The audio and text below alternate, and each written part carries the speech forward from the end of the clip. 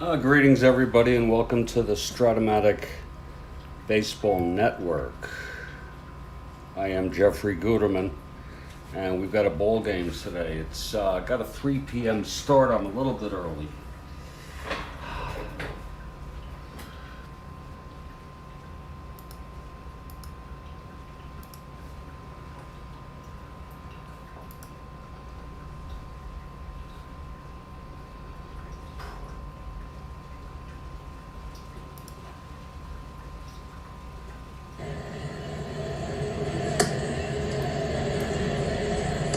We are at South End Grounds in Boston for the third of a 5-game series between the Philadelphia Phillies and the Boston Rustlers, who became the Boston Braves, the Milwaukee Braves, now the Atlanta Braves, and then they'll be changing their name, I think, next year.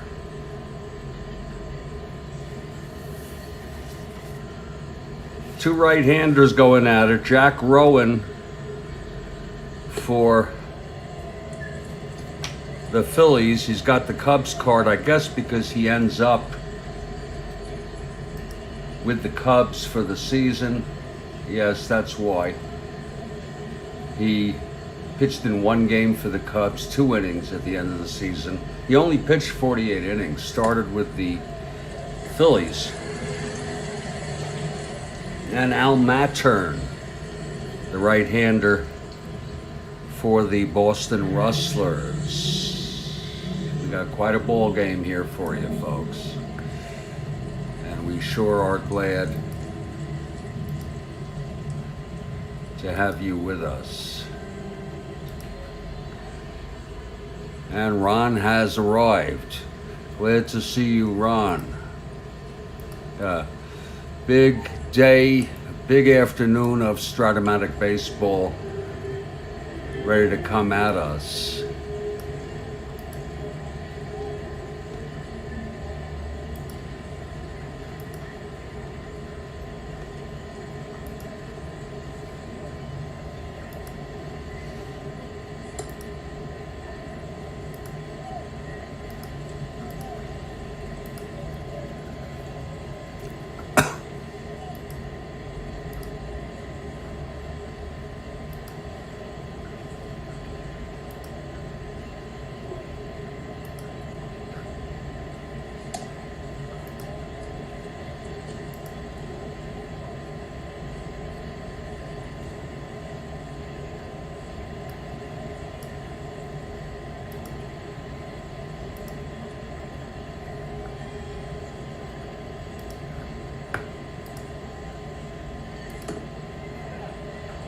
I got the coffee brewing,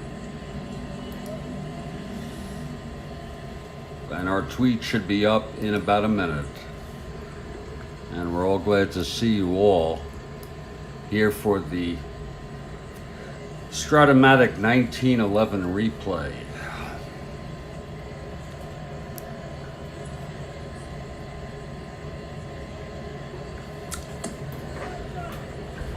I'm kind of pooped right now, but I think if I get some coffee in me, I should be fine.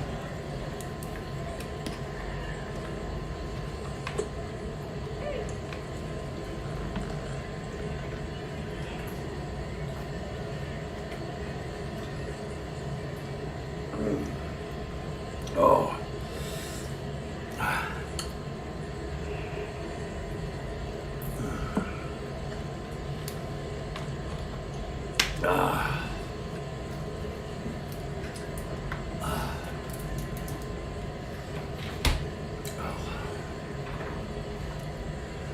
Oh yeah.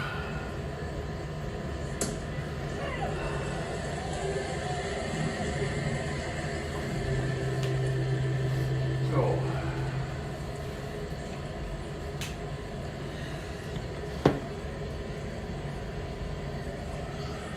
Oh.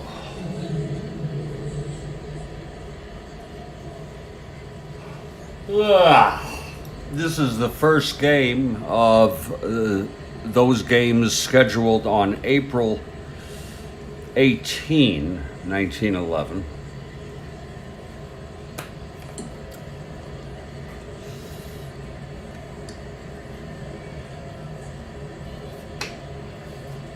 The Boston Rustlers won the first game. The Phillies won the second game. The Phillies are an average ball club. For those of you interested, they came in 4th place. They were 6 games over 500. The Boston Rustlers are just god-awful. They came in 8th place, last place, 44 and 107. They're as bad as the St. Louis Browns in the American League. And that tweet should be up now. There it is.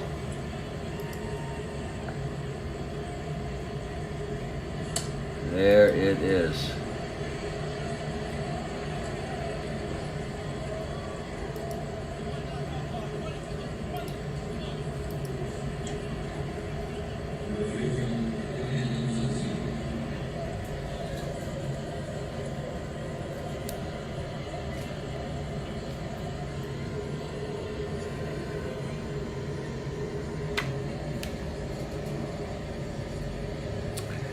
That's the baseball cards for Jack Rowan on the left and Al Mattern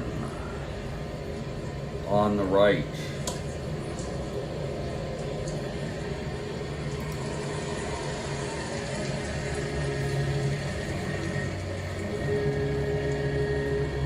There's Jack Rowan.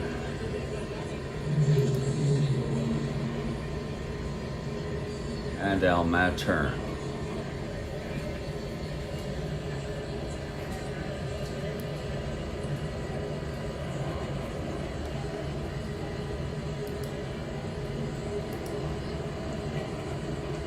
I hear that coffee a brewing. Kathy Harden has already retweeted, or I should say reposted, the tweet, and we are very grateful to you, Kathy Harden, who has just arrived. Kathy Harden has arrived.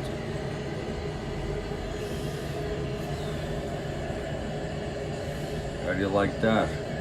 How do you like them apples? We're about 12 minutes before game time. I'm going to go through the lineups if you don't mind. I don't know how I almost forgot, but I started reading about this guy. For the Philadelphia Phillies, they're 1-3. 3 games behind first place. Again, it's early. They were about 6 games over 500.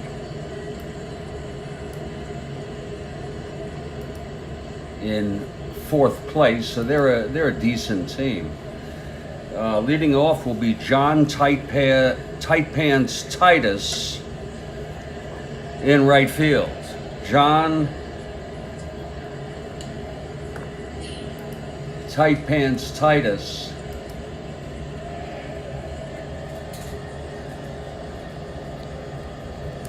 in right field.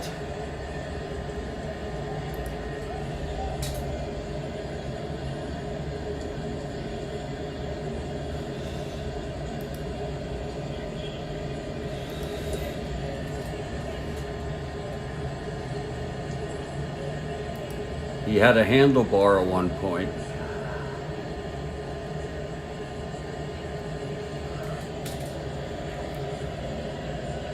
John Titus, he will be leading off in right field. He's a left-handed hitter. Batting second is Otto Ney.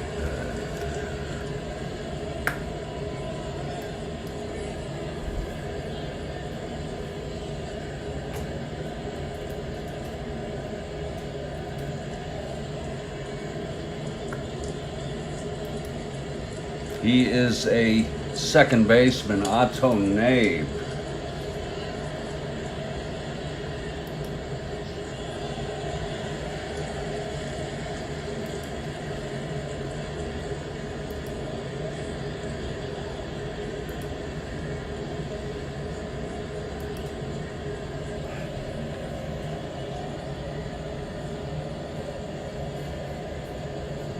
batting second base. And believe it or not, here he is with his wife, Catherine.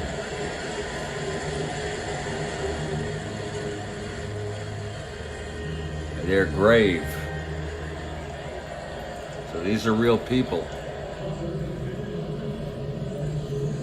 Batting third is Hans Lobert. Hans Lobert at third base.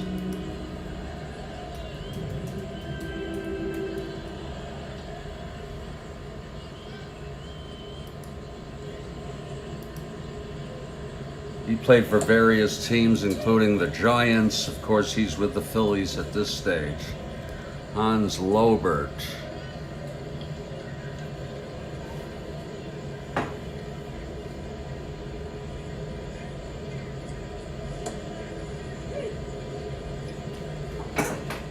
The cleanup hitter is Sherry McGee. He's in left field.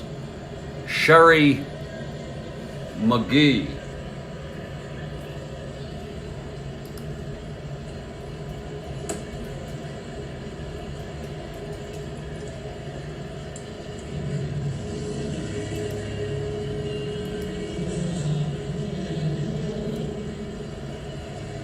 He is the left fielder.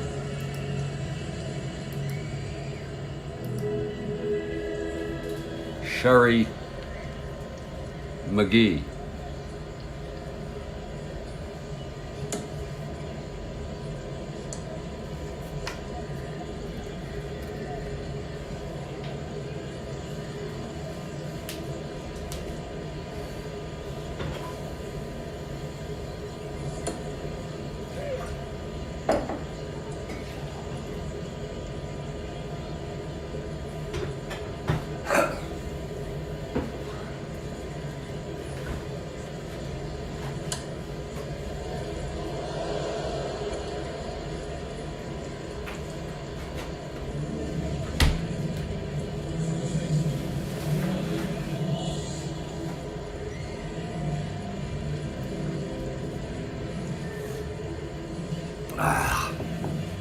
Batting fifth and playing center field is Dodi Paskert.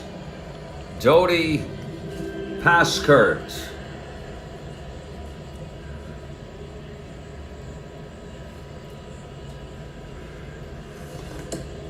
Oh, that's good coffee.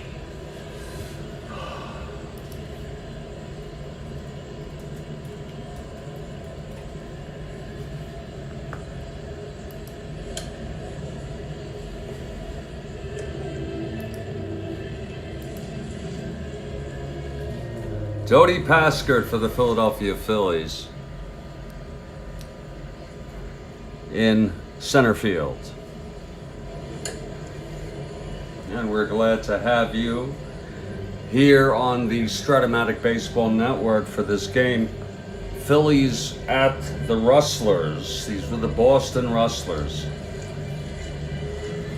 These are real frickin' people. Batting sixth and playing first base, Fred Luderis. Fred Luderis.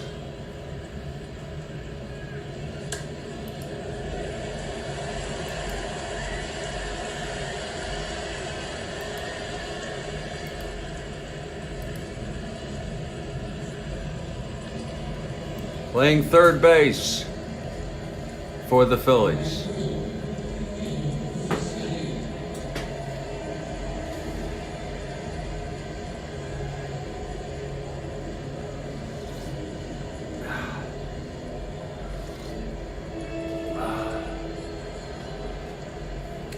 Batting seventh at shortstop, Mickey Doolin.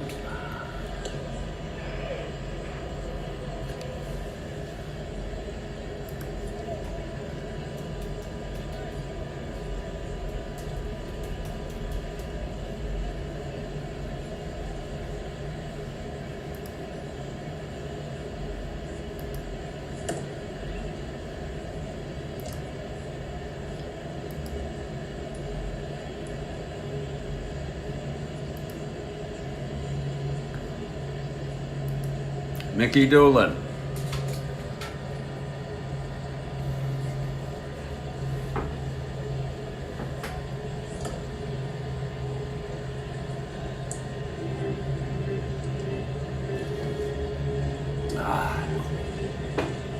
Batting 8th and catching. I believe he's the player manager, if I'm not mistaken.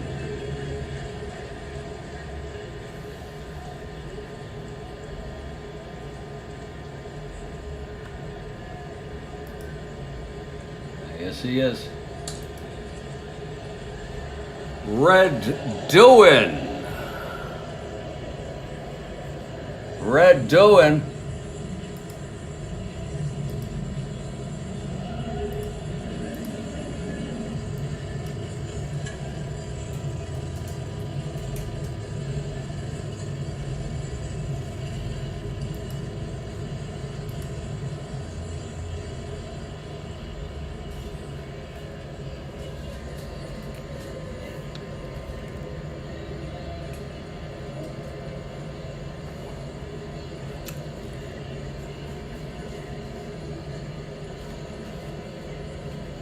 And pitching and batting 9th is Jack Rowan. Jack Rowan.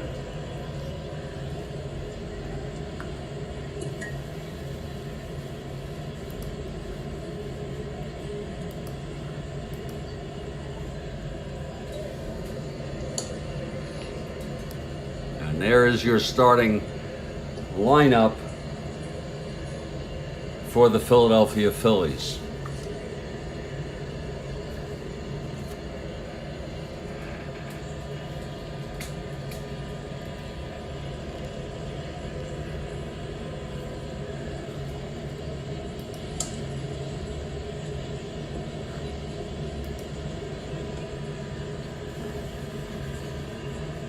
Ron, these are not the Red Sox, and this is the National League team.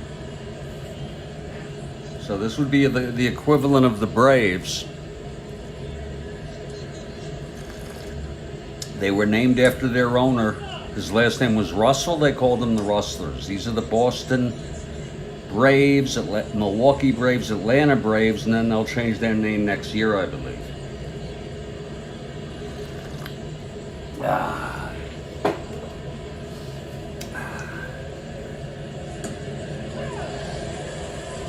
For the Boston Red Sox, leading off. Oh, look, you see what you made me do? The Boston Rustlers.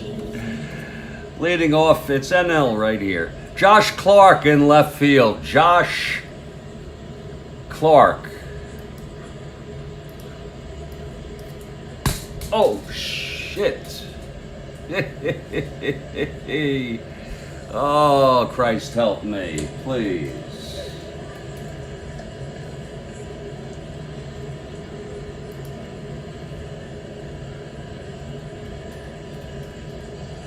The center fielder, Josh Clark.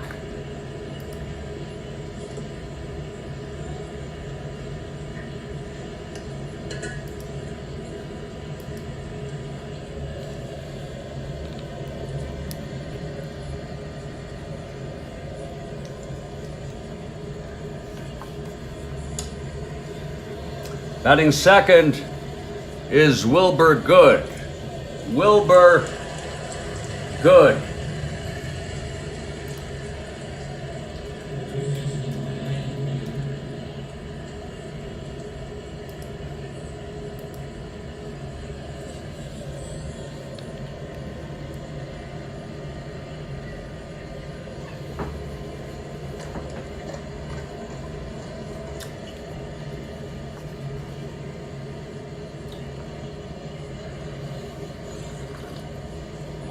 Batting third,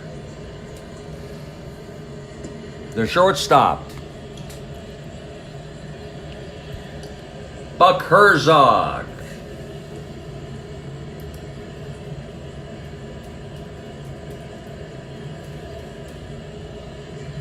Buck Herzog. He is the shortstop. For the Boston Rustlers, batting third.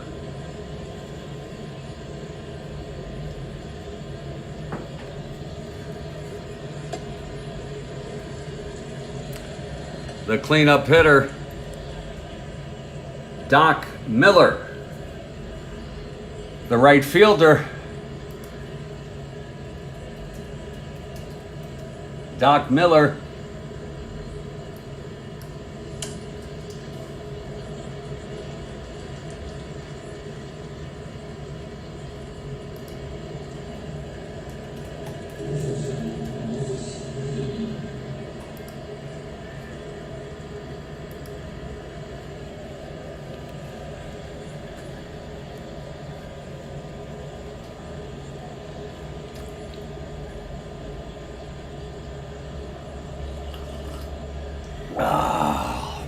Batting fifth and playing third base, Scotty Ingerton. Scotty Ingerton. Batting fifth and playing third base,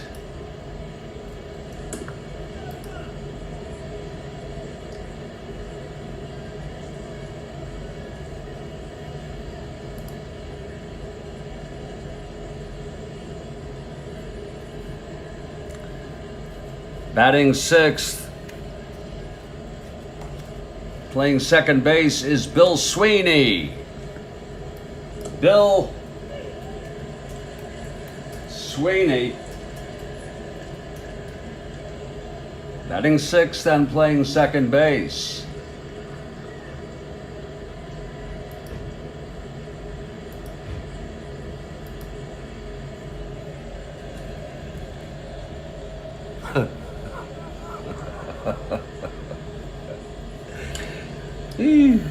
Batting seventh at first base is Fred Tenney. Fred Tenney at first base.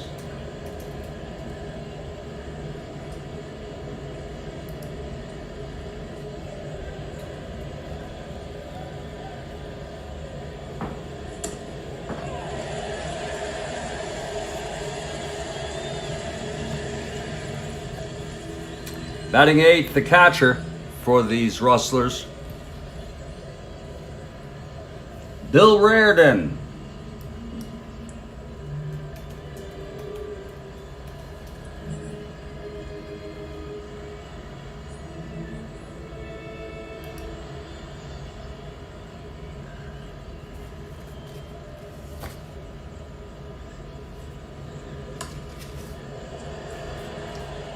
And the pitcher batting ninth,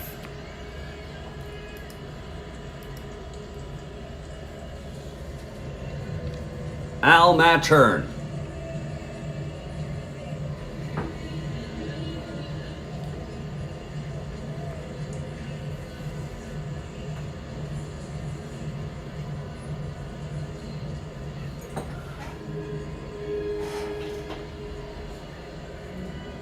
We want to welcome you here to the Strat-O-Matic Baseball Network.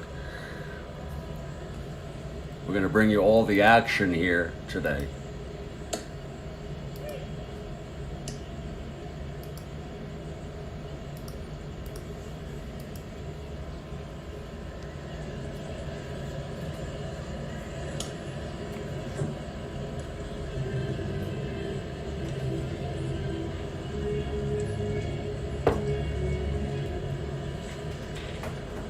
We're in Boston, and the Rustlers take the field. There's Al Mattern, the right-hander, on the mound.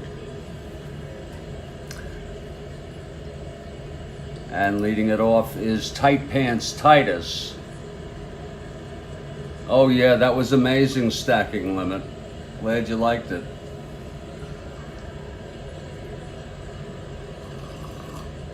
This will be tough to match. Okay, leading it off will be Tight Pants Titus. Left-handed hitter. Again, the club split the first 2 games. Here's Tight Pants. It's Kathy Harden for the Phils. I'll take the Phils. Okay, here's Matt's turn now. The wind-up and the pitch to Titus. That's going to be a 2-6 right-handed. And that's a base hit to right for Tight Pants. Scooped up by Doc Miller. And he throws it in. Tight Pants on first to start it off.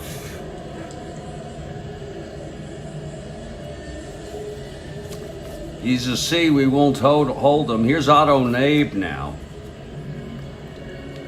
Perfect situation. He's a 237 hitter for him to bunt. He's going to lay it down. The infield is in. I'll make him a B bunter.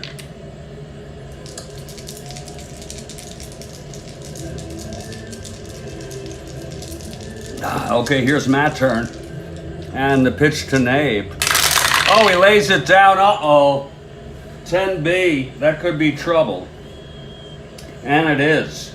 It's hit back to Matt's turn, who forces Tight Pants at second.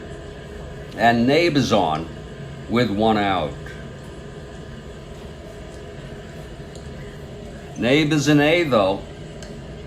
And Reardon is a +2. We'll try to make that up. So he's a 1-13, 1-15 being held, Nabe.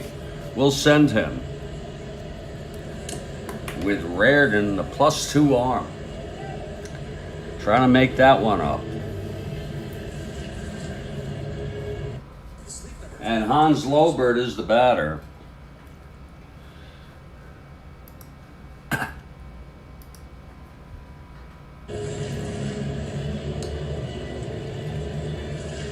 Okay, here's Matt's turn now from the stretch. And the pitch to Lobert. There goes Nabe. Oh, and he's safe. Otto Nabe has stolen second base. And it's as good as a sacrifice. It's 1 out. Nabe on second with Lobert at the plate.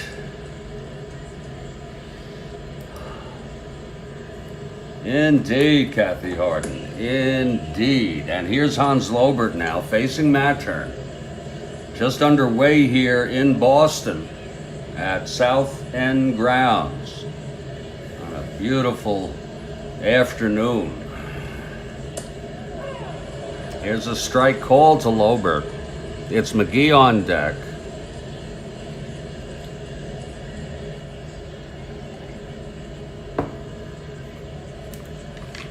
Okay, here's Matt's turn now. And the pitch to Lobert. That's going to be 4-11 right-handed. It's a base hit to right. This could score Nabe. Nabe rounding third.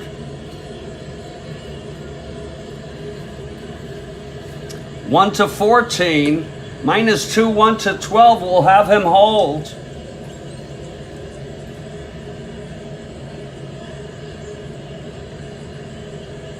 All right, RS for the Rustlers. We have Ron McGrath for the Rustlers. So it's first and second.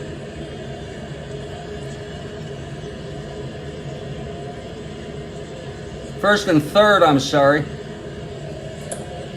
With 1 out. They're taking a gamble here, holding Nabe. Here's Sherry McGee. Matt's turn trying to get out of this.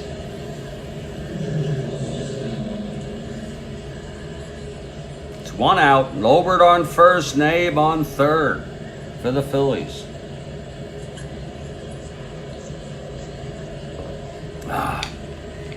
Infield is back. And here's the pitch to McGee. That's going to be 6-11. Right-handed, fly ball right X. Miller, Doc Miller trying to get onto that. He's a 3-12.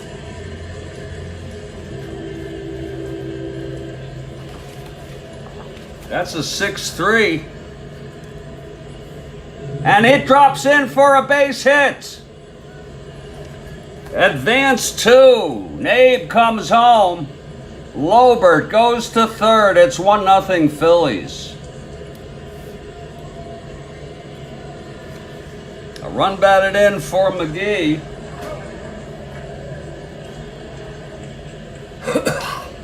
And it's a 1-0 ball game.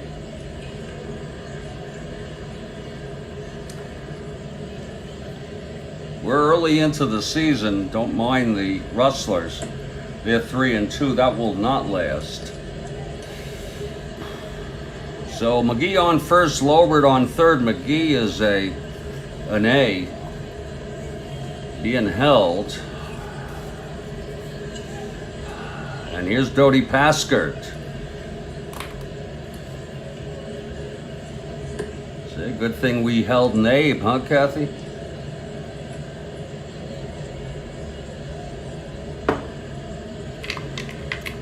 Okay, here's my turn now.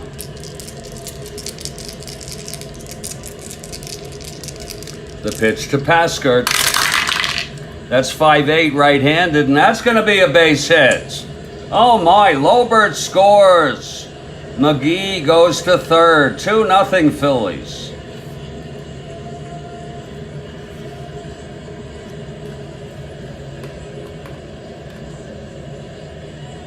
So Mattern having trouble here in the first inning. Parson came in real world, by the way. But he is, I don't believe he's even got a card. So we would, when we get to that point, we surely will let you know who that might be.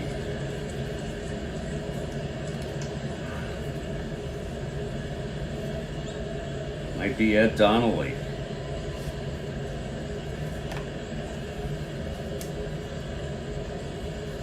Okay, first and third, the infield's still back for Fred Luteras.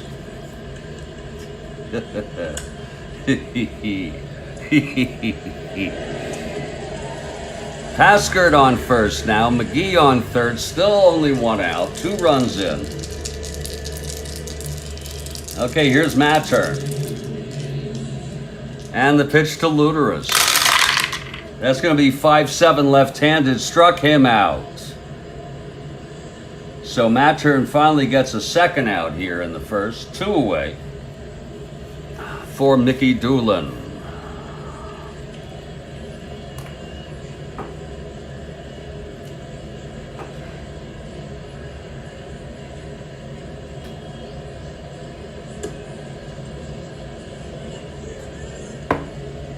Okay, Mattern. The pitch to Doolin. That's going to be 4-7 right-handed, and that's single 1 to 5. And oh, it's stopped by Tenney at first, and he'll throw it to Mattern covering the bag. The side is retired, but there were 2 runs.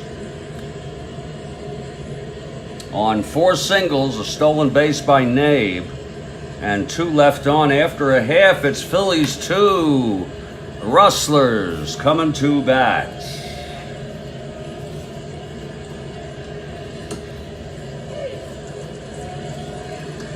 Early going here in Boston.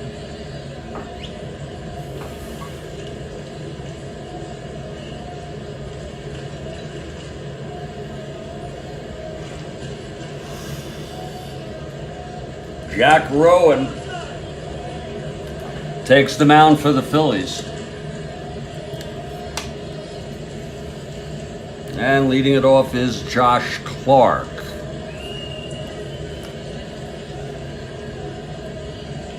Okay, here's Rowan. He's ready. Yeah.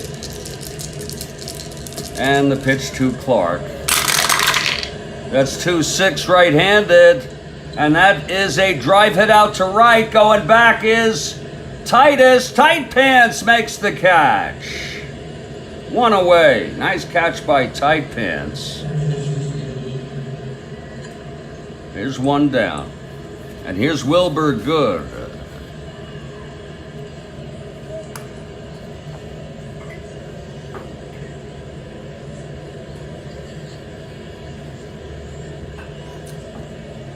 Rowan.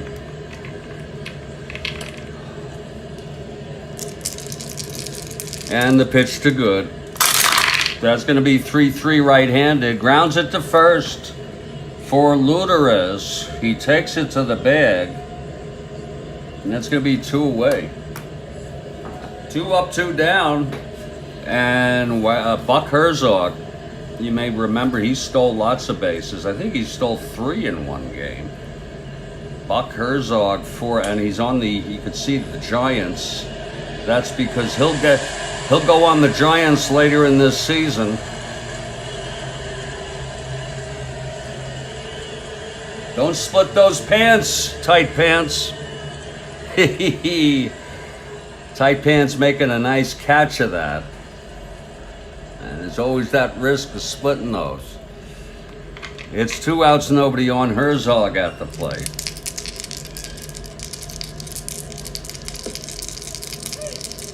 And here's Rowan now. The pitch to Herzog. That's going to be 2-7 right-handed. That's a base hit by Herzog. A 2-out single. He's a double-A. That'll make him a 1-14 with Doc Miller coming up. 1-14 with the player manager doing. I heard that they often called them coach.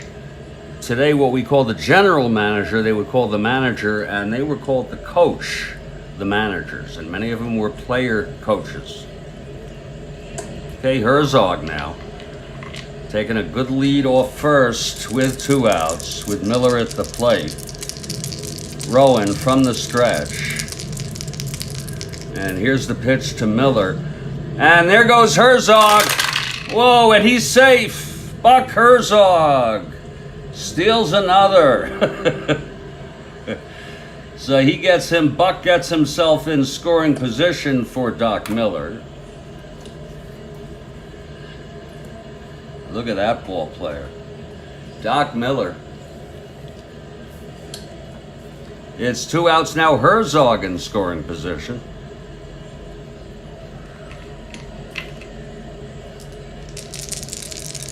And here's Rowan now, trying to get out of this. The pitch to Miller.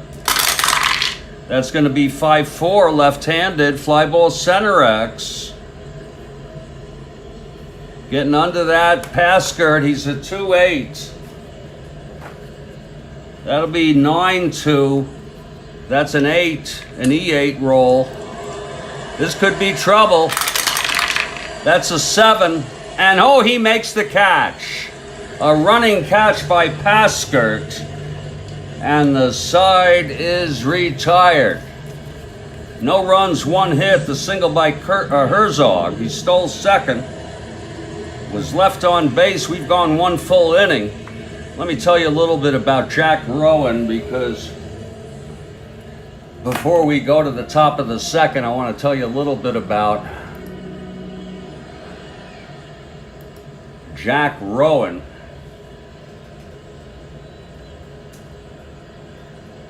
The starting pitcher for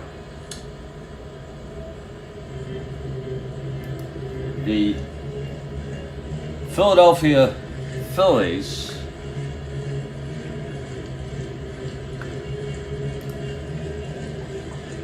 And it's quite interesting.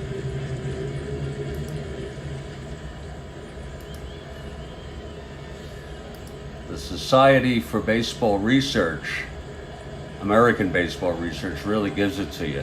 This is quite interesting. In late July 1958, newspapers nationwide published a brief dispatch announcing the death of dead ball era pitcher Jack Rowan.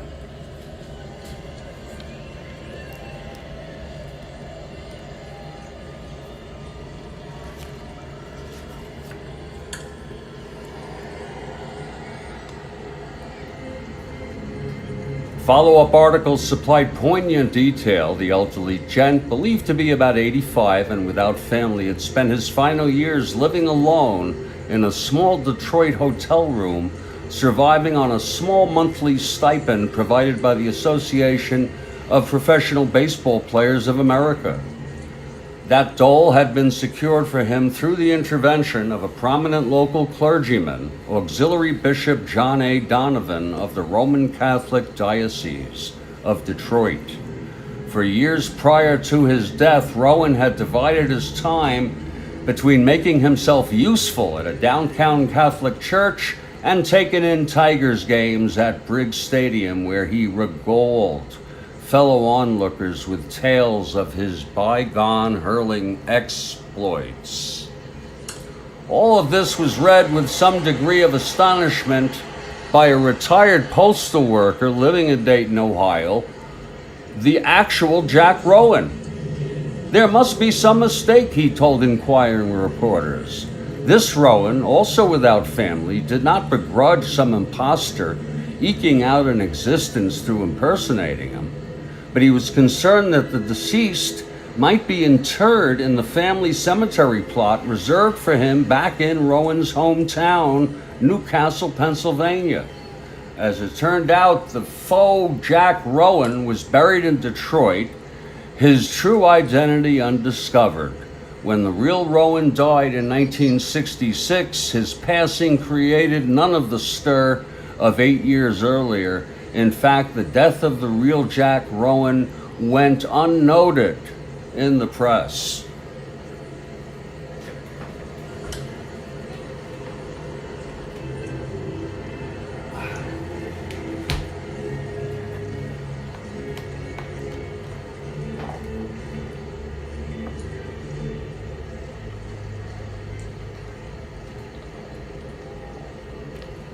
Rowan had a relatively brief career in Major League Baseball.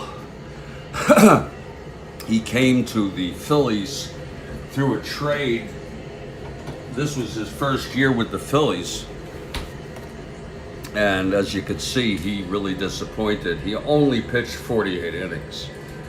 But I thought that just might be an interesting anecdote about our starting pitcher today, Jack Rowan. Well, back to the ball game.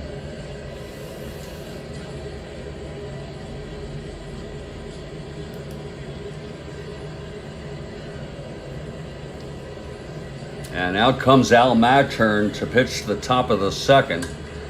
It's going to be player coach or manager Red Rowan, and then back to the top of the order with tight pants. But before that, I'd like to get myself a cup of hot coffee, if you don't very mind. All right, Ron McGrath.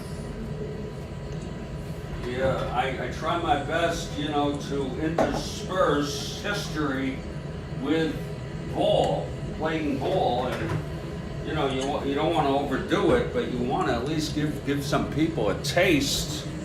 I could have went on about how he played for some teams before he came to Philadelphia, how there were high expectations for Rowan, and how he really didn't materialize.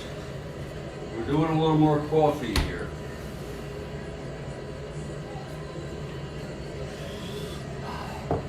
Okay, Al Mattern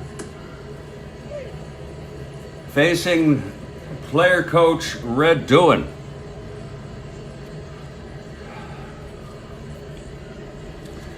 And it's Rowan on deck. Look at Doohan, 328. Well,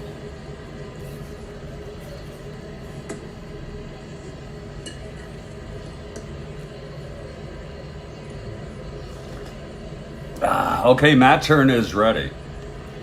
Ooh, that's good coffee. Lord. Okay, here's Mattern for Boston on the mound. And the pitch to Doohan. That's going to be 110 right-handed, and that's a base hit by Doohan.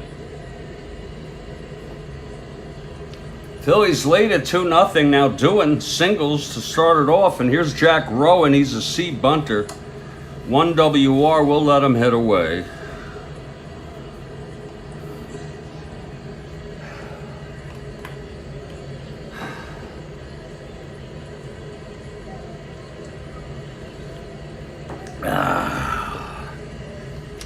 Okay, Matt Turn from the stretch. The pitch to Rowan.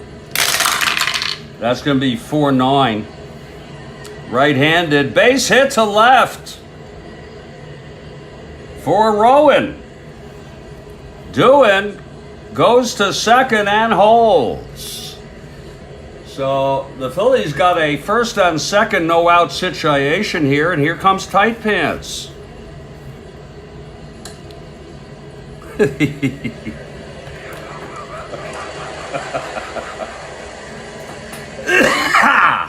Tight Pants singled in the first, then he was forced. On Nabe's ground ball, Nabe scored, Lobert scored. Yeah. Okay, Tight Pants. Batting left-handed against Matt Turn. Here's Matt Turn from the stretch now. And the pitch. That's going to be 3-9 right-handed. Grounds it to second. Sweeney throws it over to Tenney, and the runners advance. So that's as good as a sacrifice bunt as far as I'm concerned by Titus. So Tight Pants moves him over.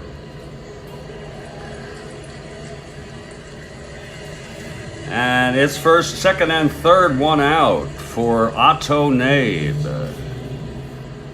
Remember, Otto reached on a force, stole second, came home on the base hit by Sherry Maggie.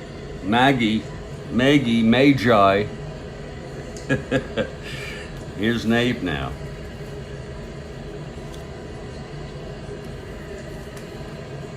It's Rowan on second and Doan on third, one down.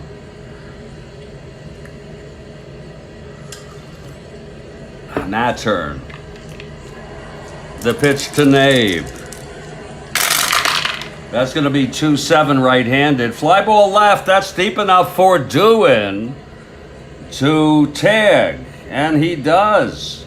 And that makes it a 3-0 ball game. Rowan holds at second. Otto Nabe gets a run batted in.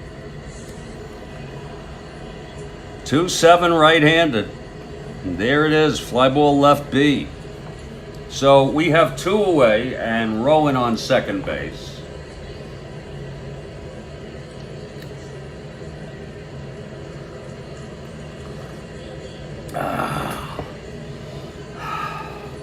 Here's Hans Lobert now.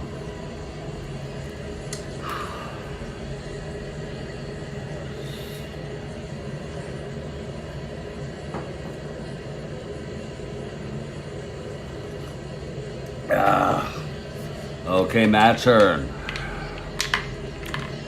Having real troubles today. Here's the pitch to Lobert.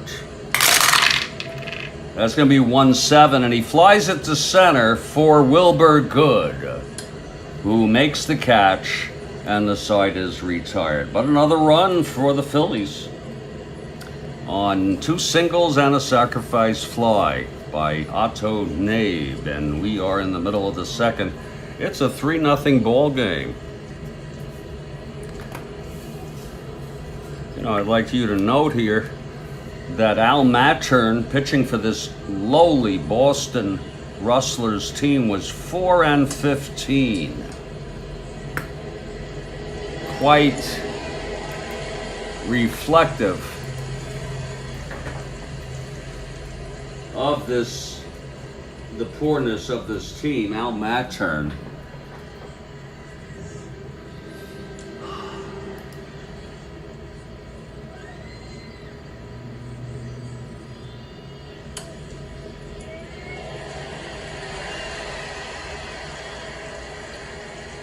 He played semi-pro in 1902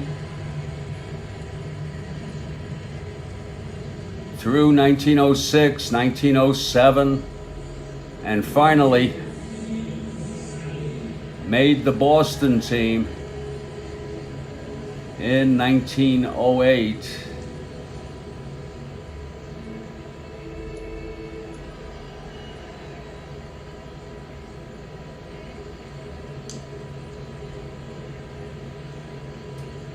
This year, 1911, for this very poor team, his record fell to 4-15 with a 4.97 ERA. He did pitch 186 innings.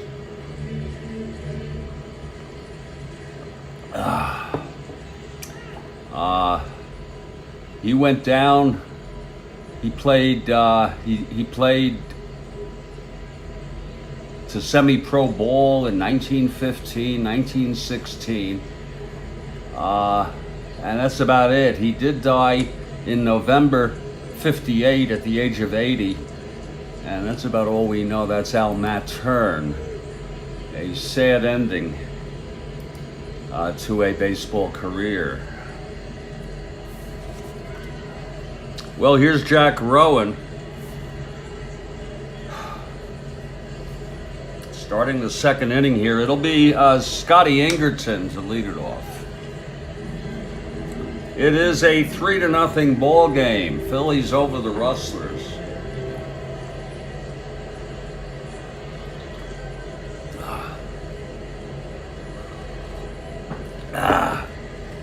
Woo! Here's Rowan now. The windup and the pitch to Ingerton. That's going to be 2-9 right-handed, and he struck him out. One down. And now it's up to Bill Sweeney at the plate.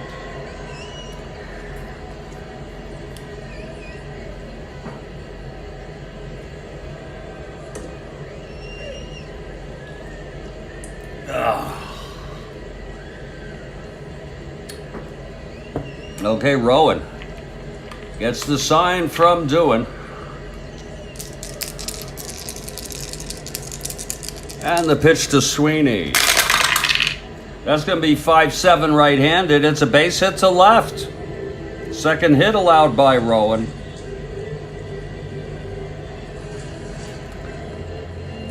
Sweeney's on. He's a 1-15, 1-13, 1-12. And now Fred Tenney. It's one out, Sweeney on first.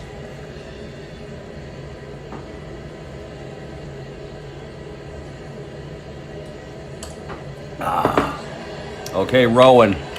And the pitch to Tenney. That's going to be 6-8 left-handed, and that's a drive into the gap. It's going to be a double, and Sweeney will hold that third. So the Rustlers have something going here in the bottom of the second. Rowan has let up a single to Sweeney, and now a double to Tenney. It's second and third, one out for the catcher, Bill Reardon. Mattern on deck. Infield is back.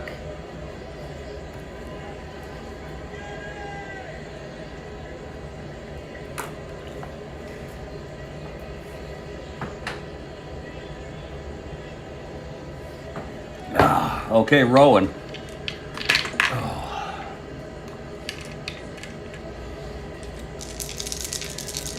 And the pitch to Reardon. Actually, Reardon. 3-7. And that is a base hit by Reardon. Past the reach of Lobert. Sweeney scores. Tenney goes to third. And it's a 3-1 ball game. Oh, the fans love it. Bill Reardon with a base hit. And it's first and third, one out with one run in. Look at that. Rowan's endurance is the fifth. That's different, huh, folks? In the 1911 set, we don't see that very often. Stack and Brennan pitched in real world in this game.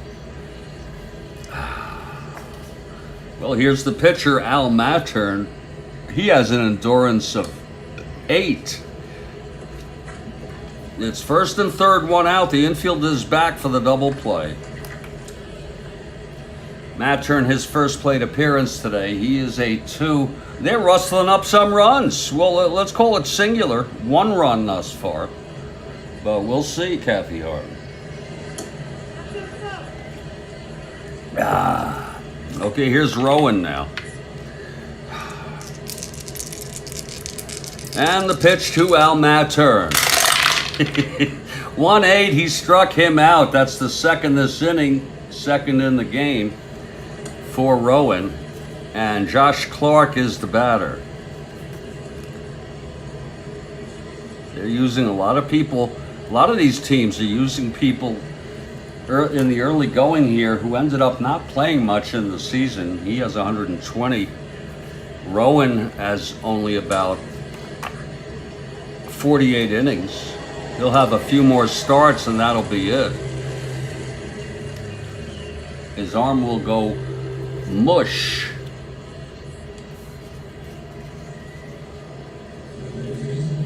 We're hoping he'll have enough to hold on today for the Phillies. It's 3-1 now. First and third, 2 outs. Clark at the plate. Now here's Rowan. And the pitch to Clark. That's going to be 5-5 left-handed. Fly ball left field. And Magi makes the catch. Sherry Magi. Or Maggie. Or Maggie. And the side is retired. 1 run, though, on 3 hits and 2 left on. And we've gone 2 innings. It's 3-1 Philly. And I think this might be a good time to rustle up some break time for about 2 minutes, 2 or 3 minutes, folks. This is Jeffrey Guterman. And this is the Strat-O-Matic Baseball Network, and we're doing a 1911 game. If you're interested, we have games on tap. Tomorrow morning, it'll be sort of a snoozer. The San Diego Padres at the Montreal Expos. That's with Sisk for San Diego, Howie Reed for the Expos. On Wednesday, we start our 1964 World Series replay. New York Yankees and the St. Louis Cardinals. And there'll be more coming up. There'll be most likely there'll be an afternoon game tomorrow. And that would be a 1911 game. On this date, April 18th, that's the Pittsburgh Pirates at the Chicago Cubs. It's an ongoing series. It is the third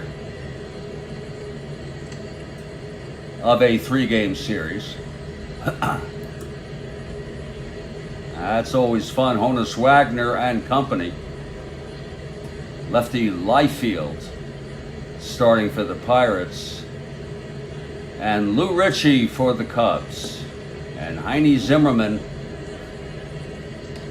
who hit that, I think, I forgot what it was already.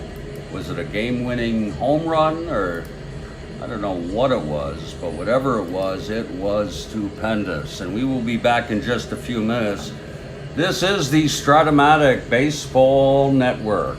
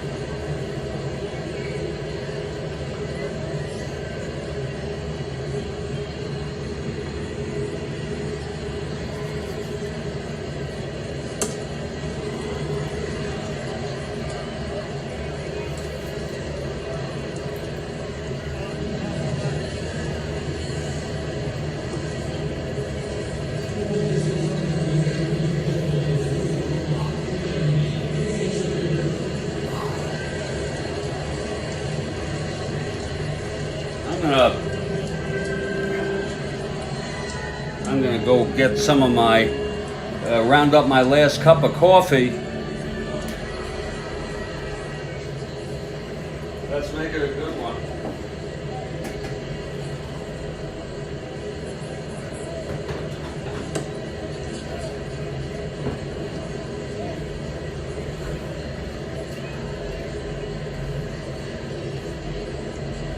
As we approach the witching hour.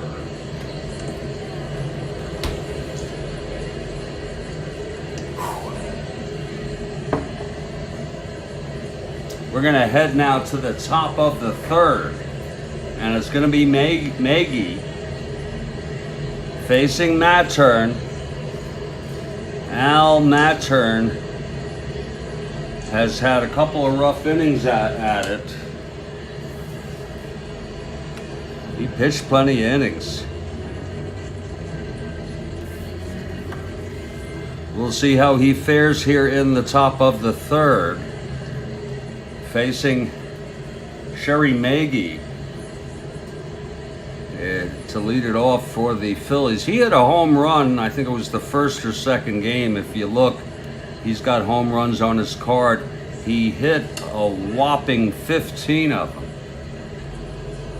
Yeah, it's almost that time. Oh my God, God help me.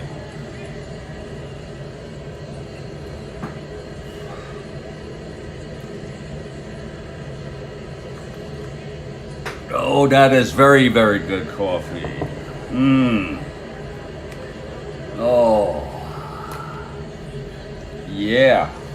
Okay, here's Mattern now.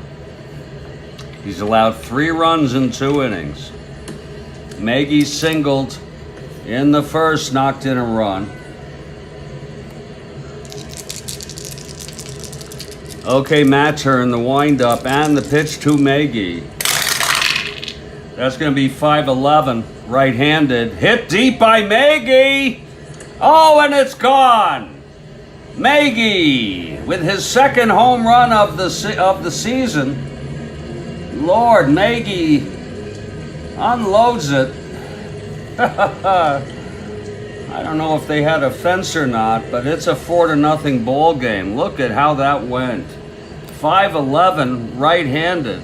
Right off of Mattern's card. He's got the power, and 1-13, it was an 11. Maggie. It's the gift of the Maggie. A home run by Sherry Maggie.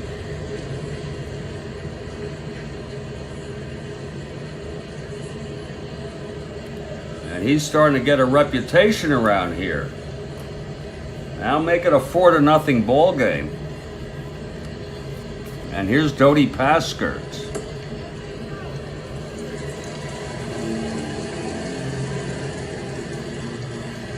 Let's see who's available.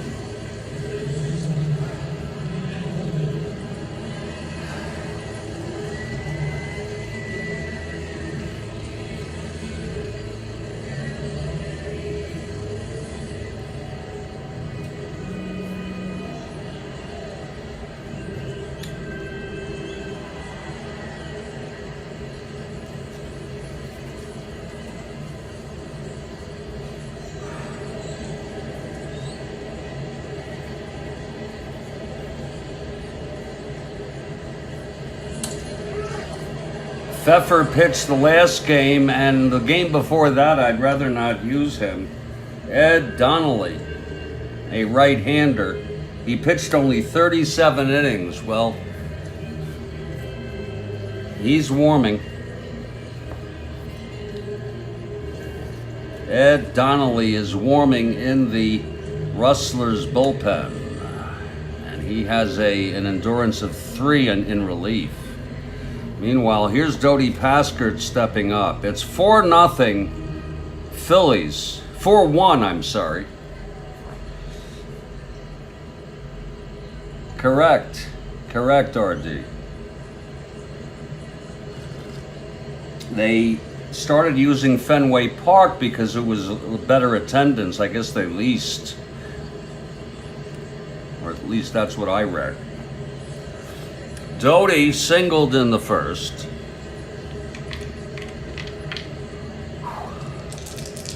Okay, here's my turn now. And the pitch to Pasker. That's going to be 4-10 right-handed. And that's a grounder to third for Lobert, for Ingerton. And there's one away. Now Fred Luderus. Luderus struck out in the first.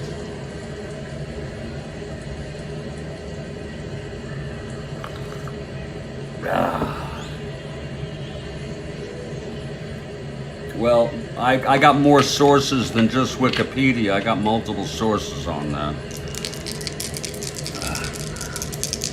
Here's Luderus now, left-handed hitter. 1 out, nobody on. 1 in on Magie's second home run of the season. Here's the pitch now.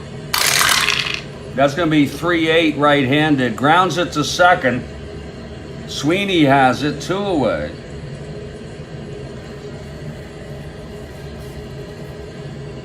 And now here's Mickey Doolin. Thank you very much, RS. Thank you. But don't rely on me. I always say to people, do your own research.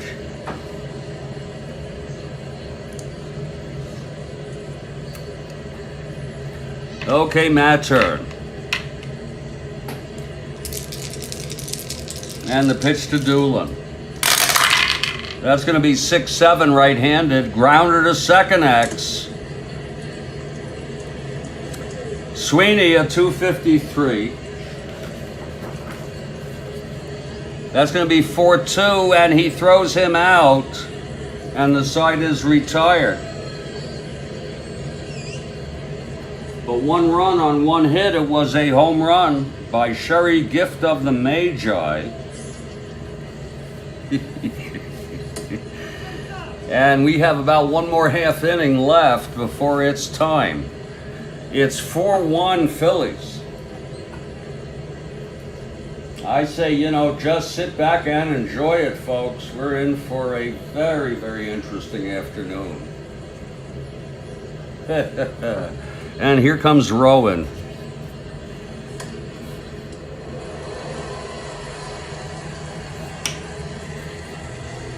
Yeah, I'm having a decent, I'm a little bit whacked out emotionally. I'm nothing, no distress, but just, blah. Just the usual being fucked up in the head. Oh.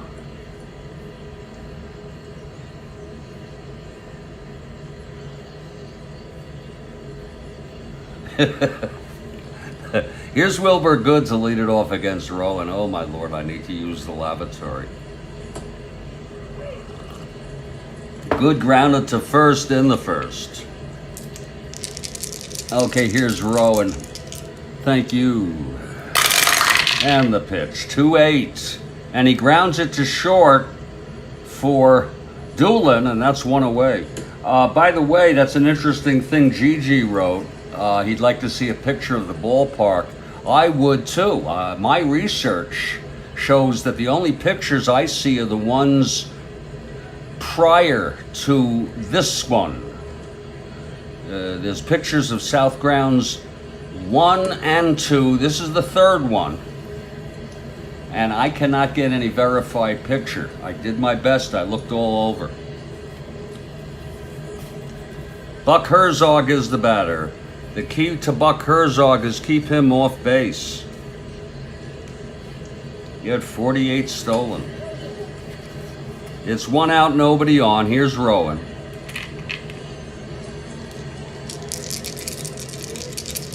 And the pitch to Herzog. That's 4-8 right-handed, and it's a base hit to right for Herzog, his second of the game. And let's see if he gets the green light. 1 to 15, 1 to 15, 1 to 14. I think we'll send him again. They're down by a bunch of runs. They gotta do what they can. We're gonna send Herzog here. He's a 1 to 14 with Doing. Okay, here's Rowan now. The pitch. There goes Herzog again. And he's out. Oh, Doohan got him that time. A little overzealousness there. And that's going to be 2 down. Nobody on for Doc Miller.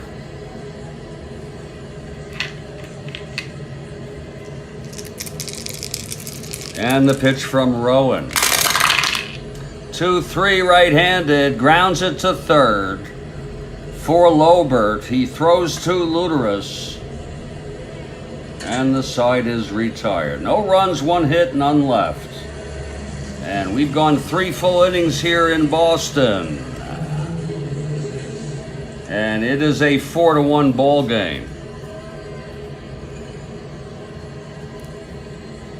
I'm going to use the lavatory and then it'll be the witching hour, folks.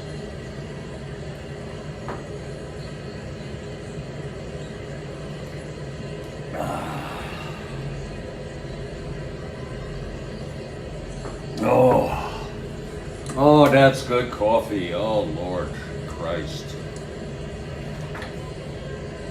Good frickin' coffee.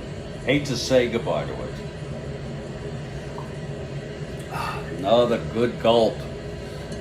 Get your brooms, here we go. Oh, that's good.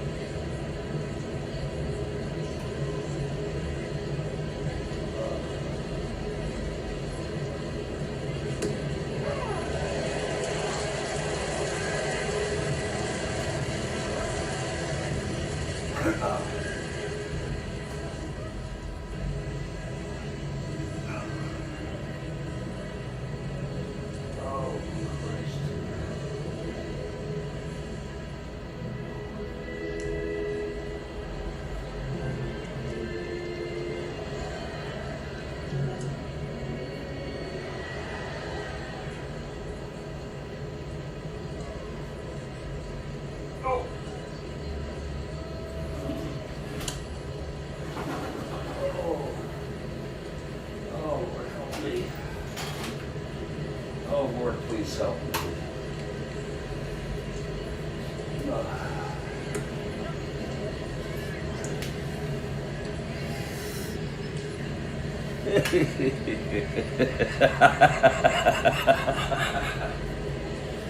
Oh.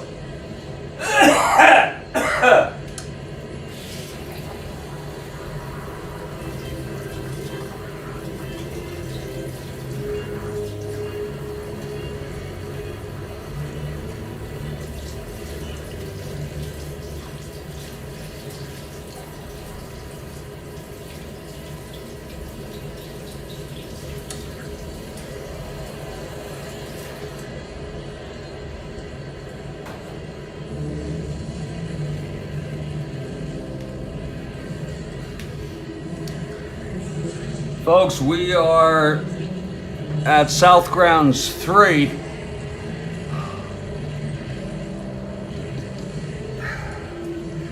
And we hope that you're having a pleasant day, wherever you may be, or evening.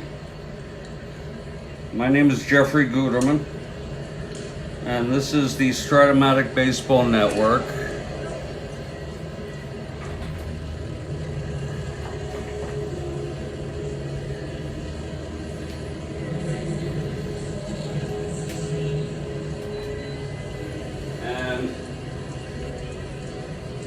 Probably very much like you, we're just trying to make it through the day, that's all.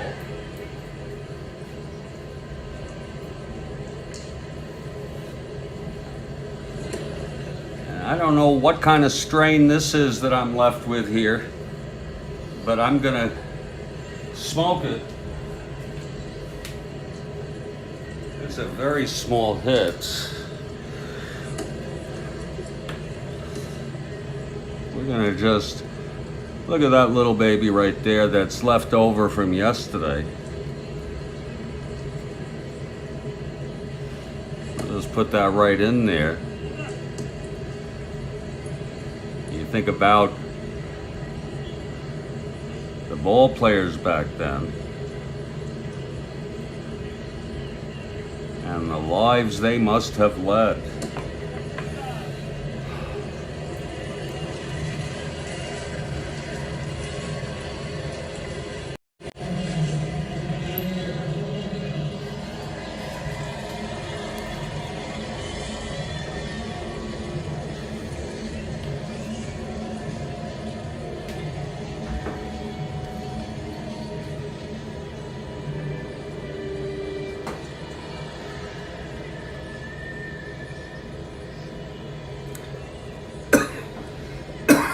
Oh.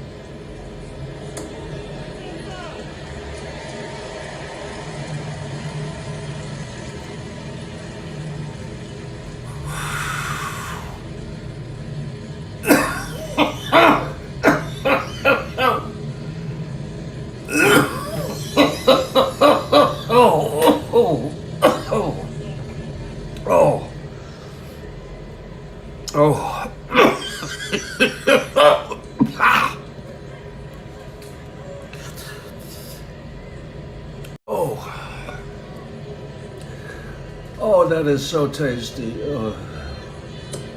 Oh, that is so relieving.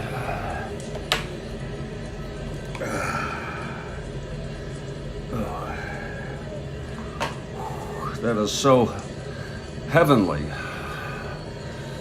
that I'm gonna do the unconscionable.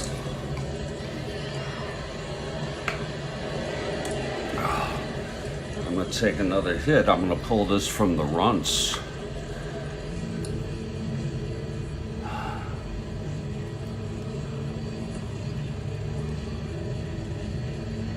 April to May, June, July, August. I just realized I'm 4 months. You remember the time when I showed my my 7/8 of an ounce, and I have a half left? 4 months ago. Is that remarkable? Is that something, Kathy? See how long that lasts?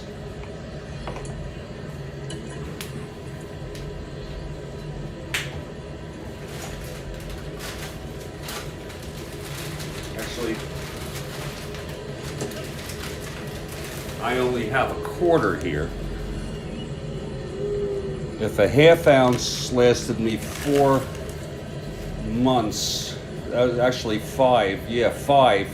That's about, I used 5 and 4 months. This is good. I got almost 2 months left.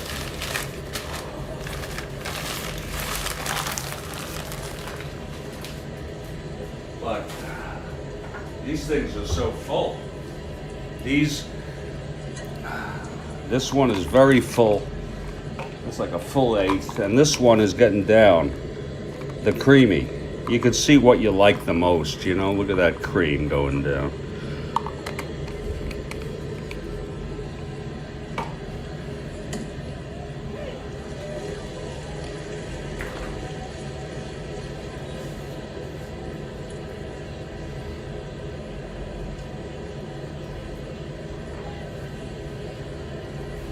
Isn't that something? Yowza. Yowza, baby, yowza.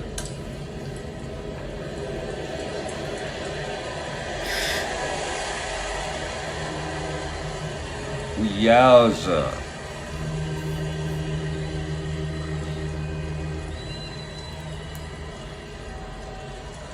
That's going to be part of the runts there.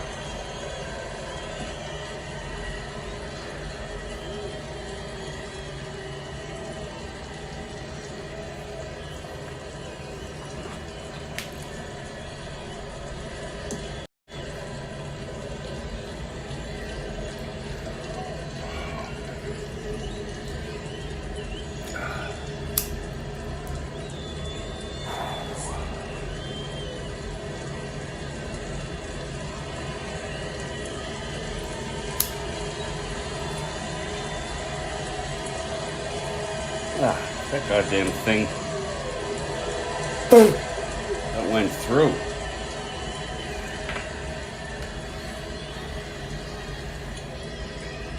Get some of this right here.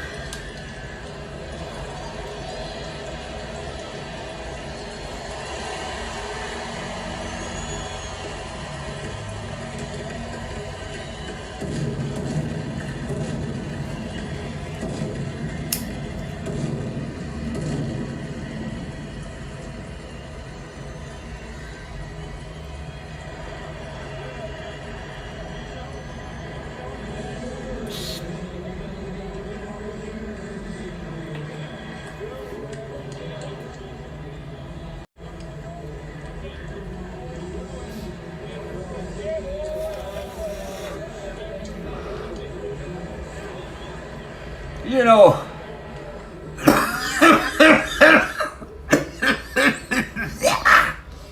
Kathy Harden, are you saying that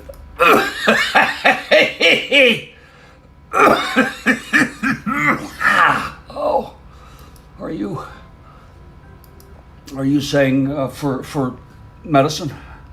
That's what Saturdays are made for? Because I think you may be onto something there. I think you really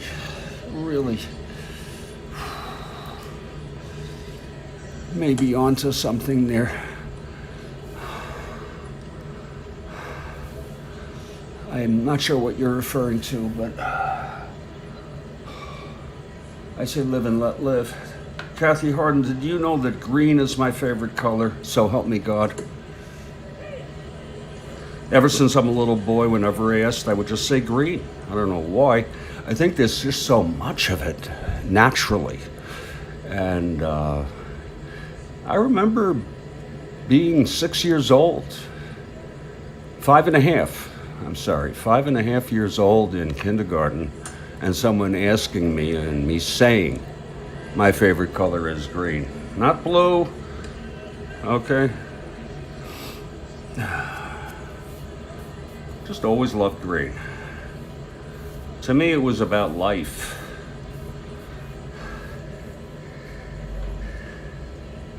Oh, was that tasty? You know? Very, very tasty.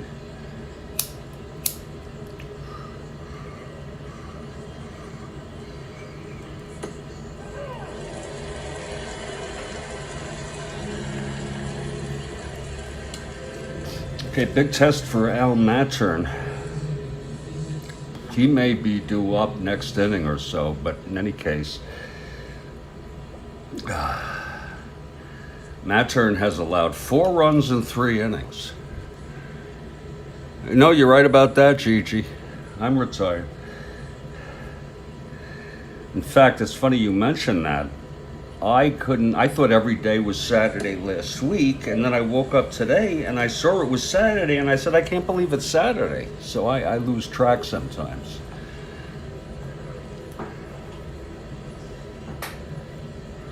Well, here is the player coach, Red doing.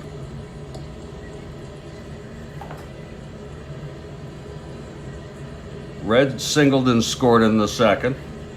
Phils have scored every inning this ball game. And Matt Turn has had a tough time of it. Even allowing a home run to Sherry Gift of the Magi. Okay, here's Matt's turn now. And the pitch to Doohan.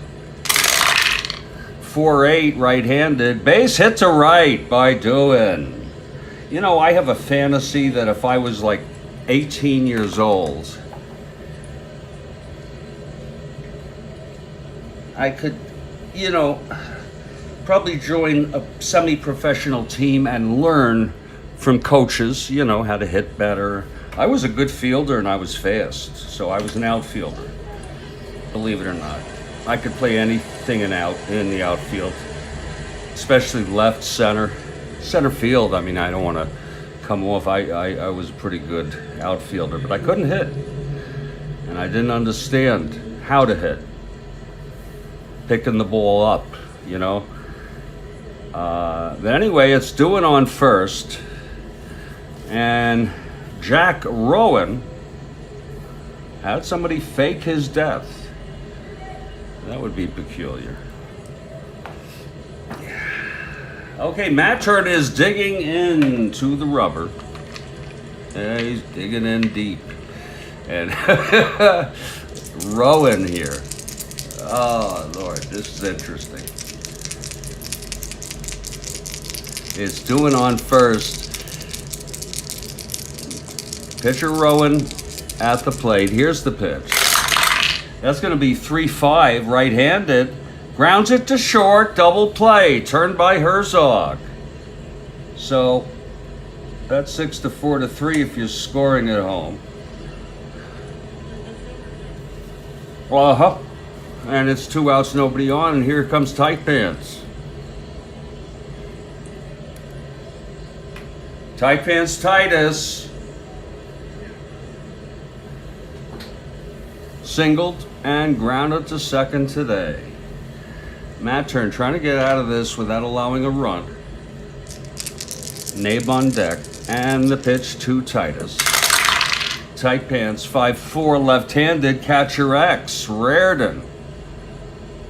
3-11, we'll go for that. 3-11, 3-3, and he fouls out to Reardon, and the side is retired. All right, so Matt Turn looking a little better there. No runs, 1 hit, none left. And we're in the middle of the fourth, folks. We are at South Grounds 3 in Boston. I think it's in South Boston. I'm going to guess. I don't know. It was near the Huntington grounds where the 03 series was played. The first. And, well, here's Rowan coming out. So terribly sad to think about the lives that so many have lived and how for every era, so to speak, of people, it comes to an end. It's gone. It's from the past.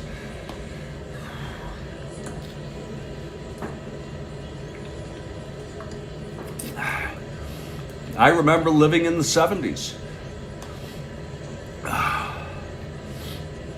All parts of the 70s.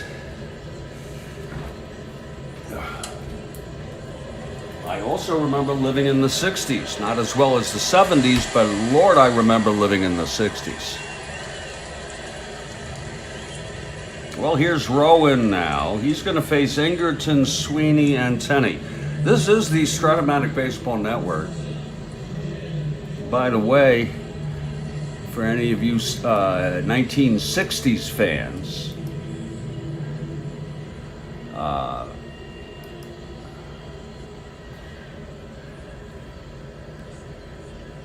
we have the 1964 World Series being replayed, and it's going to start on Wednesday, the 23rd, at 2 p.m. Eastern. It's the Yankees at the Cardinals. It'll be Whitey Ford for the Yanks and the young Ray Sadecki, who I think won 20 that year. That was amazing.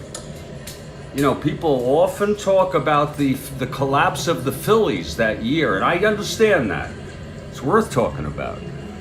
But they don't talk about the comeback by the Cards enough, which is really something to think about.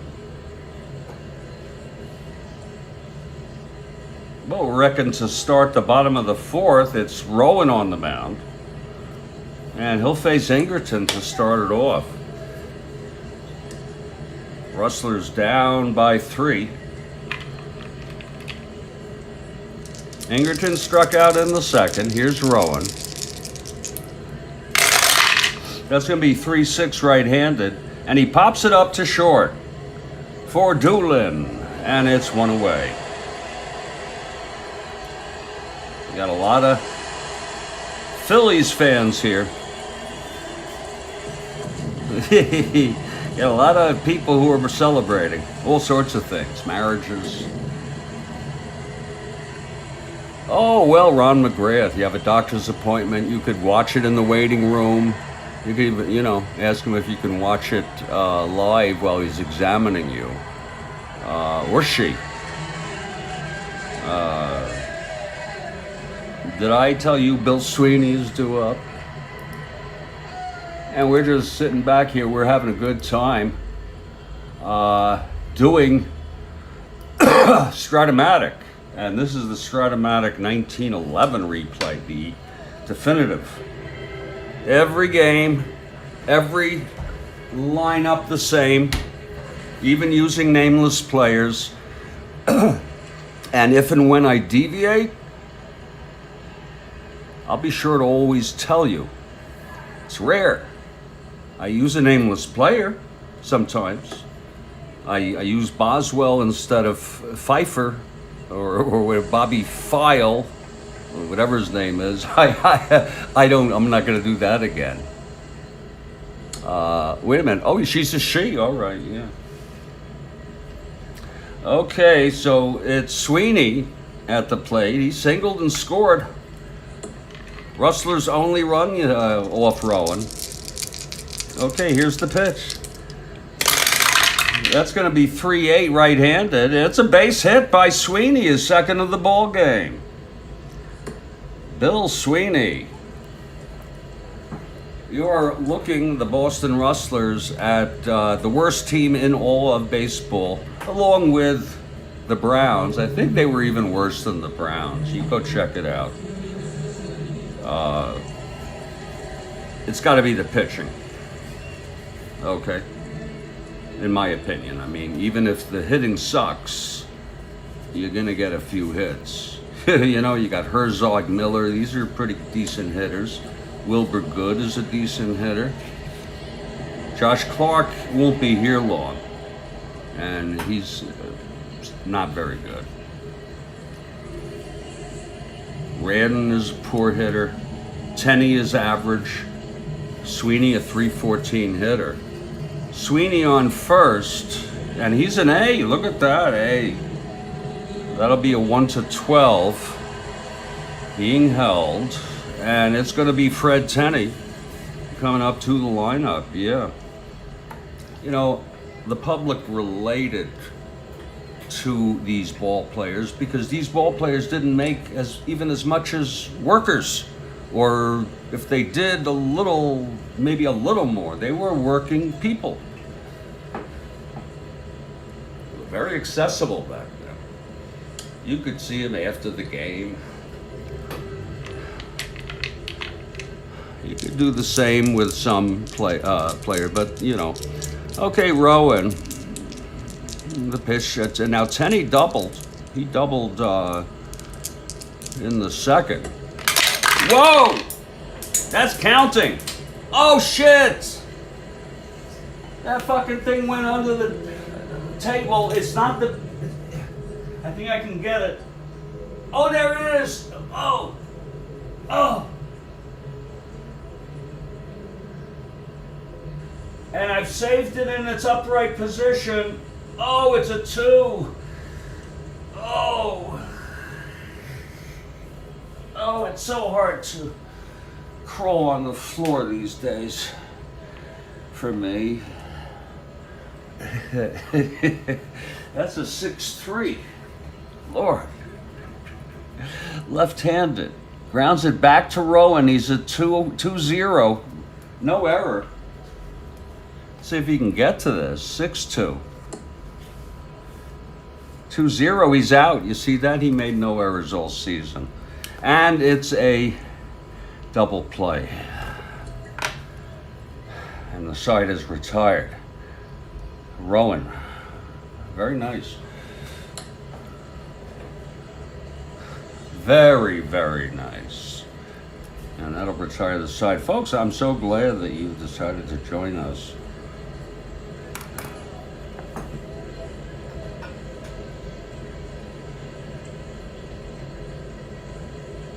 It's a 4-1 ball game.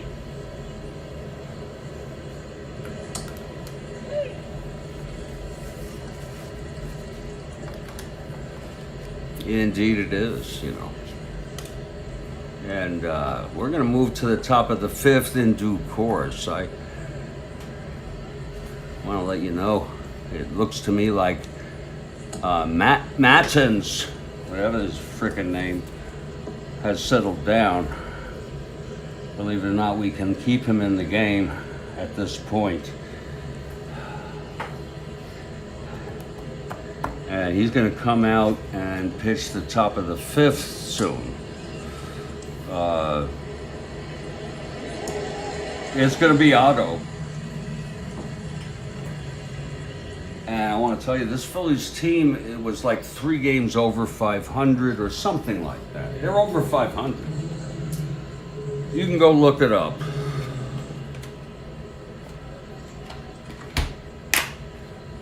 And so it's a decent team.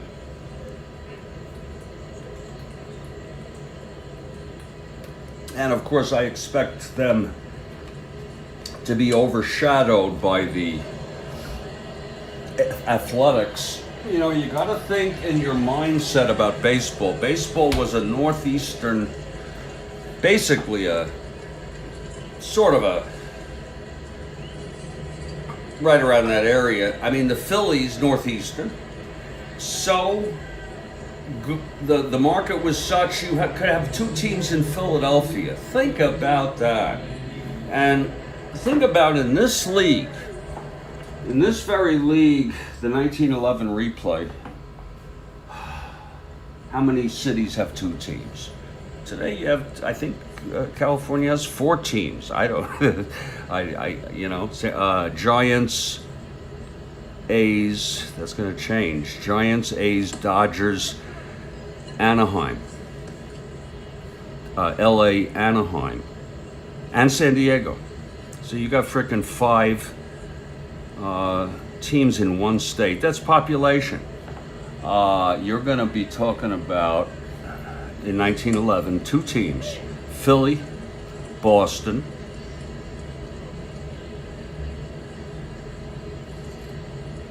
Ohio,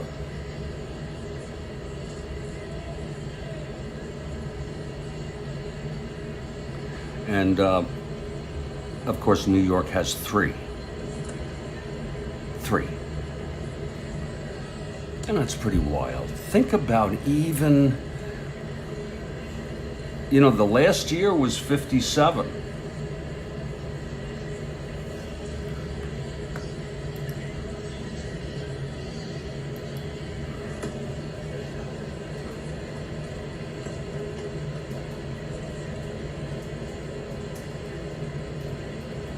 Pretty damn sure. Yeah, in 58, they played their first game in LA at the Coliseum. 78,000 fans. It had 100,000, but it was no good place to watch baseball. It just wasn't made for baseball. Yeah. Oh, yeah, these guys travel by train, no doubt about it. Well, so Matt Turn will face Nabe here in the top of the fifth. It's a 4-1 ball game. Okay, Matt Turn. The pitch to Nabe. That's going to be 3-7 right-handed. And he walked him. Otto was on. Oh, my, Otto. These names are great. Oh, yeah. You know, and you can listen to Smokey Joe Wood doing the Lawrence Ritter interview saying it was so bad on those trains. In his sort of southern accent, I can't do it. I won't try. But he said something. Let me see if I can get a good paraphrase of it. If you kept the window open, you'd burn to death with the soot coming in.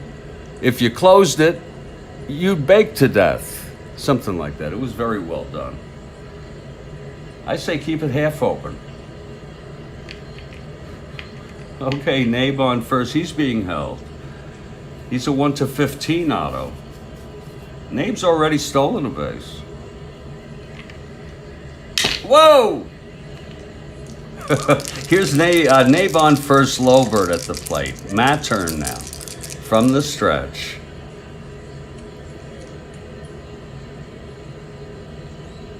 And the pitch. There goes Nabe. Oh, Nabe is out. Oh, whoa. Raritan has just thrown out Otto Nabe trying to steal second. What a daring move. Oh, Lord. They're leading 4-1. They see if they can get something going. Well, okay, one out. Hans Lobert is the batter. Kathy Harden for the Phils. I'm for the Phils. I believe we have who's checked in, RS and Ron for the Rustlers. And here's Hans Lobert. He was in the movie once where he played himself or something like that. He's a very interesting character. It's one out, nobody on. He singled and scored in the first. Pitch from Matt Turn. That's going to be 4-4 right-handed. Fly ball center X. Getting under that is Wilbur. He's a 325. Wilbur. 11. That's going to be a 25 roll. 25-3. That's going to be all the way here. And that's going to be a two-base error by Wilbur. Oh, my. Wilbur, good. Out in center. Booting it and shooting it. And now we get the gift of the Meiji. And what a gift it is. He just keeps on giving for these Phils. Phils 1-3. We're early on. I wouldn't pay much attention to that, as well as the Rustlers, the worst team in baseball, really. 3-2. Enjoy it while it lasts, guys. Or else call me Pisha. Call me wrong if I turn out to be. Okay, Sherry the Gift Man. 2 for 2 today. He knocked in a run with a base hit and a solo blast. The pitch to Magi. Oh, 1-6 right-handed, walked him. So a little gift to Sherry Magi. It's first and second still with one down. And here comes Doty. Rip the cover off the ball, Doty. Baseball had become America's game, people. By 1911, this had become just this thing had been around since the time of, even before Lincoln was president. Oh yeah, 1840s. I'm talking about You know, you could cut it off anytime someone plays with the ball. You know, there's roots of it, or tries to strike a ball with a stick. There's also, nobody knows really what the origins are. And I have to say, it's not linear. It's a capillary of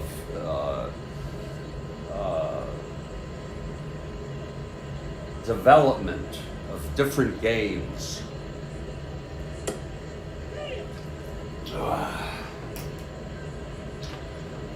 But baseball is America's game. It always will be. It may not be like it used to be in many ways. Well, yeah, I guess the same's true about about America. Nothing's as good as it used to be. It's first and second, one down. Here's Paskert. I'm sorry to get so existential on you all. Oh, Lord. Okay, here's Matt turn now. Whoa, that's 110 right-handed. And he flies it to right. That's for Doc Miller. He makes the catch, and the runners hold. So it's 2 away. And here's Fred Luderus. I like Luderus. It reminds me of Ludacris. Fred Ludacris.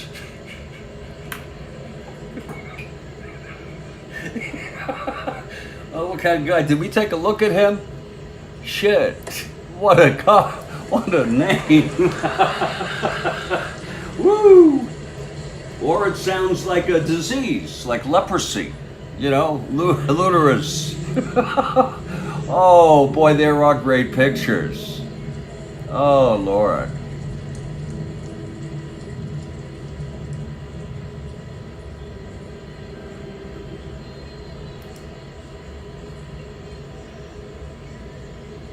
You know, the Phillies won the pennant in 1915, 4 years after this. Here he is in 1911. And this is right now, folks. This is frickin' Fred Luderus coming up to bat here with 2 down, first and second in the top of the 5th with a 4-1 lead here. I mean, the Phillies really, Kathy, the Phillies really need to beat this team.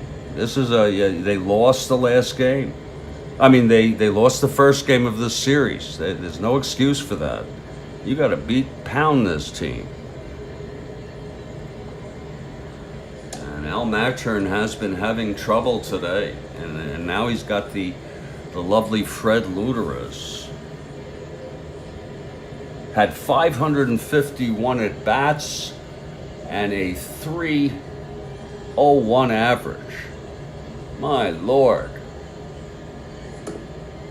Isn't that something? Fred Luderus is stepping into the batter's box, and oh Lord, is he digging in. Oh man. And here's Machern. This is it for you, Machern. This is your endurance inning. Look at him. Oh no, he's an 8. I'm so sorry. Okay, Machern looks in. Luderus dug in. The pitch. That's gonna be 6-9 left-handed. Grounds it to first. This is gonna be the inning. Walked over by Tenney, all by himself. And the side is retired. A chopper to Tenney at first. He brought it back to the big. No runs, no hits, 2 walks. Some more trouble for Al Machern, but no runs again. We're going to the bottom of the 5th. And Jack Rowan. Boy, Jack Rowan. These people frickin' lived. You wonder, what were these people like in real world? My guess would be they were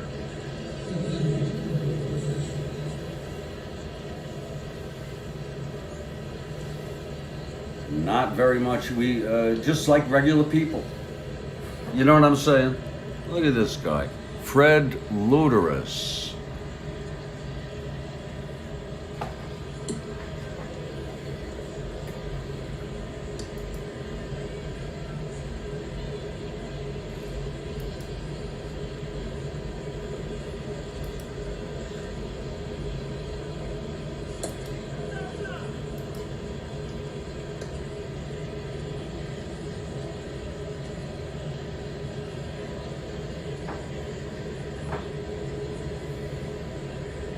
That's Fred Luterus, everybody.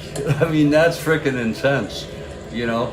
He looks actually has a sort of a nice in his eyes, a nice look in his eyes. You know, if you were to meet him or something.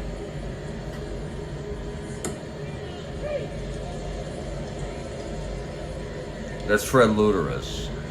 And he plays first base for the Phillies as the Phillies take the mound.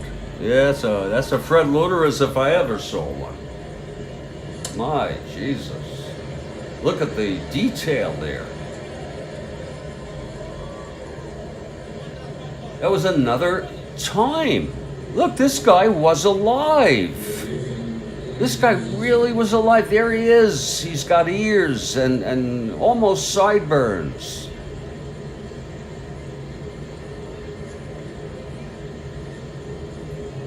And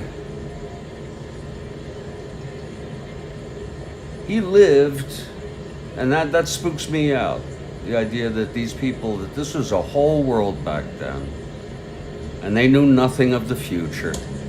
They'd have some ideas. They did have back then science fiction and futurologists like we have today, but nothing like today. This was a remarkable time in the world because you had things like what's it called? Ragtime music and blues and jazz about to just explode.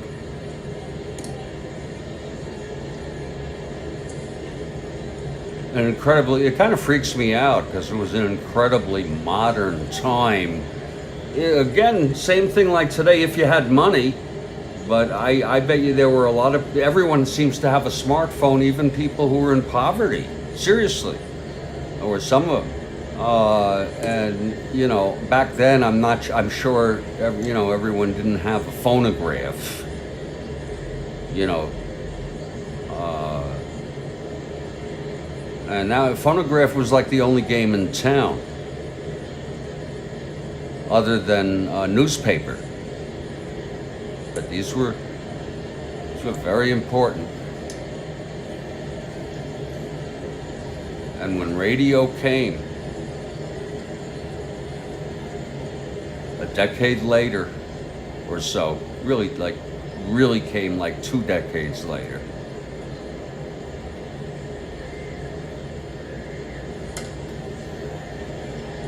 That was huge.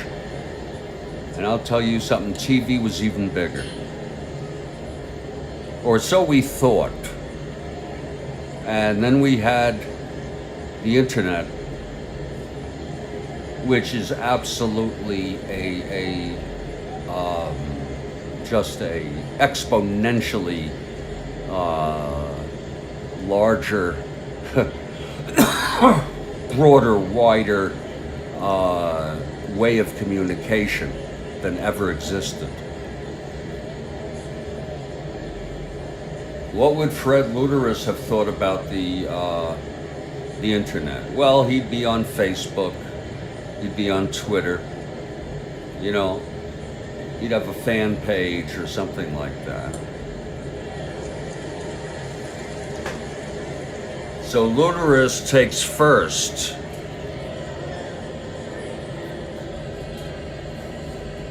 Frickin' Fred Luterus.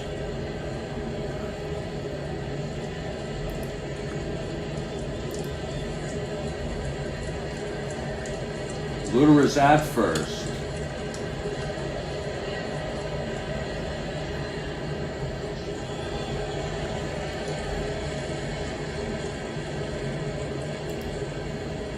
And there's something I want to tell you about Fred Luterus.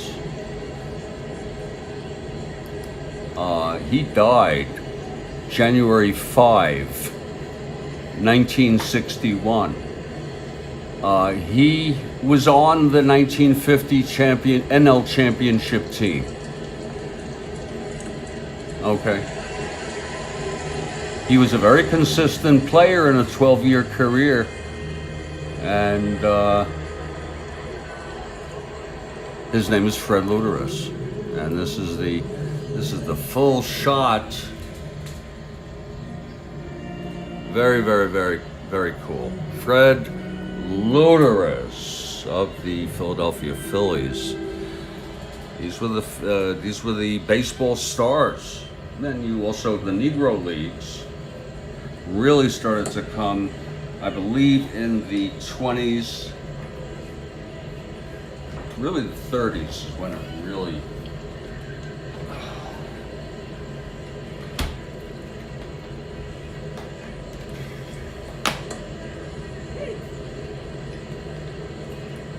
And I've said it many times, I want teams from the Negro Leagues, I want full season sets. But I don't think they would do the research. I don't like the Stars format, because it just doesn't blend. These cards, these people really played against each other. Okay, Rowan comes out, and here's Raridan, the catcher, and the big question is, they gonna have a hitter here? Not that it really matters. They have Ed Donnelly, which I'm more than glad to bring in. So just for that reason, it's not that I think a hitter's really gonna help. It might, you know what I'm saying? But it's because I want to give Jack Rowan a break after this inning. Okay, that's what I want to do. Not Rowan. Shit, I'm so sorry. Matt Turn. Matt Turn's been in trouble all day long, even last inning. Fucking, you know what I mean? So I'm not hitting because I really think it's going to help. So here's Rowan facing Raridan, the catcher. And the pitch. That's 4-9 right-handed. Grounds it to short. That's for Doolin. Over to Luterus. Love it. 1 out. Luterus at first. And there's going to be a hitter here. So that's it for Mr. Mattern. Mr. Mattern, loser of record. And he pitched 5. He allowed 4, 5, 6, 7 hits. He walked 2. Struck out. What the fuck is that? That should be a 1. That is fucked up. He walked 2. Struck out 1. And he allowed 4 runs. All earned. He's the loser of record. Let's see who's going to hit. Sure. I already told you Ed Donnelly is coming in. And I know he only had 37 innings, but you know what? Shit. I'm going to frickin' use him. Okay? Don't get on me tonight.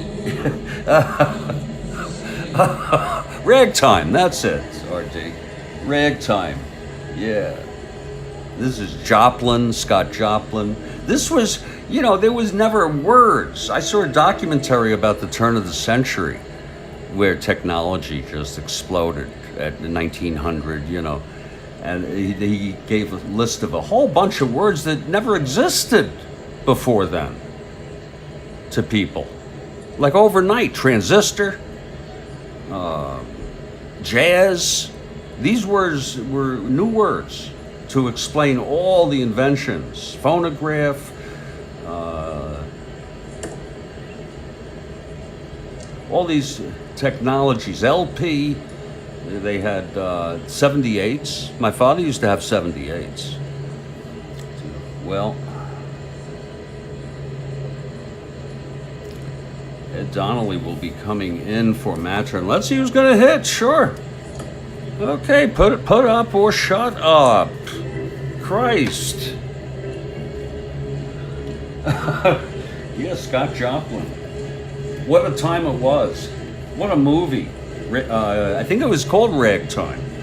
And what's his name? The genius who made big money in film was Randy Newman. He did the music to that. It was kind of early in his doing stuff for, just amazing. He did The Natural. Can you imagine conceiving, I know it's corny and everything, but the theme to The Natural that he wrote, and think about how you'd have to think about it in your head like this. Da da da da da da da da da da da.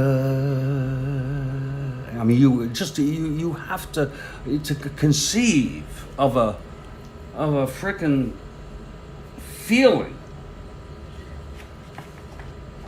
Well, guess who's coming out to hit for the Rustlers? It's going to be, holy shit, Jay Kirk. Whoa. Left-handed hitter. He had only 89 at bats, 360.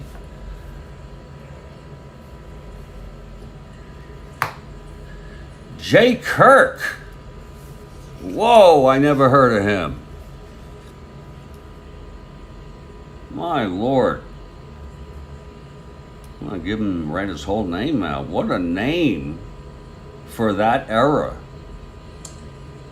I think that could be a name today. Jay Kirk. Let me see now if we can get anything on this guy. Wouldn't it be great if I had a team of 2 people who could just be on this program with me and be buzzed in right away with facts and information about them. His real name is Judson. I like this guy already. Judson Fabian Kirk. And he died in 1968 at age 80. Holy cow.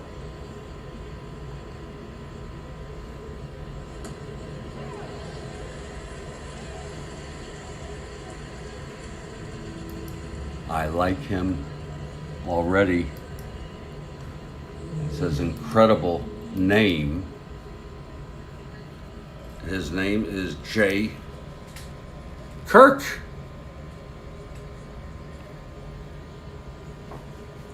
Wow. Imagine that guy. And he traveled on trains with the team. You think it was easy?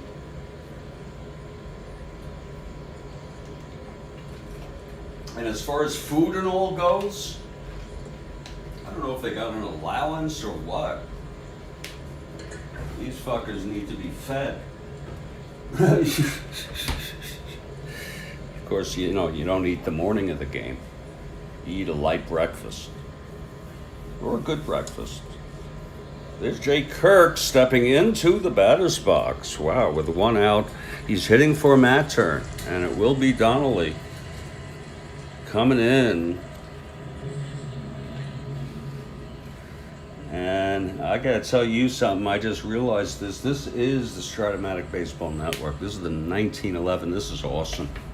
I'm digging this. It's a perfect freaking game. Jay Kirk steps into the batter's box now. Okay, Rowan with 1 out. And the pitch to Kirk. That's 6-7. Whoa! Left-handed. 1-7. No, it's caught by Otto Nabe at second base. A beautiful catch by Otto. Oh my. A screaming liner, 6-7 left-handed. Single 1-7. It was a 15. And Nabe caught it. And, well, Jay Kirk hit freaking 360. Well, I have to check him out. We have forever, right? 2 outs, nobody on. That's going to bring up Josh Clark. Rowan handling himself pretty well tonight. I think he is. I think Rowan is handling himself very, very, very, very nicely. And look how little he pitched. We don't care. We have a whole new reality about him. We have great hope for him, especially how he's pitching tonight. Now that can end. And in fact, he doesn't get many starts after this. We just follow the thing as it goes. Okay, Rowan. Pitch to Clark. That's going to be 6-8 left-handed, and that is a drive hit out into right center. And that's dropping in. And Clark is checking into second base with a double. A 2-out double. You know how I feel about 2-out doubles, though, huh?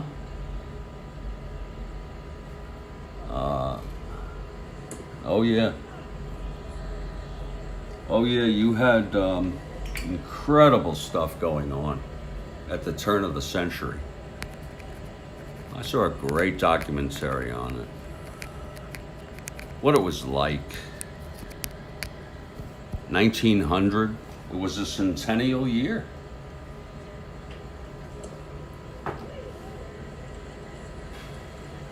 And there really were so many inventions. The phone, the phonograph, the light bulb, electricity, the car, the plane. It was just unbelievable. And it was the exponential explosion of technology, and it's still going on. Okay, it's 2 down. Here's Wilbur Good now. Wilbur 0 for 2. I don't know anyone named Wilbur today except that Wilbur Wood. I think he's still alive. And that guy who was on Trump's cabinet, I forgot his last name, Wilbur. There was on Mr. Ed, I think the man's name was Wilbur. Okay, I'm not sure, but this is Wilbur Good. He's 0 for 2. Let's see if Rowan can get out of this. From the stretch, and here's the pitch. That's going to be 3-9 right-handed. He struck him out, and the side is retired. So Rowan, you know, that's 3 strikeouts. Rowan is looking pretty good. Looking pretty damn good tonight. There's going to be a new pitcher here, and that means that we're going to have a little break in the action. It's going to be Ed Donnelly, and he is a right-hander. He had a whopping 37 innings pitched. We're going to freaking use him. And there's a reason. It's the same one I think Edmund Mallory said. Same reason he climbed the mountain, Everest, and also why that gangster robbed banks. Because it's there. Actually, the gangster said more specifically because that's where it is. This was, you know, this thing with Mount Everest and, oh man, I lost my train of thought. But Donnelly's going to come in, and they're going to give him a little time to warm it up here. This is a lovely for some people, I just want to say we are into this now. In 5 minutes, it will be 2-hour mark. And we do this for the real-time recreation of it. But also some people like it on demand because they use it as ambiance. And I call it baseball ambiance. For sleep, relaxation, stress, ambiance, the great hashtags. And I'm going to post this after, if you don't mind.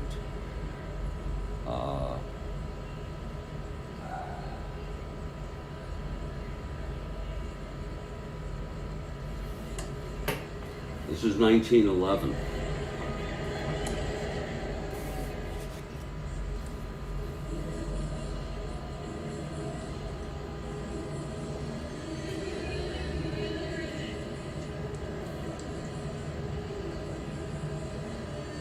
Ed Donnelly. Well,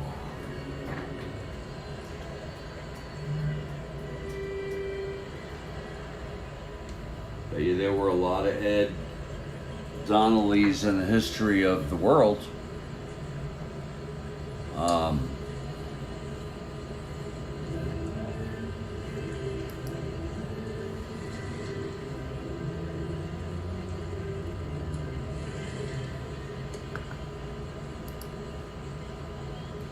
Amazing. Here we go. This Saber is amazing on their stuff. Uh-oh. They actually have people assigned to do these. Some have not been done.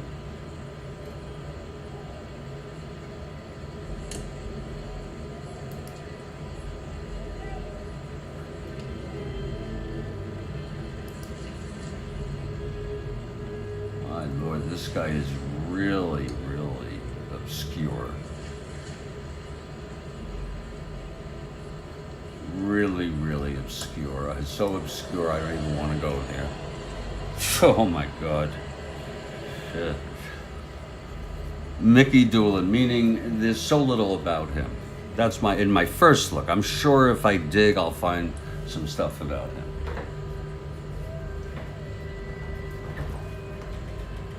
But it's kind of freaking me out, people. I want to tell you that as I'm getting older, I'm 65. It's kind of freaking me out just a little. I'm not going crazy. I'm just saying sort of philosophically about how errors of people are dead and gone. And pretty soon I'm going to be one of them. And then from there, where can you go with that? Well, I say you can go with that by first taking a hit, okay? And then deciding, well, let me enjoy the time I do have.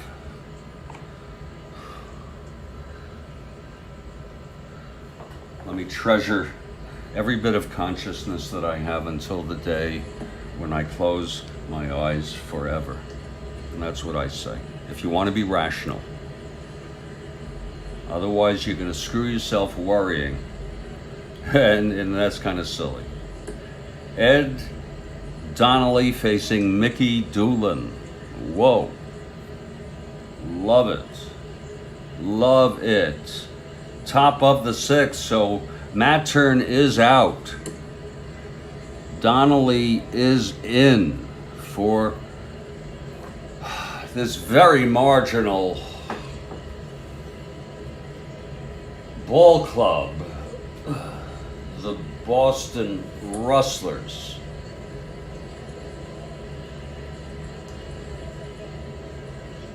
And just to, go back, I'd like to find a rabbit hole that goes through maybe a closet or something. It would always take me back to this location in Florida, on this street.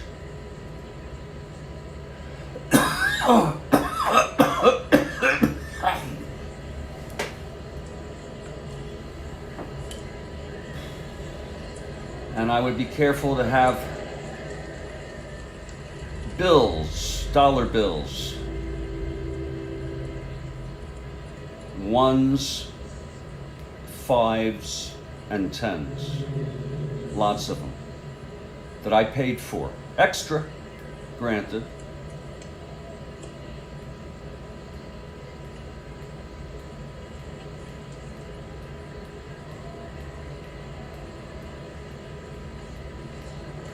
And I would get myself fit up with some clothing.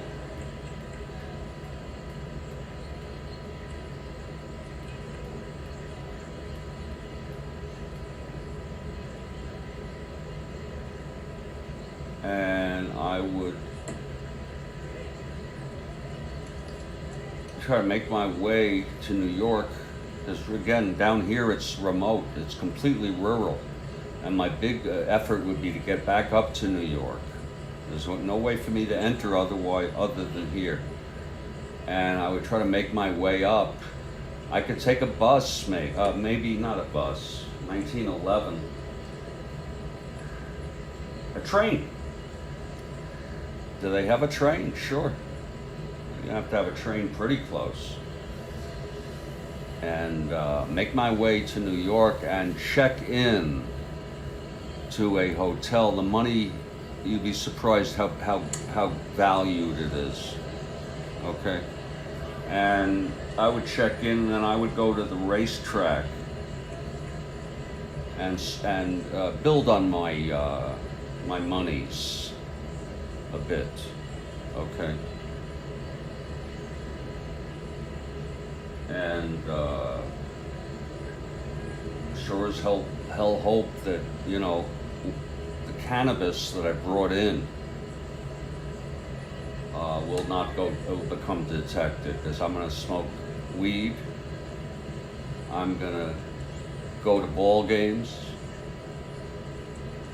I'm going to go to restaurants, stay in that hotel, have no ID, okay, to speak of.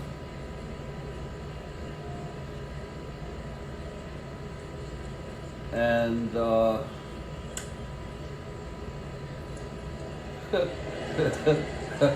try to meet a nice woman, okay, and then I might stay here, because, you know, and that would change history. Then I never would have been born if you stay late enough. Okay, it's very complex. You could also do where you could go back and it would erase what happened. I could just go back, and then the thing is, I could have been here for like 10 years and it's only 5 minutes in my time. That's the beauty of it. Okay. That's the that really, and I'm borrowing from literature. The Rustlers became the Rustlers became the Braves. They changed their name to the Braves. So they are the original Boston Braves, in effect. And then they moved from Boston to Milwaukee. There's another city that had two teams. You had Philly, Ohio, New York, Boston, Pennsylvania.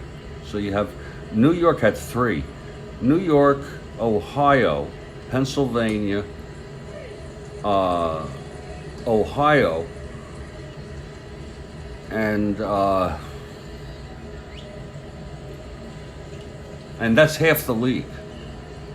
Half of both leagues. That's like one league, or that's a quarter already. That's 8, 9 with the with New York. Because you had Detroit, you had I said Ohio. That's still a lot. And they from Milwaukee, they went to Atlanta, and then now they're going to change their name. And I think it's appropriate. Okay.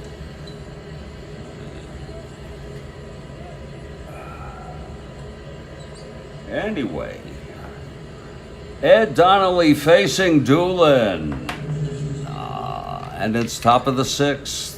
Phillies with a 4-1 lead. Here's Donnelly now, new pitcher, fresh arm, new meat. And the pitch to Doolin. That's going to be 3-4 right-handed. Pops it up to third. And Ingerton has it. One down.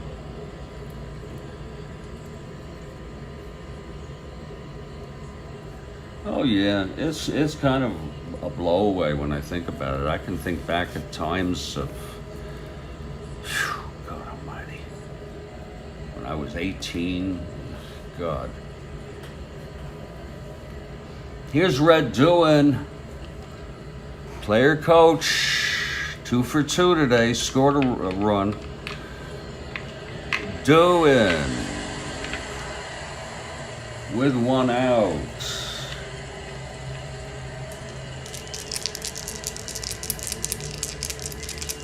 Okay, Donnelly now. The pitch to Doolin. There it is, so easy. 5-6 right-handed. Grounds it to short, 2 away. And that was a nice play by Herzog at shortstop. 2 down. And it's going to be Jack Rowan, the pitcher.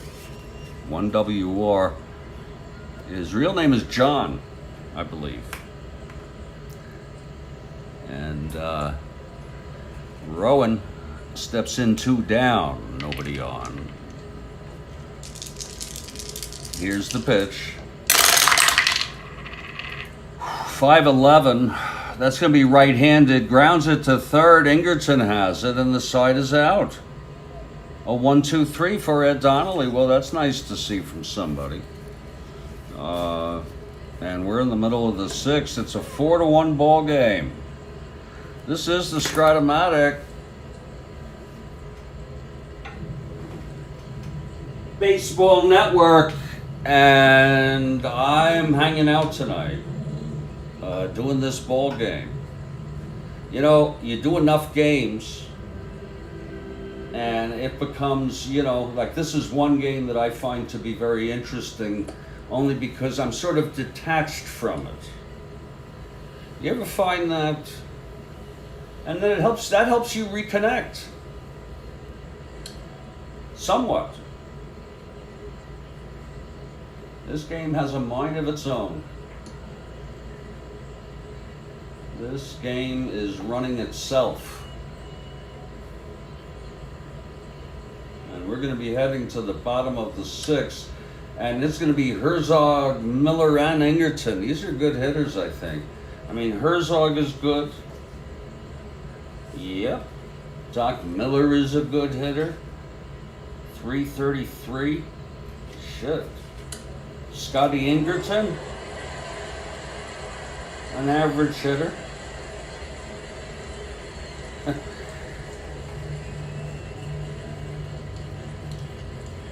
Very, very interesting.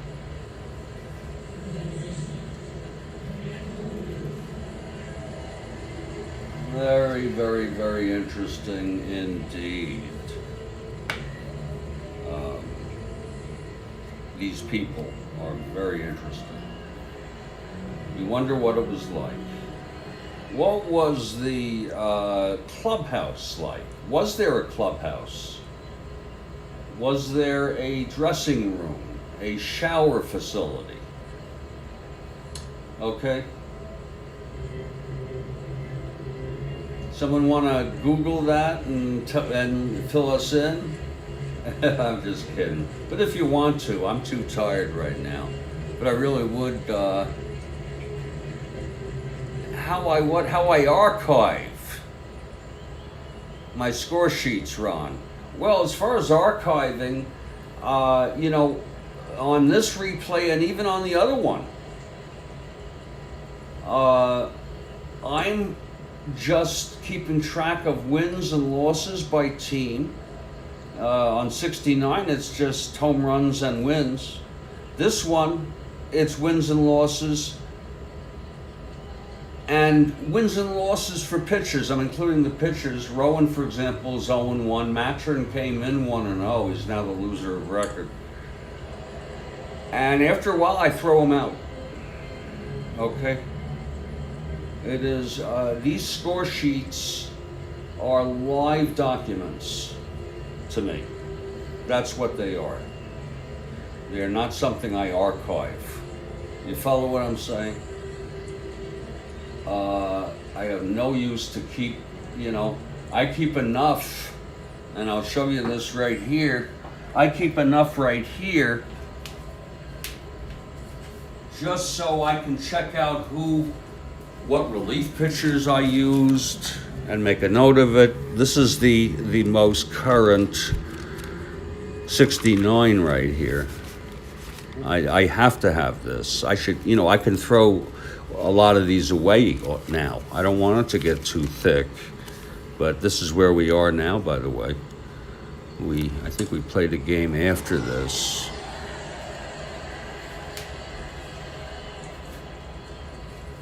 No, we did not. No, we did not. That was the morning game. Yeah. So that's the answer, sir. There's no one right way to do it. I don't have the time. I've resigned myself. I don't have the time to do the stats.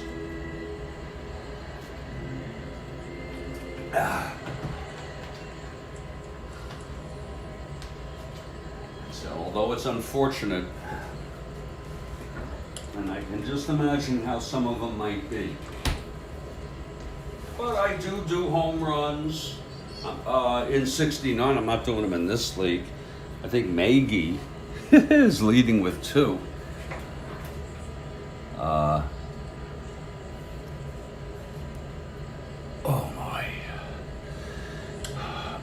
my.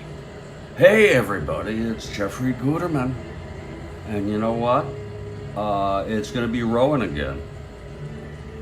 Rowan is going to come on out and pitch to the Rustlers. It's a 4-1 ball game. It's going to be the meat of the order.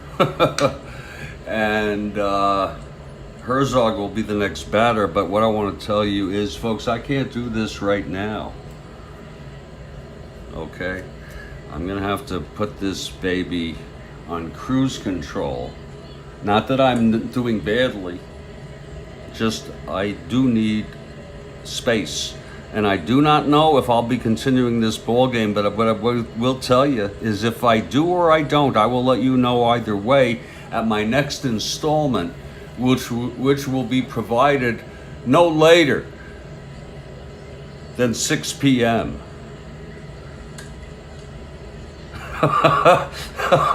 Oh. Thank you very much.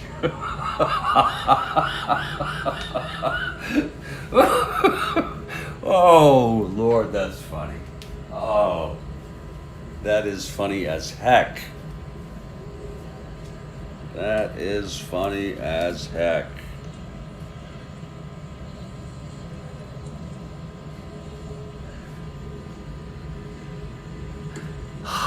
Christ.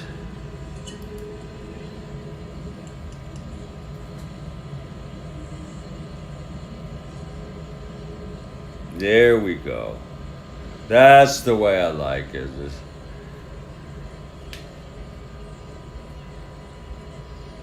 That's the way I like it. Yeah.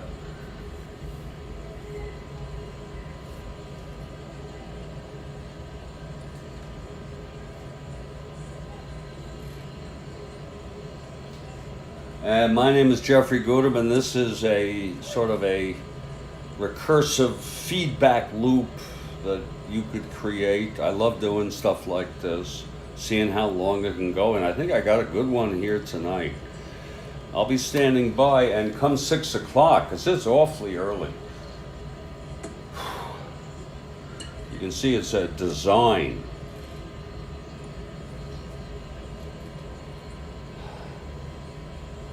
I will be back, and I'll let you know no later than the top of this hour. Thank you so much. This is the Strat-O-Matic Baseball Network.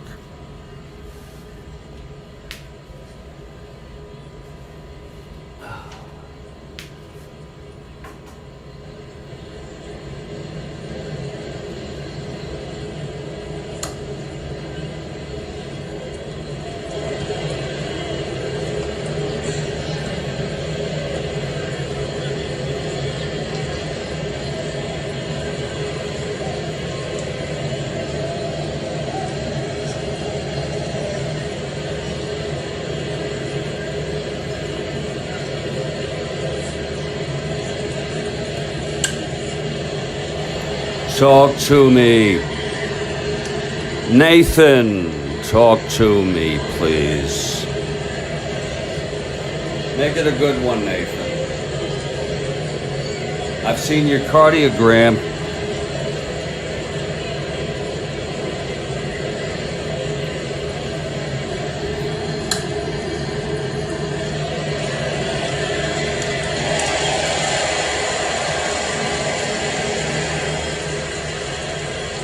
This is the Strat-O-Matic Baseball Network.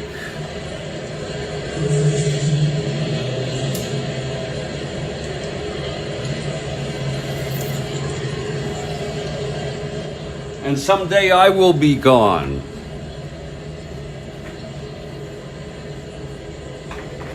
And when that day happens, this will end.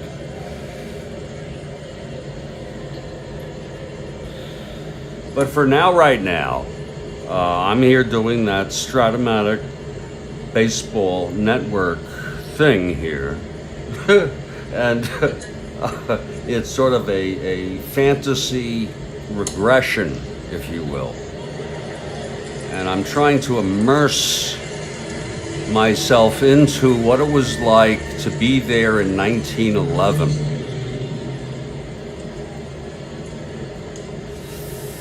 I'd love to go back as long as I had a lot of cash.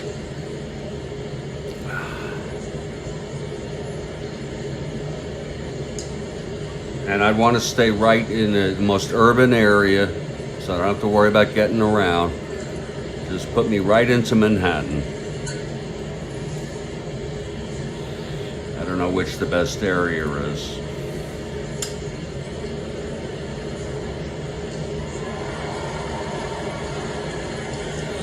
I think the East Side was even then.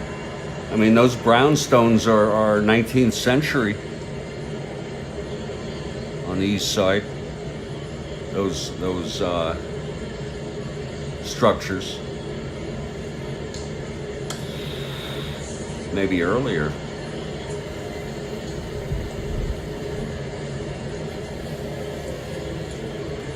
Yeah, that's a nice thing we got going there. I got something going right here. I got a Buck Herzog who's due up for the Rustlers. This is a rotten team.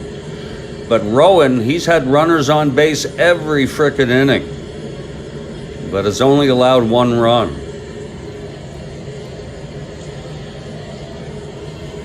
I'm just trying to get myself together here.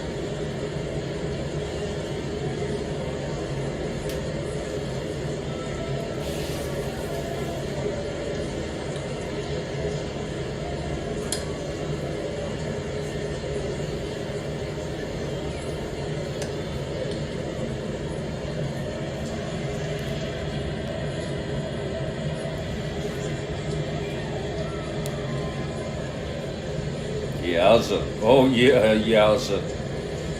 Oh yeah. See how good that turns out to be.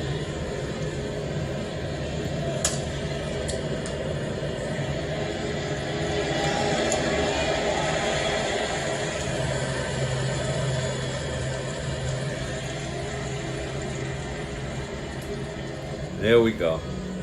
We're gonna get the loop going. Folks, we're doing Strat-O-Matic 1969 baseball.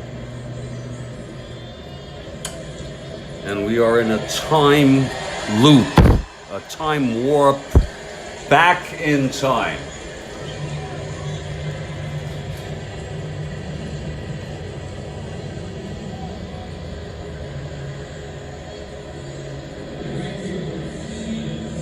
We are going back in time to a better time if you were white and you were a man.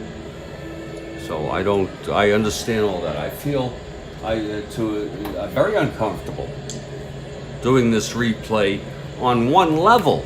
You know, the idea that there was segregation.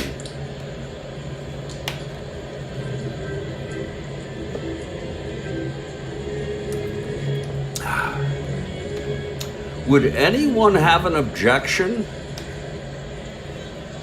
to me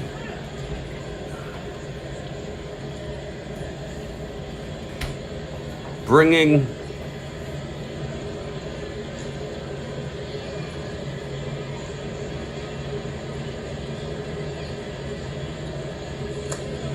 Pete Rose, the year he won the batting title, .348 average for the Reds, 1969, and bringing him on?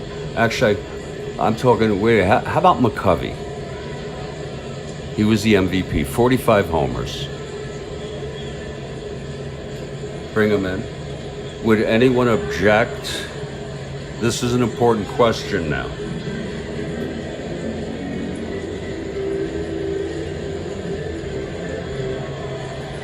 This is a very, very freaking important question. Would anyone be interested in me playing one game where there are not 9 innings, there are 3 innings, and there are 9 outs in each inning, but I would make it 8 outs.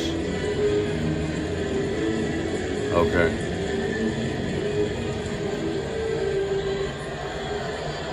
Would anyone like to see that in the 1911 or the 69? I also have other ideas for other rule changes.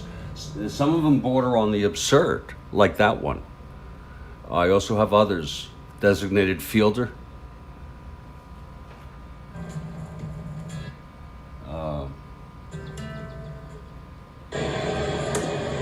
And I don't even want to go into it. Yeah, but I want a black dude. Okay? I want a black dude in this league. What I'd really like is a black dude who could somehow be changed, but I don't know who they had in 1911. I don't think we have much stats in Negro baseball from 1911. I really don't.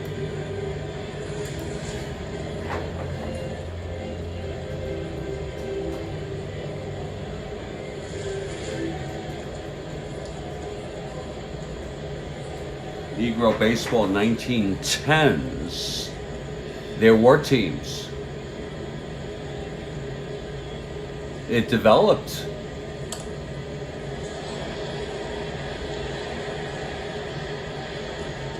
Oh my Lord. Yeah, I didn't realize it was in the teens, but it was in the 20s when it really started to get going. Anybody interested in anything like that? Rule changes like that, just for one game.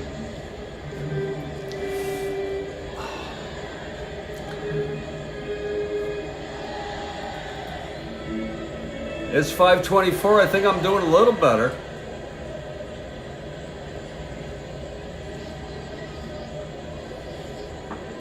Yeah, I think I'm doing a little better now.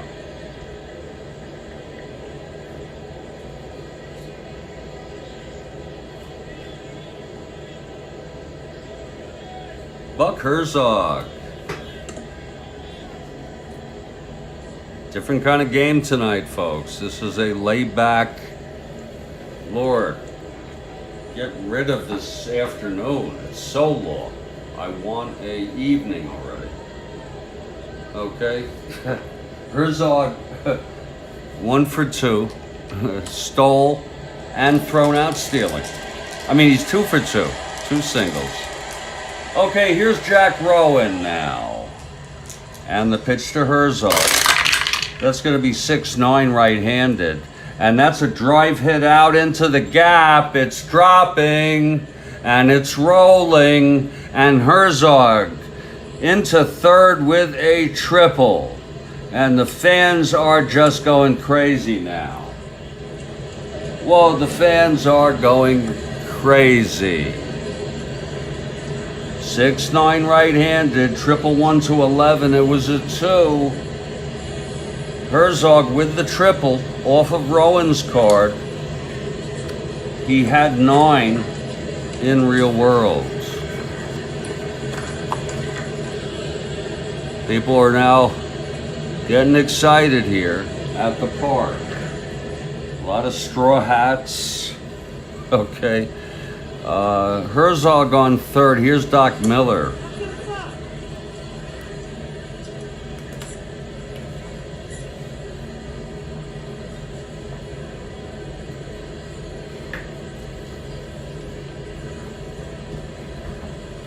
Doc Miller is at the plate. I just opened some fresh milk. I could have grape nuts. Yeah. There's the pitch to Miller. That's going to be 5-5, left-handed. Flies it to left. Whoa, that's going to be deep enough. Magi makes the catch, and Herzog comes home. He tags, and it's a 4-2 ball game now. We've seen lots of things going on. We had a game yesterday which ironically had to be deleted. Don't worry about it, folks. It was with Walter Johnson. It was, you know. But anyway, this is a great freaking game. That's 5-5 left-handed. That was a long shot to left, and all Magi could do was throw it in. No chance to get Buck Herzog, who, by the way, is as fast as hell.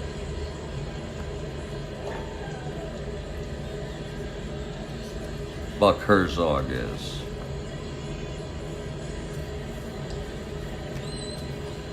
So Miller did his job, and here comes Ingerton. It's 1 out, nobody on. We're in the bottom of the 6th here. And this is 1911 baseball. I'm here being very, very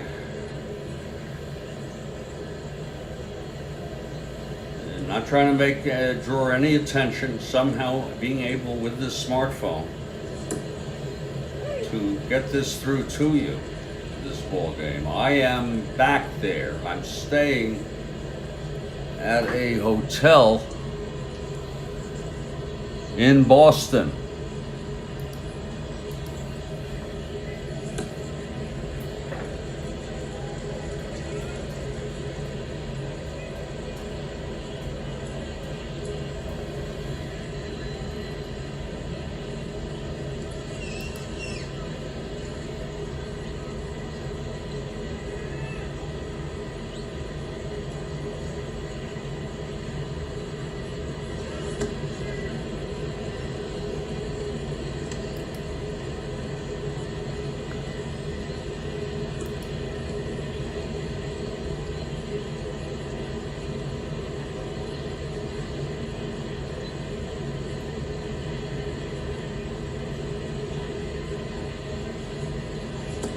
Whoa.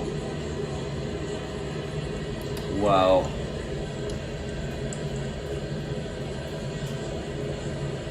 I am staying in Boston.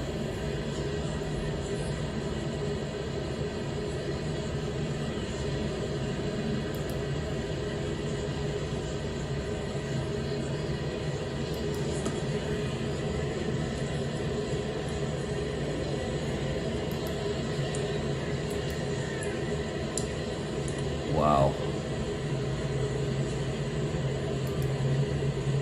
I am staying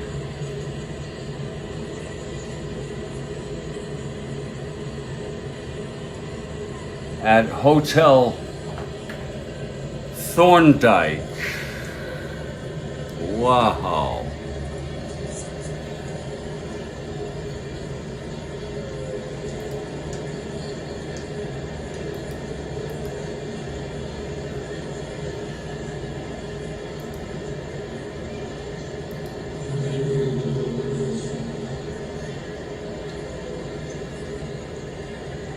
In Boston.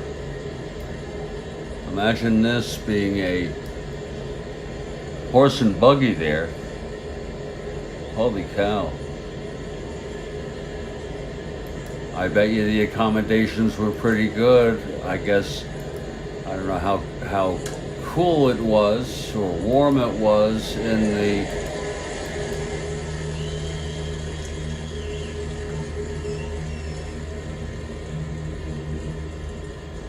Hotel Thorndike. Wow. This is Library of Congress. That is an amazing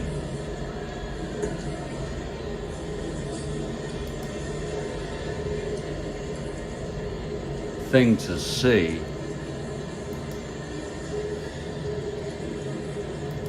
And I wonder, is this what's there now, or have they replaced it?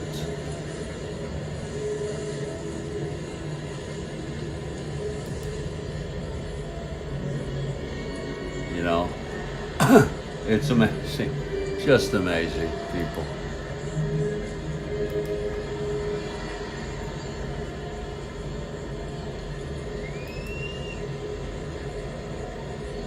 Oh, well, you know, the first thing I did, Kathy Harden, was I went in and I got myself some threads. I have cash.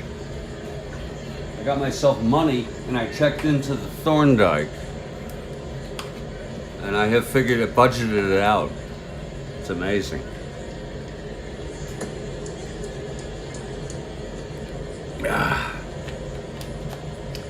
It's not like this isn't gonna cost me, but I have it all set. Biggest problem, now I can always go back in the rabbit hole.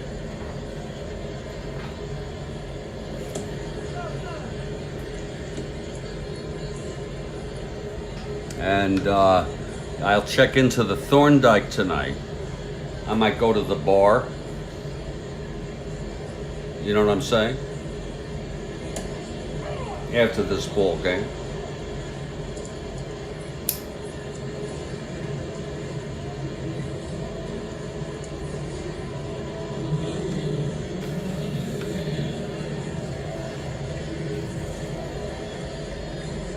A dapper gent indeed.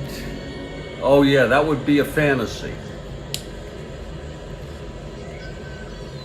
I guess I would have a pocket watch. I guess I could. Yeah, they didn't have wristwatches, did they? I think they did. I don't know. Yeah.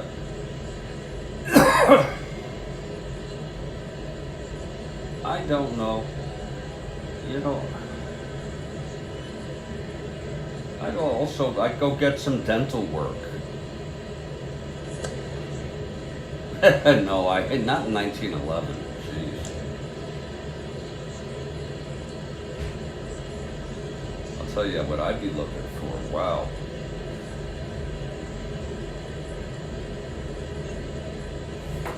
I don't even want to get into it. Now here's Ingerton. And we're waiting to get to that 6 o'clock here. There's one out, nobody on. It's a classic Herzog triple. And then Miller brought him home with a sacrifice, a nice punch there. It's now a 4-2 ball game. Here's Rowan facing Ingerton now. And the pitch. There it is. Oh, it's a 1-3. Pops it up to short. And Doolin makes the catch, 2 away. Jack Rowan now is allowed 2 runs here in the 6th. 2 out, nobody on, and here comes Sweeney.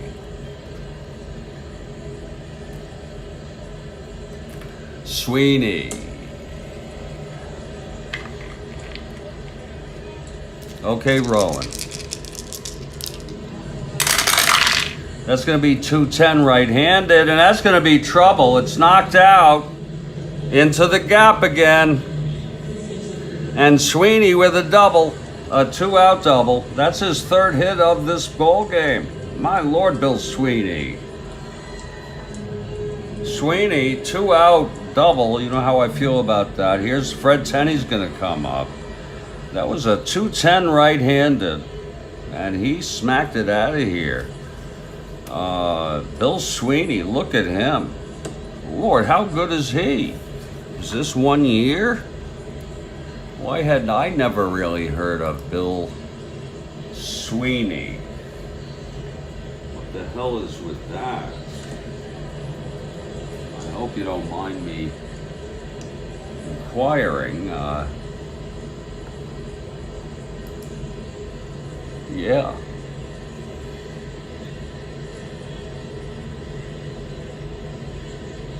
Yeah. This is one of his best seasons. He played 8 years.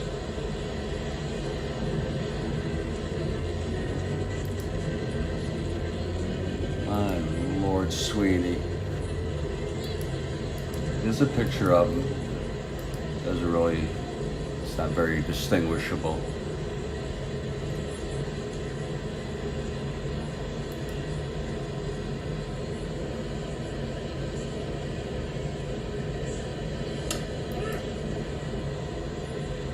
He did play for the Red Sox after a while. Sweeney, Jesus.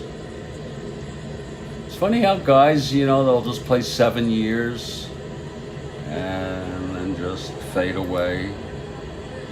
You had pitchers who lost their arm. Ed Walsh, his arm went dead. You know, you had Steve Blass. They called that a Steve Blass condition. Okay, here's Tenney now. Clutch situation. Rustlers down by 2. And by the way, all that earlier stuff you saw, I want to, let's not talk about that when we get back home, okay? Do you remember that in Armageddon? When the guy who had a dementia, psychosis, up there and out there, and he, as they were heroes coming back, he said that. If you know that movie, you know what I'm talking about. Here's Tenney now.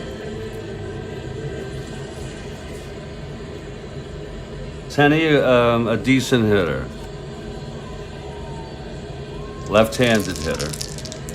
The pitch. Rowan, 2-5, right-handed, walked him. Oh, so you're going to get in trouble now.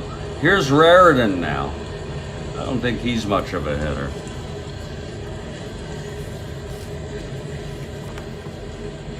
.228 hitter.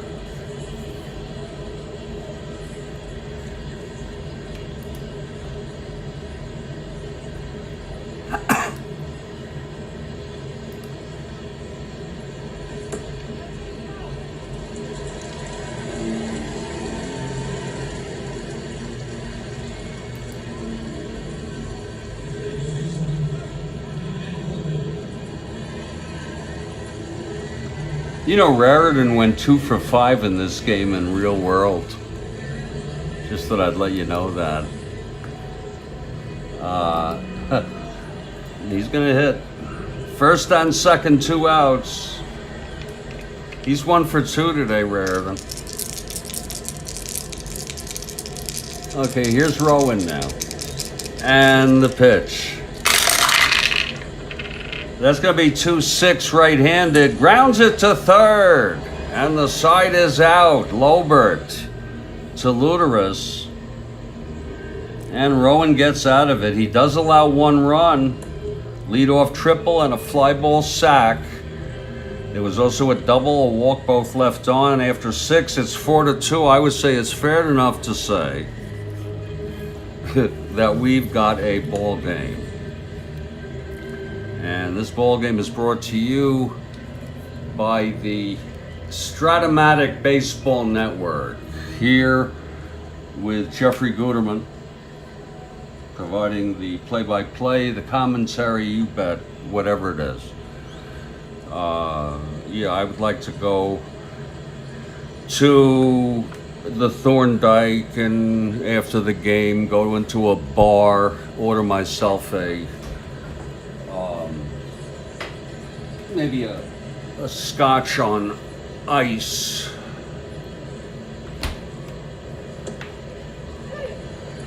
Let's see what kind of scotch they got.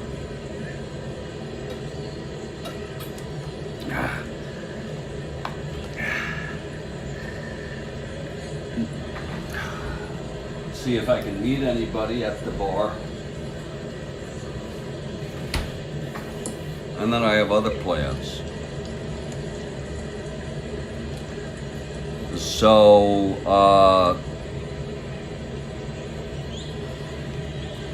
Side is retired, and it's going to be Ed Donnelly coming back in.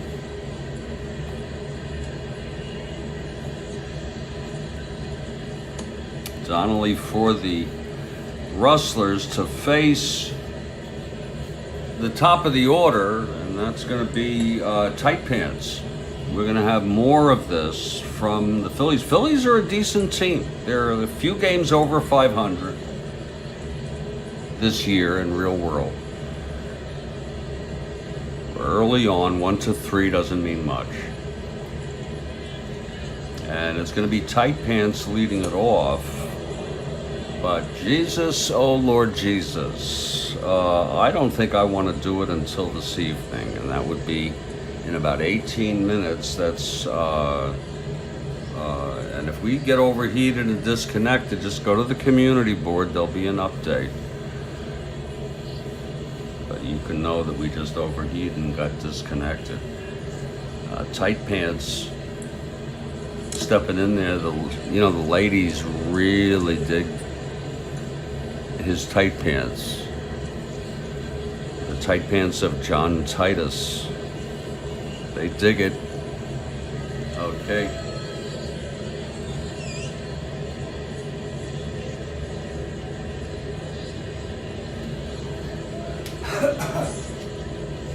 But one thing would be for sure. Not only would I'd have to, if I went back to 1911, I would have to absolutely bring cannabis and chillums. No one's going to bother me.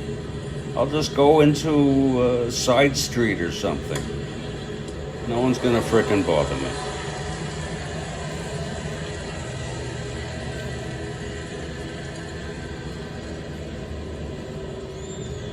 And just think about it, folks.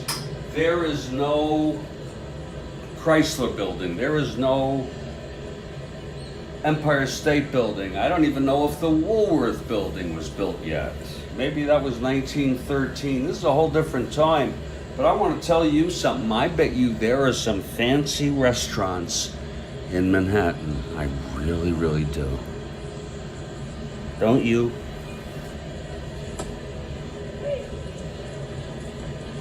Don't you?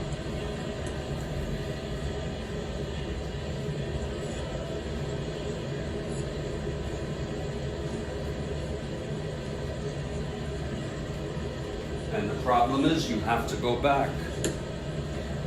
Because if you don't go back, then you wouldn't have been born, and your children wouldn't have been born, and the world really would have been messed up.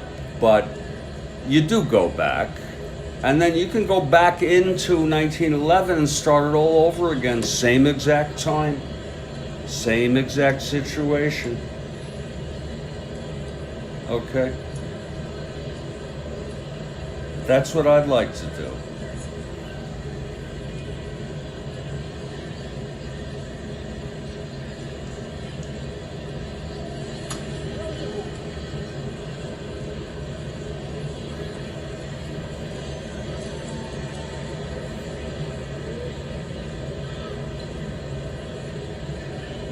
I'm waiting for 6 p.m., folks. Sometimes I'm very patient.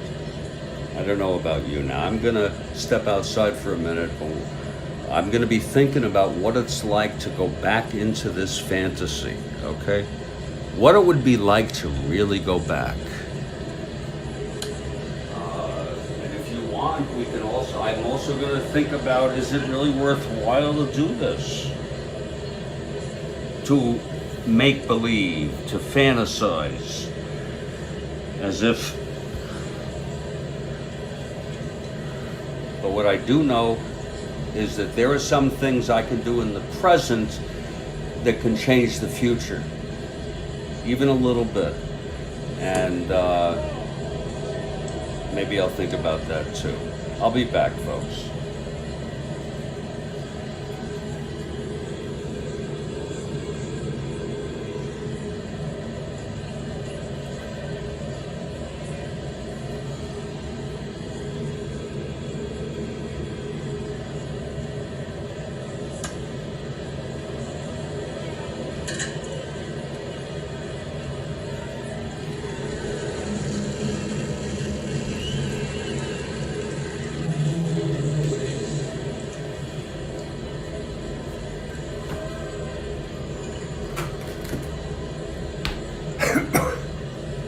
Magi. Oh, Magi, where are you?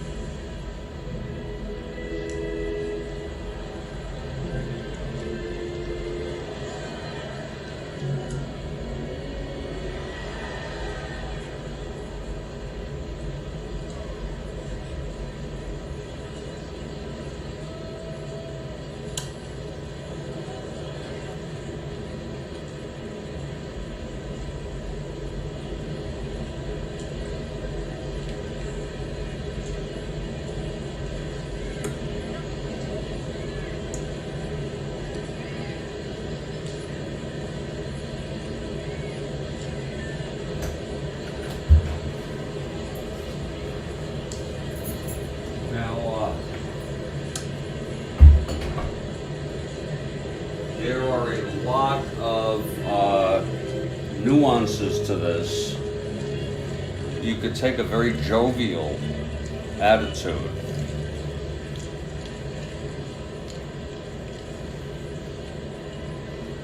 For example, oh gosh.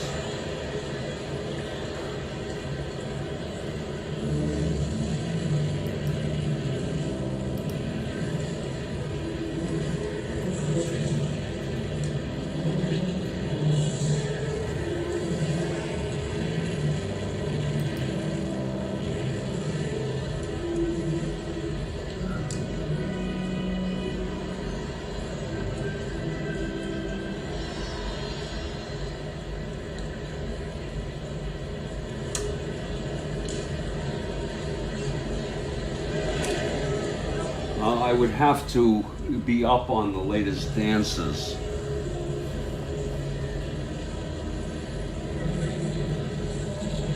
The turkey trot was really big back then, and it was banned in some cities. I would teach them how to do modern sort of close dancing.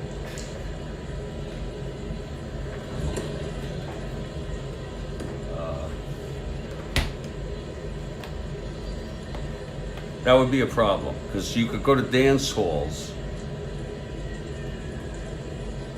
If you want to socialize, you can go to dance. So they had dance halls. People would get dressed up and they'd go out and meet people.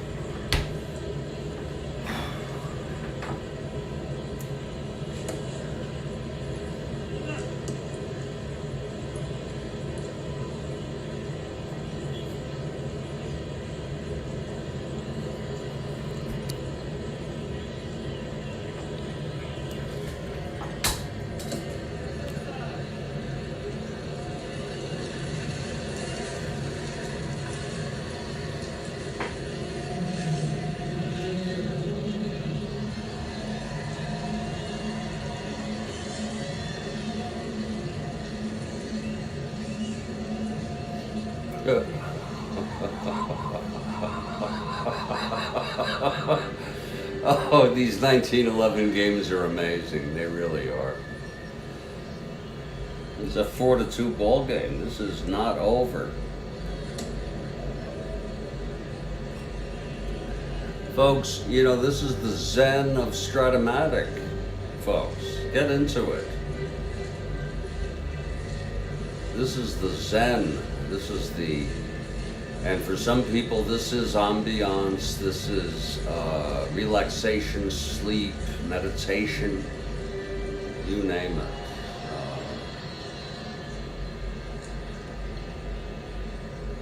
Wellness.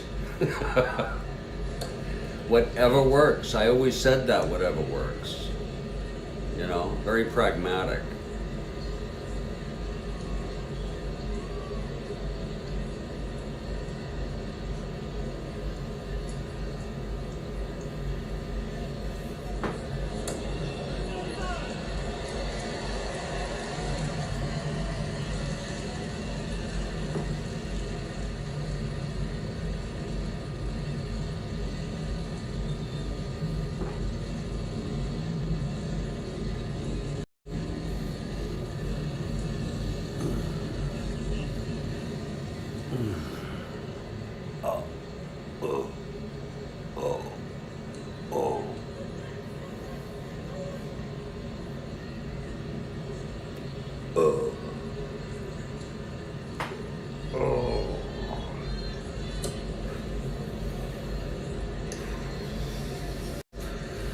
Whew.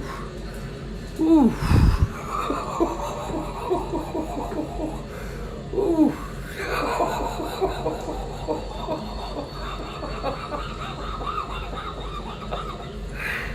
Oh, shit.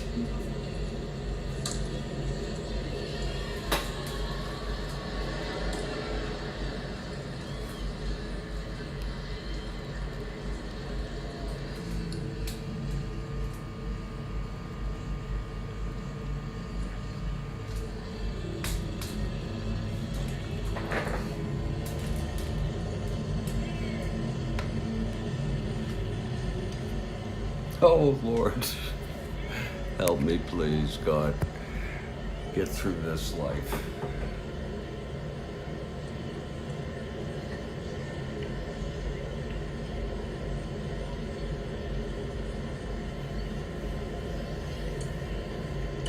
It's not even 6 o'clock yet. Isn't that a shame? How slow time moves, if you have that perspective.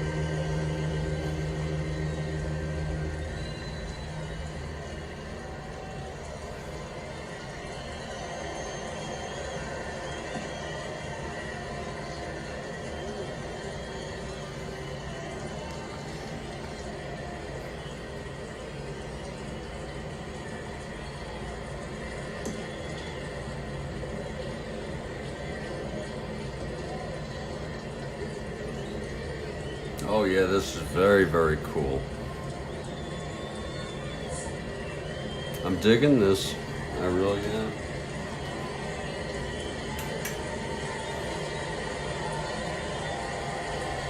Oh yeah, I'm digging that.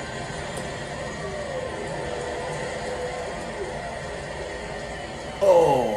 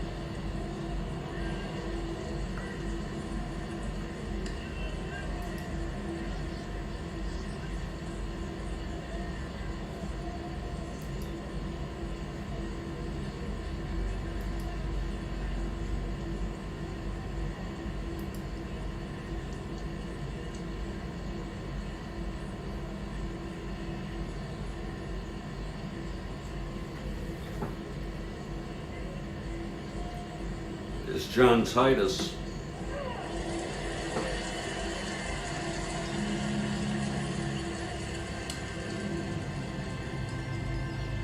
It's John Titus. I've brought you up to the boonies here. I hope you don't mind. I brought you up to the boonies here. I hope you don't mind.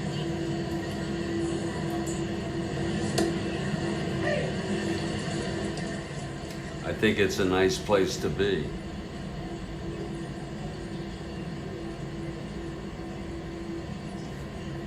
This way you get to see a lot of the action.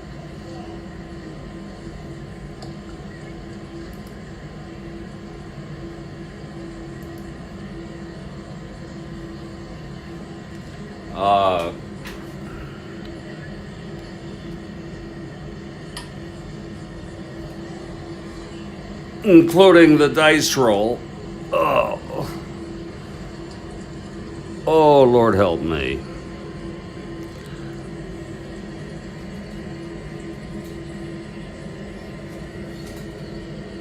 But you're right in behind home plate. There we go. There we go. But you're right behind home plate. Get you nice and comfortable. It's evening time now.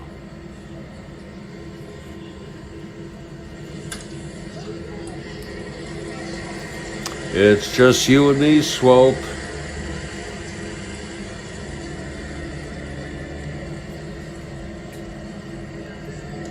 Just you and me.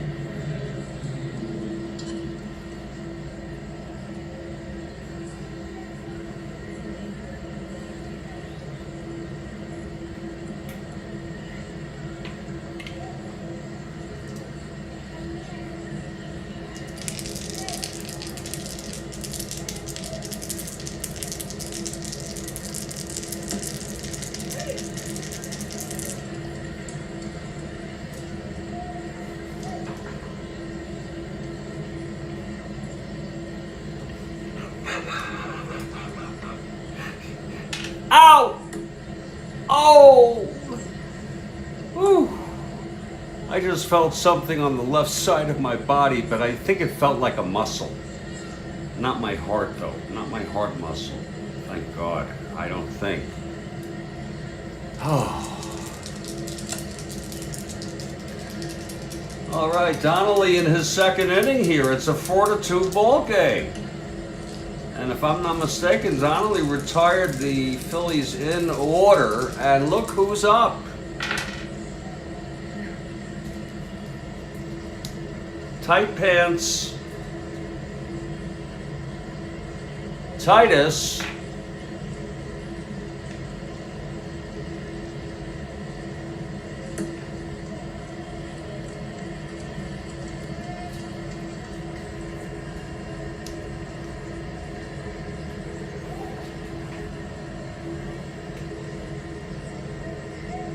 Tight pants.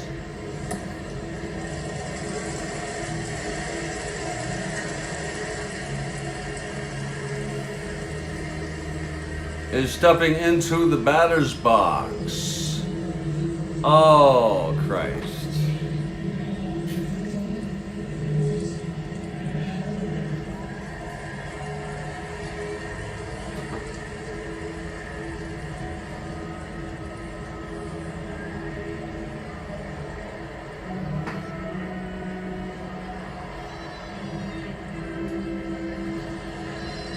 I just want to get that dice tower. Indeed. I need to get that frickin' thing. Okay, that should be good.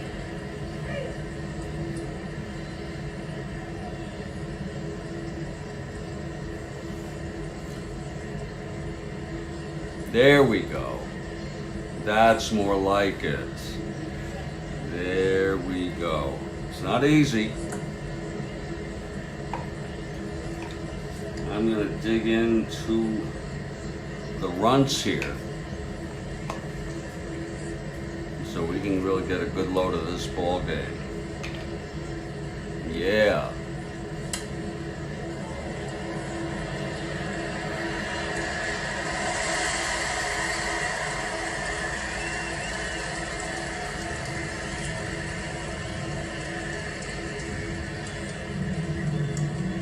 There we go.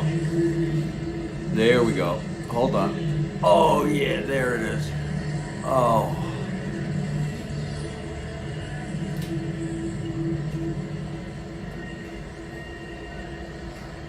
Just getting everything aligned. It's very important. There it is. Yeah, oh yeah, she's got the idea. Kathy Harden has the right idea here. There we go. Let's just straighten that out a little. she's got the right idea. Look at that tower shot. Oh Lord. Oh, come on, Jeff. Take it down. Even it out. There you go. And there's your perfect frame. Here are your extra. Absolutely are. Here's your extra Rustlers. If you will, here's your extra.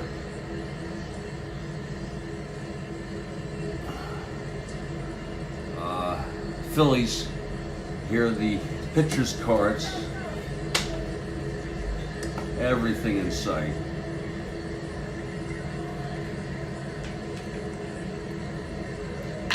And we are getting ready to resume this. Oh, isn't that beautiful? Oh, shit. That is really nice. That is really, really nice. And you know what? It's just awesome on the big screen, really. I have it also on the big screen.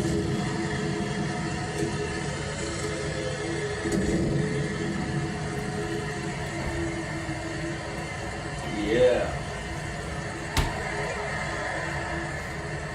There, that's a perfect shot.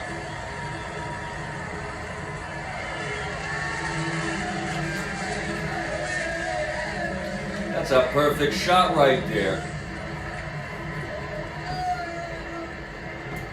Folks, it's a 4-2 ball game. And if I stand up, it's cool too. And the Phillies, that's Kathy, myself, lead 4-2 over the Rustlers. That's going to be, if I was correct, it was Ron, RS. Not sure who else, if any. And if you're here watching with us, we're glad to have you here on the Strat-O-Matic Baseball Network. We're really letting this one rip tonight. We're 3 hours now, over 3 hours in this ball game. And I want to tell you something.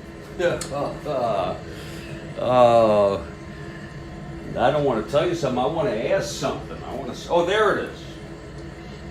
I'm wondering, where is my goddamn lighter? Jesus. Let's take a nice one here.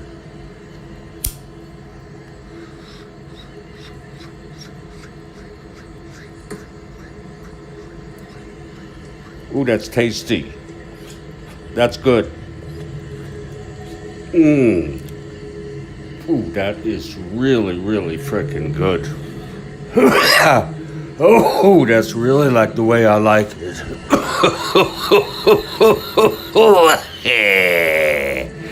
Nuck. Oh, that is really, really tasty, and would I love to be back in 1911.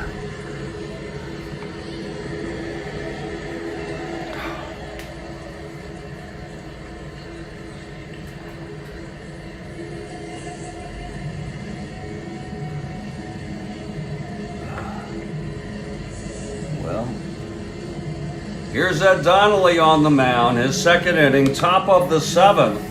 Phillies batting. They lead it 4-2. Remember, this is a 5-game series.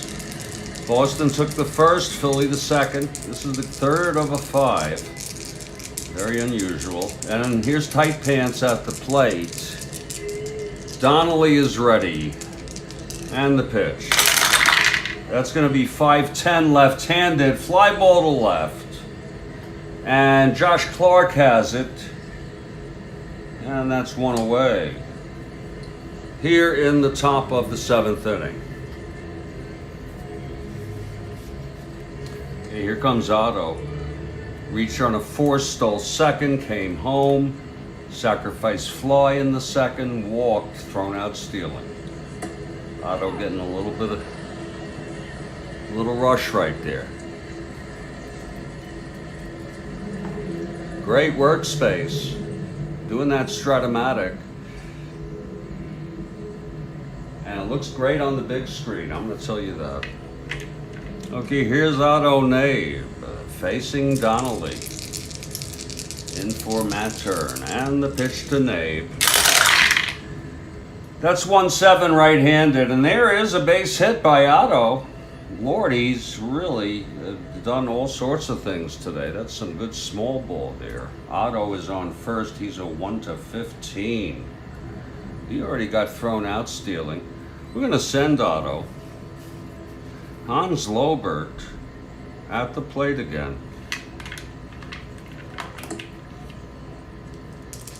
It'll be a 1-15.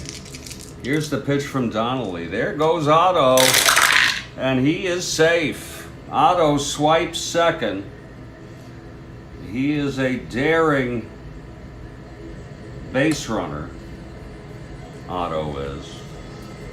He had 23, but Lord, there's no holding him back right now with Hans Lobert at the plate.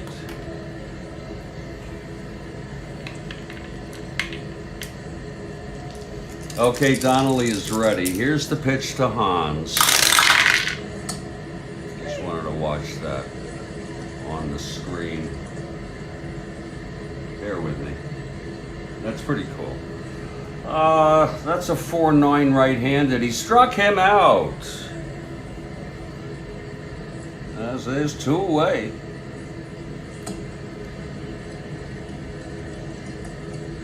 And here comes Sherry Magi.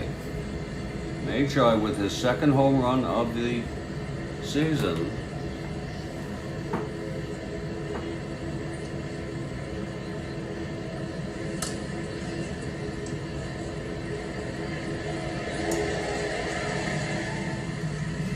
Okay, Donnelly is ready. He's from the stretch here, facing Magi.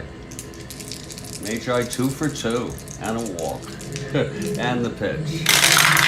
That's going to be 4-7 right-handed. Struck him out, and the side is retired. Nice job by Ed Donnelly. And it's no runs, 1 hit, 1 left, and it's the 7th inning stretch. Lord.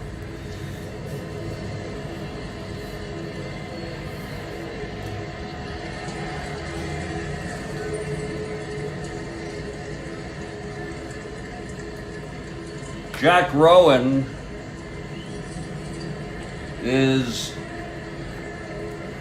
on the mound, and we need a hitter. The umpire is saying to the manager, we need a hitter.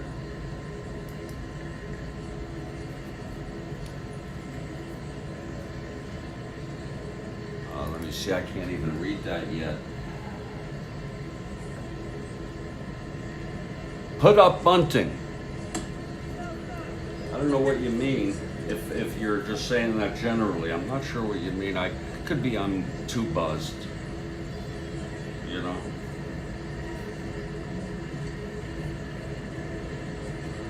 Oh my Lord.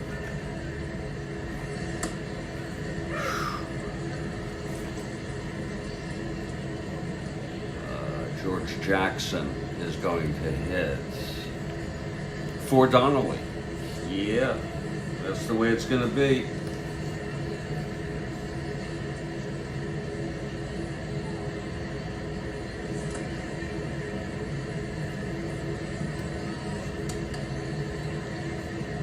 By the way, you know that Cy Young is on this team. He's old. He's not even good.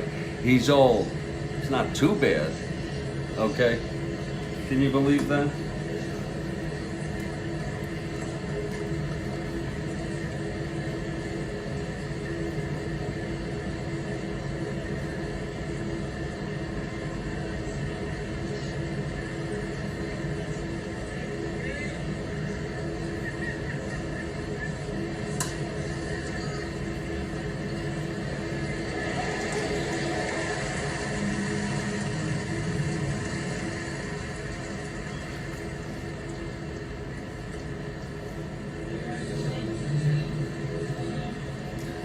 Oh Lord, I have to check this out. Hold on. Hold on. And thank you for your patience.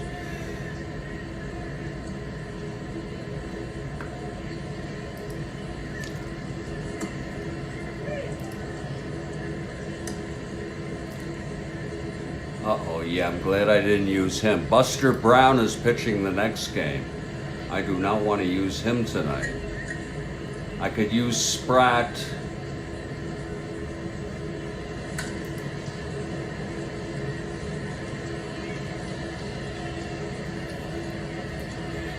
I can use, I'll tell you who I can use. Cliff Curtis for sure. And there he is.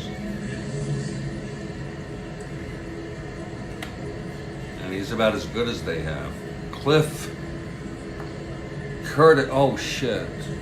Wait a minute. What is Cliff Curtis doing here?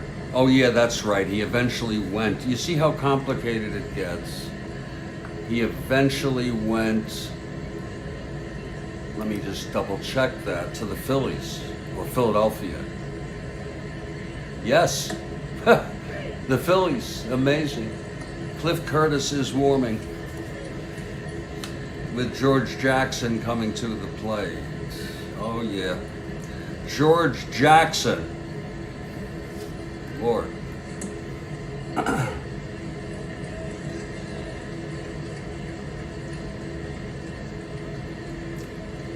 Pinch hitting for Ed Donnelly here. Donnelly pitched 2 innings. Looked pretty good to me.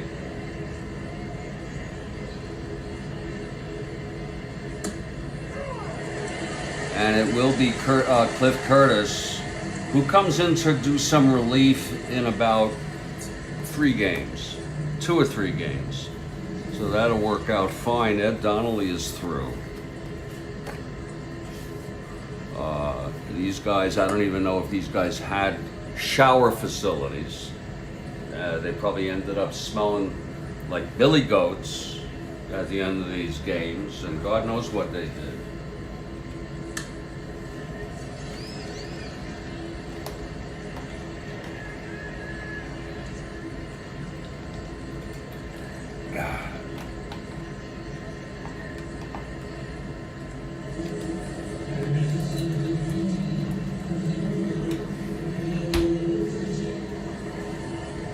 Okay, Rowan. Oh my Lord.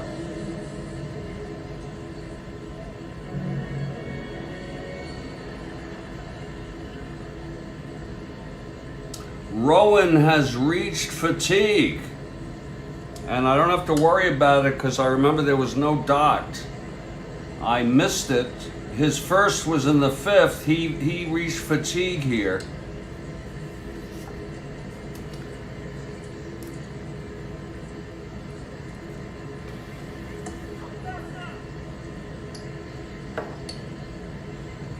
Rowan has reached fatigue.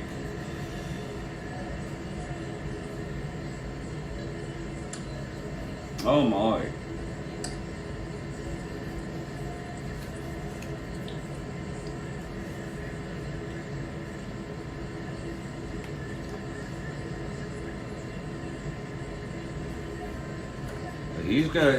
They're gonna take him out of this ball game. Oh my, this is very, very unconventional. Bear with me, please. This is very, very unconventional. If you heard this, you're not going to believe this.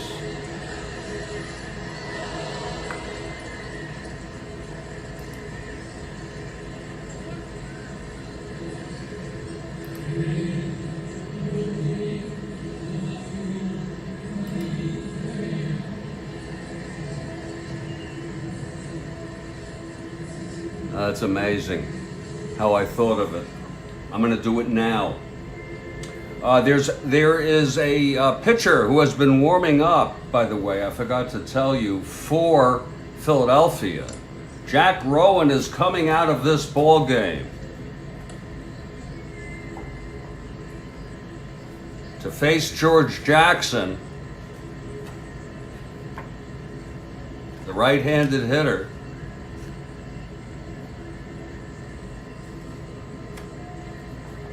Pete Alexander, Grover Cleveland Alexander, he pitched in relief for 4 innings on April 19. That's the next game they have. I just won't use him, and I'll have it listed. I'm using him now. Grover Cleveland Alexander, who went on to become a legend in American baseball.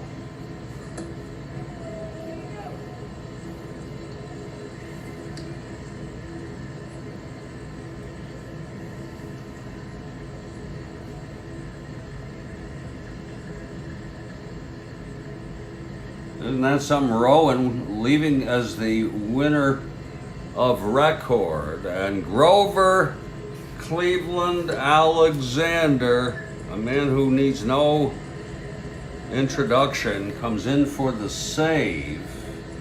And turn the loser. Now Curtis will come in for the Rustlers to pitch the top of the 8th. The Rustlers down by 2. Here's Grover Cleveland Alexander.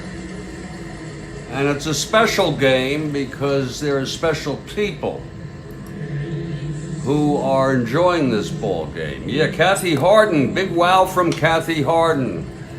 I'm going to try to win it for you, Kathy. But we're going to do what we can with the Rustlers. It's going to be George Jackson. Who the hell?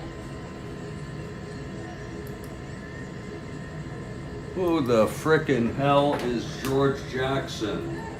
Sounds like a boxer.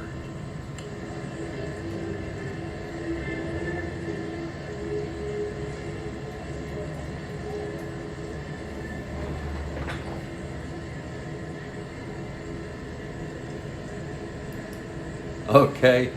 Oh shit. Oh my God, he had a long career. Oh Lord. Holy cow.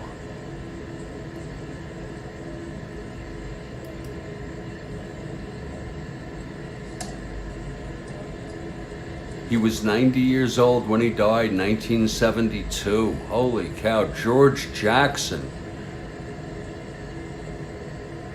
had 147 at-bats, hit 347. Let me just double check to make sure he never did anything like that on a regular basis. He only played 3 seasons. My God. Oh. And the others, doesn't matter. He only played 3 seasons. Why? I don't know.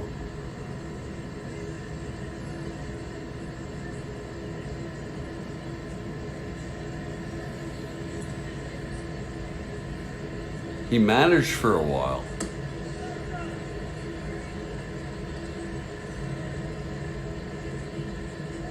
His name is George Jackson. And he looks to be a pretty tough dude.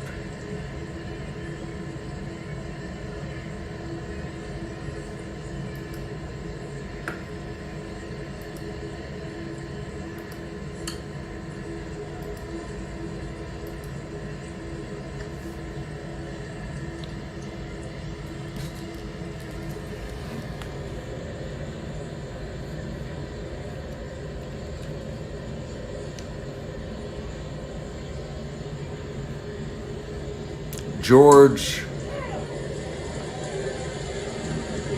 Jackson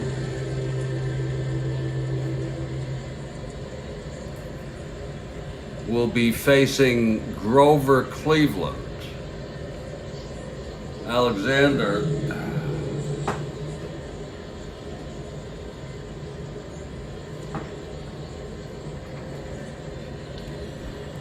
Okay, that's George Jackson.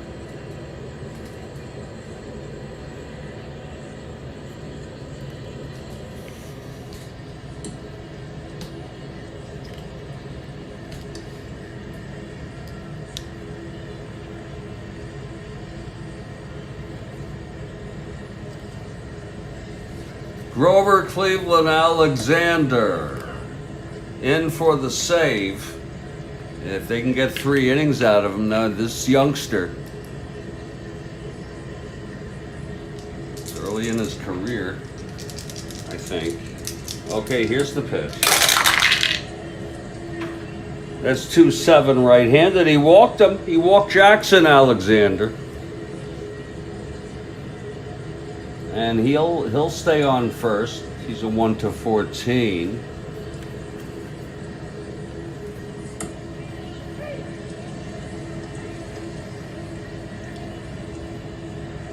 Here comes Josh Clark now.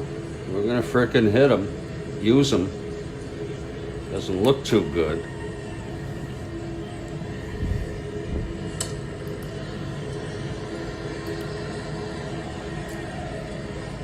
This is Grover Cleveland Alexander.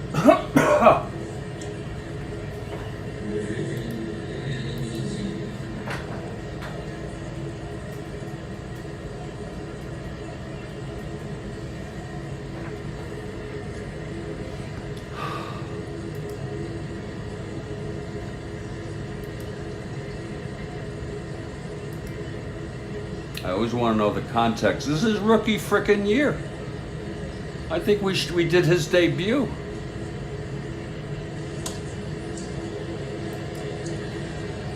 And he was 28-13.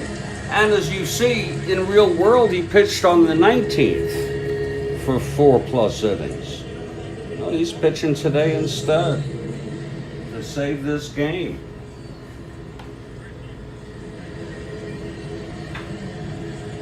Okay, Clark with Jackson on first. And the pitch from Alexander. 5'11", left-handed, walked him!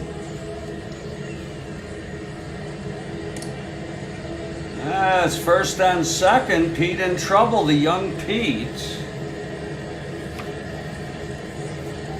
And it's going to be Wilbur Good. It's a 4-2 ball game.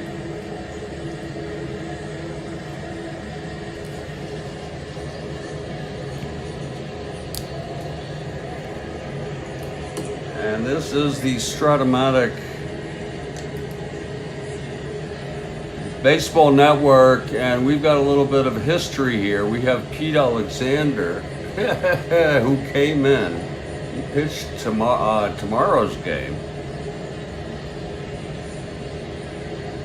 And he's coming in tonight instead. I'm glad I looked.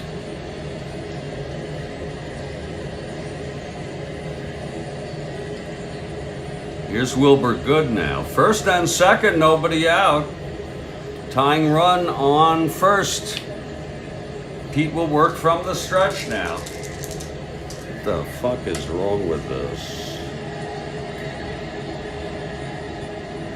There it goes. That's Pete from the stretch. And the pitch to Wilbur. That's going to be 6-7. Left-handed, struck him out. Oh, Alexander, the youngster, gets Wilbur Good. There's one down. And I'll tell you something, this exciting baseball. We have look at his frickin', this is the beginning of the season. They didn't know. He ended up being a great pitcher for a mediocre team. 28-13, 2.57, 37 frickin' starts, and pitched in relief. Had 3 saves. He's going for one tonight. All right, here's Herzog now. Buck is 3-for-3. Single twice and tripled and scored that time. Pete from the stretch. First and second, one down. And the pitch to Herzog. That's going to be 210 right-handed, and it's grounded back to Pete, and he forces Clark at second. And Jackson goes to third on the play. There'll be 2 outs now. First and third.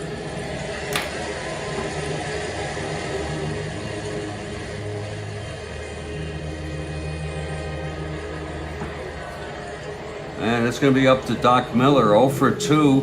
Sacrifice fly, bringing home Herzog after the triple in the 6th. Pete Alexander, young Pete. It's 2 outs. First and third. 2 away.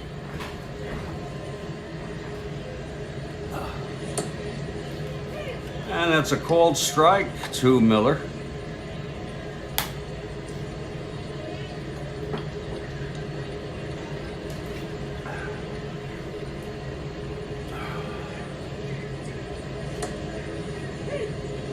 called strike. Miller watching 2 beautiful strikes from Pete Alexander. Count is 0-2 now. And that's just a little bit low for a ball. The count is 1-2. Alexander trying to get out of this.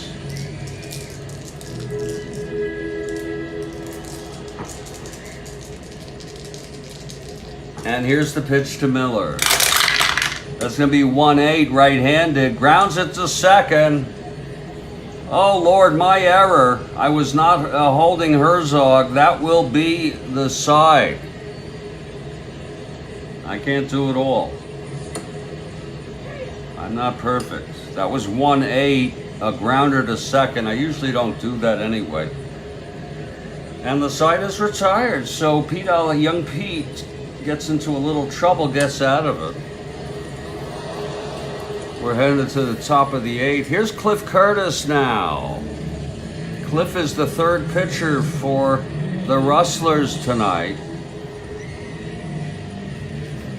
He is a right-handed pitcher.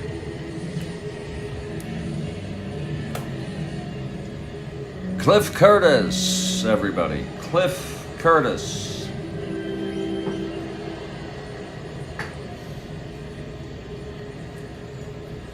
As we move to the top of the 8th, it's a 4-2 ball game. Curtis in now for the Rustlers. And Dodi Pascart leads it off. Dodi, 1 for 3. He knocked in a run with his base hit in the first. Dodi Pascart. Here's Cliff Curtis now. And the pitch to Pascart. That's 6-3 right-handed. Fly ball left. Getting under that is Josh Clark. He's a 422. You better watch out. On a fly ball left by Pascart, because that's going to be Clark 422. That's a 422. 12, it's an E-roll. It'll be 22. We'll take 16. Oh, that's 7, and he boots it for a 2-base error. Oh, Josh Clark with a 2-base error in left field, and Dodi is on second here in the top of the 8th. Kathy Harden for the Phillies.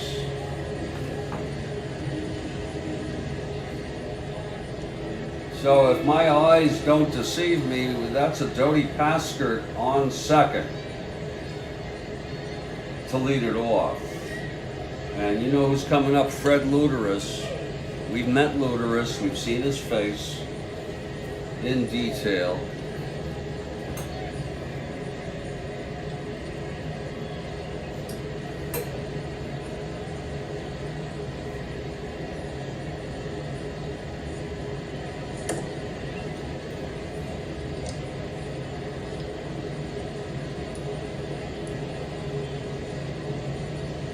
Okay, here's Curtis now. And the pitch to Luderus. 3-9 right-handed, and he grounds to short. Pascart will hold. 1 down.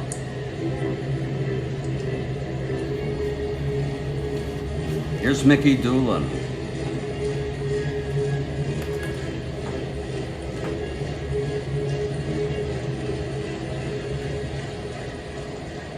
Mickey Doolin, 0 for 3. Luderus 0 for 4 now. Pitch from Curtis. That's 3-9 right-handed, and he grounds it to short. Again, it's Herzog throwing it over to Tenney, and Pascart holds. 2 down. And here comes the Captain Red doing.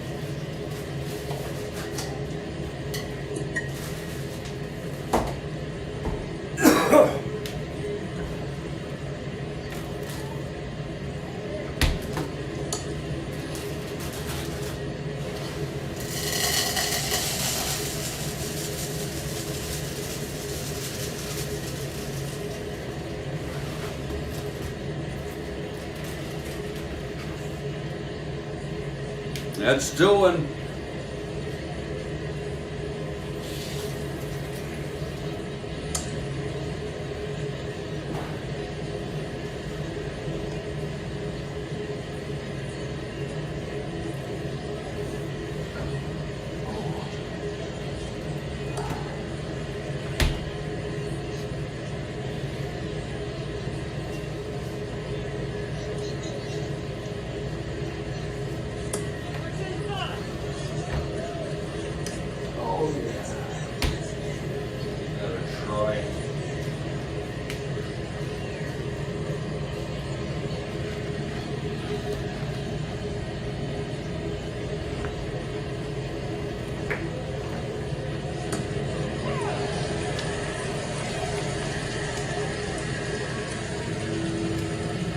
Doing 2 for 3 today.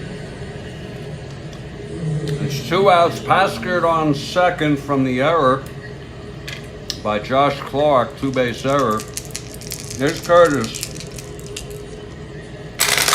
Pitch to Doing, 6'10", right-handed. Fly ball center X. That'll be good, 325. Oh, Lord.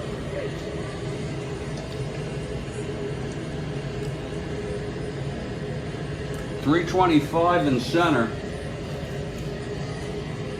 17-3. He makes the catch, and the side is out. Nice catch by Wilbur out in center. Side is retired. Here comes Pete again. Every inning, he's going to try to just shut them down. Pete Alexander, the youngster.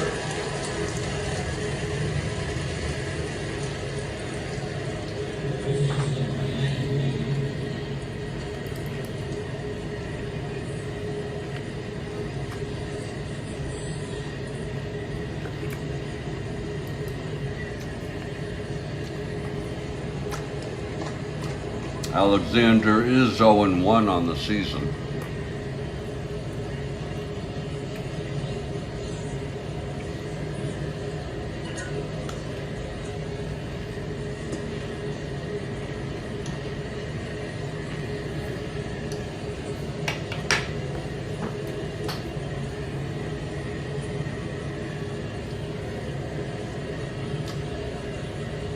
Scotty Ingridson, then Sweeney and Tenney.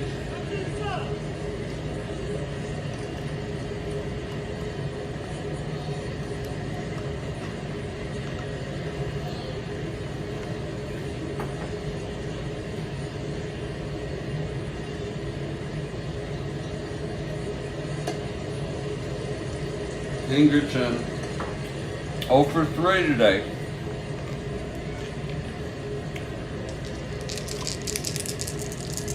Here's the pitch from Pete. That's going to be 2-5, right-handed, struck him out. Pete with the heat.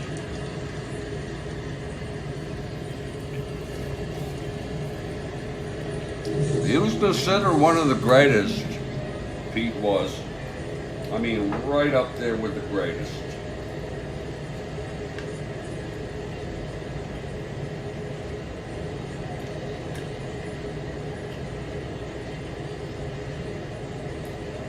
Bill Sweeney has had some kind of day today. 3 for 3, 2 singles, a double. Scored a run.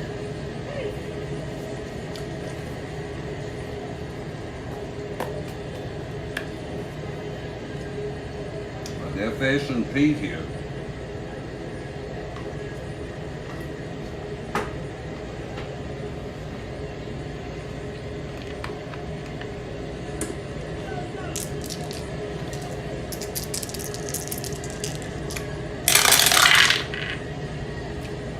.180 walked them.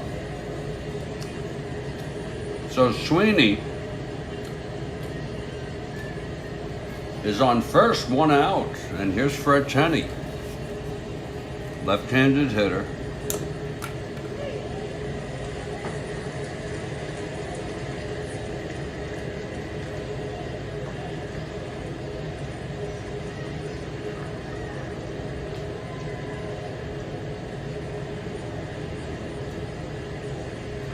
Tenney doubled, grounded into a double, and walked.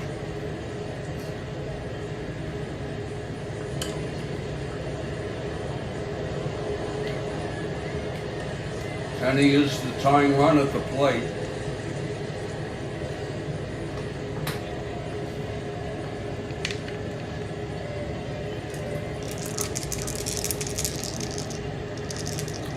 He's trying to shut him down. The pitch to Tenney. It's 5-7 left-handed. He struck him out. And there are a lot of Philly fans here today. That's the third by Pete. And it's Bill Raritan. Raritan to go. They have him in the lineup. We're going to frickin' use him.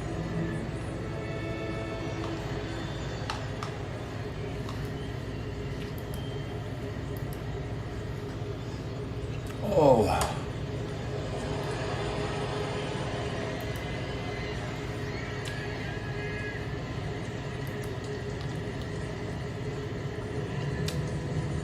And they did not pinch hit for Raritan.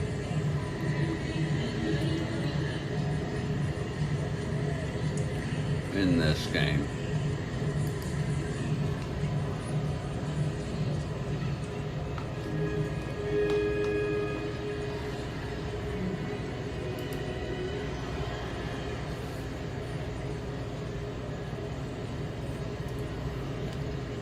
Two outs, Sweeney on first, Raritan at the plate.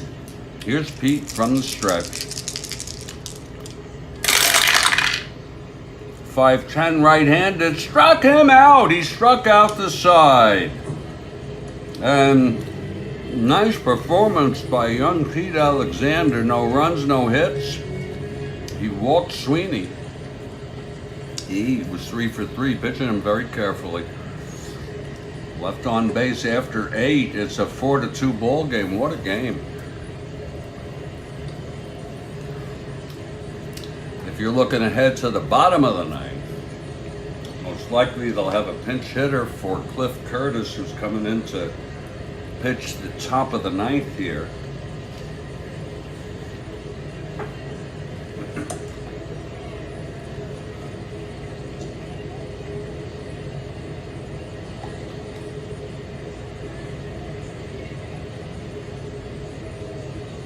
Meanwhile,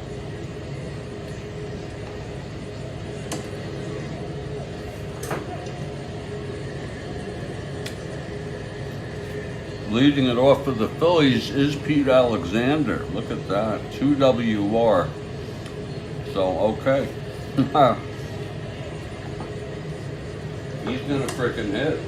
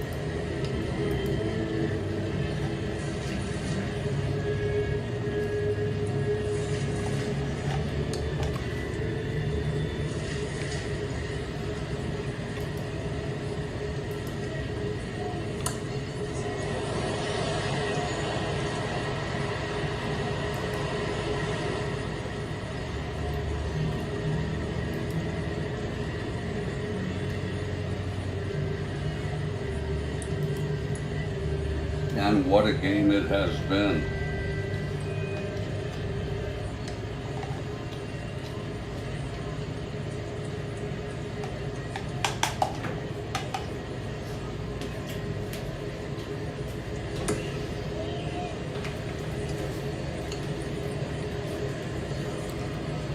What a game. Pete Alexander coming in.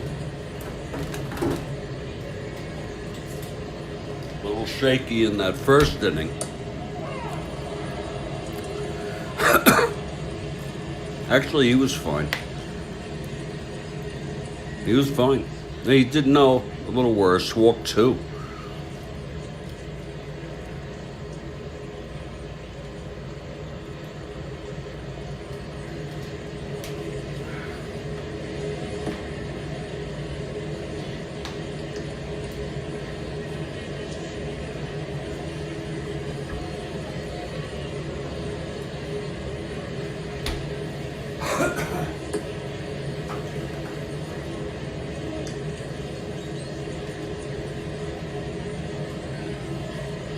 Well, here's Pete Alexander stepping in. He is a 2 WR to face Cliff Curtis, and all we got to do is flip that card, and we're ready to go.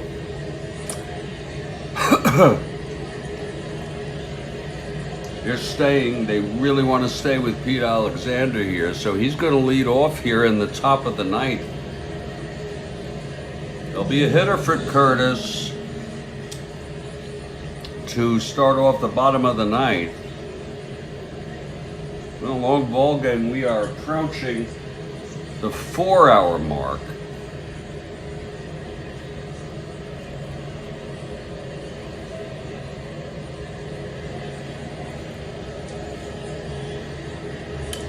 This is fantasy baseball ambiance. Strat-O-Matic version. 1911 replay. Think about it.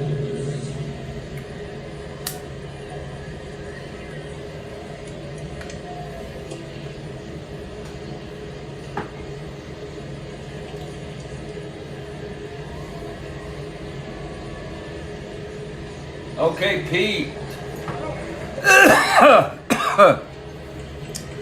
Pete is a 2 WR. He'll bat right-handed. He's a right-handed pitcher. He bats right-handed. And here goes Clifford Curtis.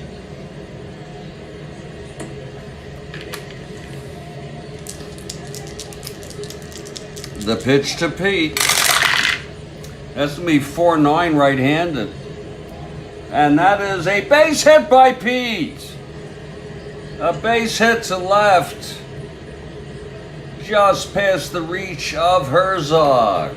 Oh, Pete Alexander. Oh my.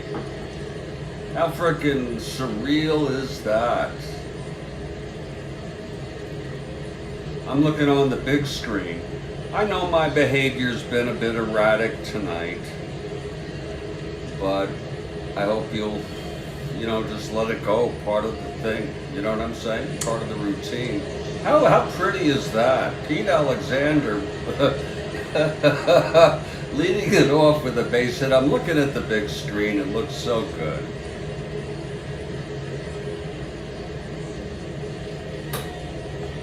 I watch it live on the big screen on YouTube to make sure that it's going well. No guessing here.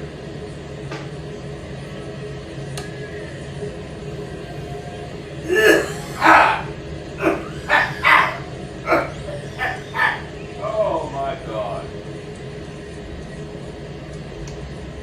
What a guy, Pete Alexander.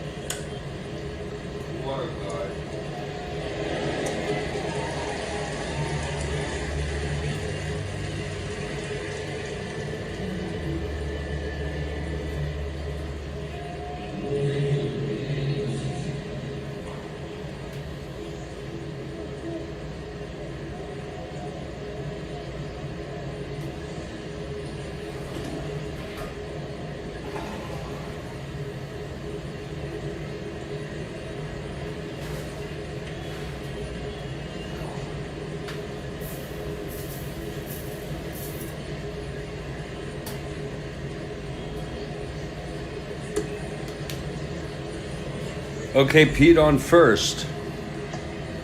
Oh, thank you very much, Kathy Harden. Oh, isn't that nice? I kind of did it for you, to be honest with you. I thought you might like it. Well, look who's coming up, Tight Pants. I'm getting like this ball club.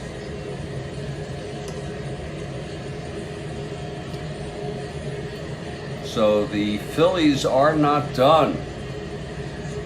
Okay, here's Curtis from the stretch. Pete on first, nobody out. Tight Pants, a seed bunter, will pass on that. Here's the pitch. Tight Pants, 3-7, pops it up to second. And Sweeney makes the catch. That's one out. Alexander back to first. And here's Otto Nave. Oh yeah, Pete.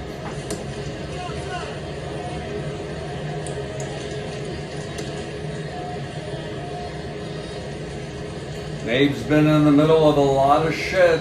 Look at him. Reached on a force and scored, sacrifice fly, knocked in a run, walked, thrown out stealing, singled, stole second for his second stolen base. 1 RBI.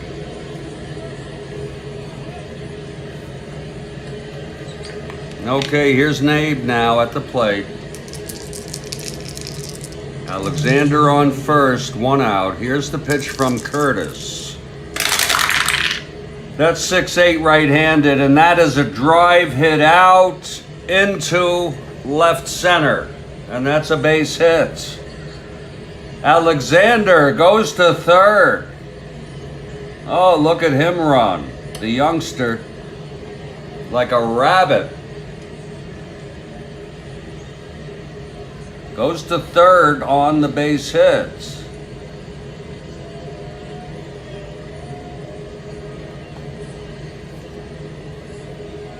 Curtis's endurance inning is next inning. He will not be in next inning no matter what.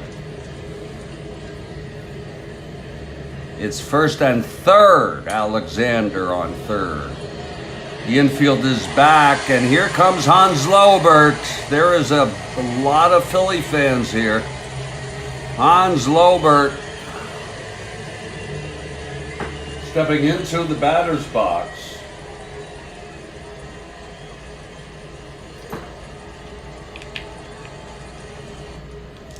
All right, Curtis. Phillies have a chance to blow this open. The pitch to Lobert.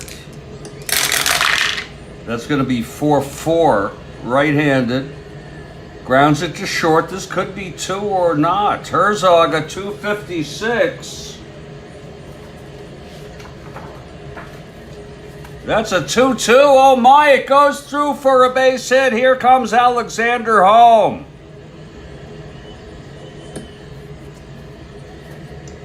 A base hit by Lobert. Nabe goes to second. Alexander trots home. And it is now a 5-2 ball game. So not only is Alexander going to be going for the save here, he's scored a run.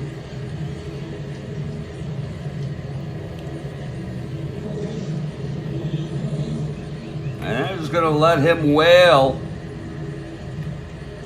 Part of the reason why the Rustlers are so bad, they're just going to, we're going to let Curtis stay in here, see what he can do with Mr. Magi. Magi has already hit a home run off Curtis, off of Boston pitching today.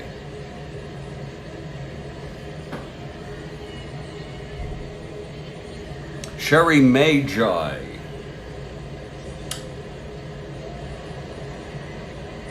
First and second, 1 down. 5-2 ball game. Alexander scoring. Okay, here is the gift of the Magi.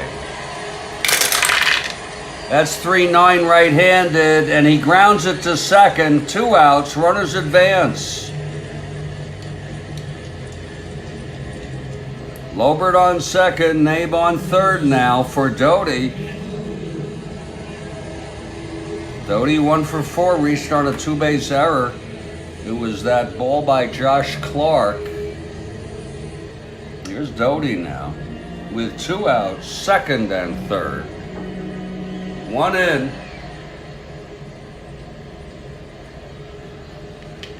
Okay, here's Curtis now. And the pitch to Doty.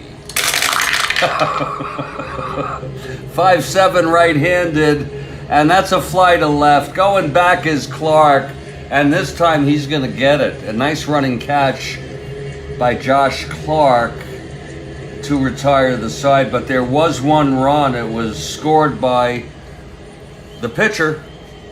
In for Rowan, young Pete Alexander. And as we go to the bottom of the 9th now, and it's a 5-2 ball game. Here's Pete, certainly going for the save. If he finishes this inning, there's gonna be a pinch hitter, ladies and gentlemen. There is going to be a pinch hitter for Curtis. Curtis pitch 2.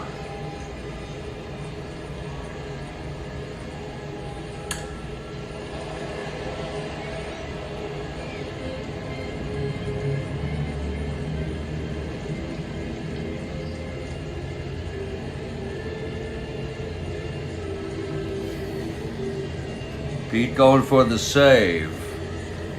And there's going to be a hitter for Cliff Curtis. Yes, there is.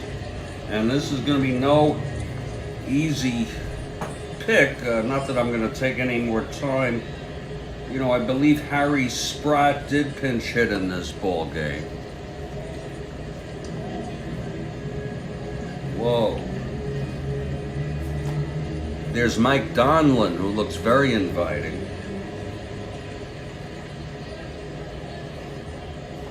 And Patsy Flaherty. Oh my Lord. A lot of... Look at this. Hank Gowdy. Lord, they got some good hitters here on the bench. What a...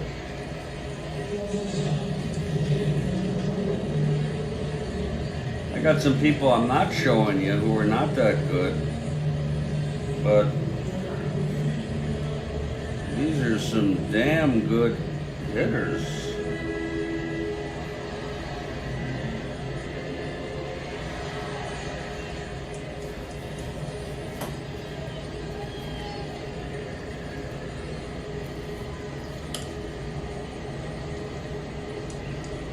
I'm going to go with Mike Donlin. This is very confusing. You have a Doolin, a Dewin, and a Donlin. There's going to be a left-handed hitter, Mike Donlin, coming in to hit against Pete. And Pete doesn't know Donlin. He's just going with instinct.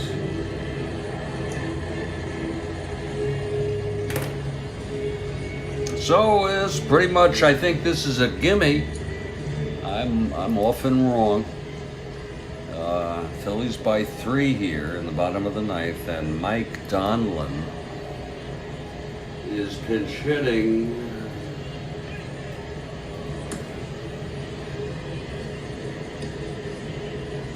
Oh my. Oh my, oh my.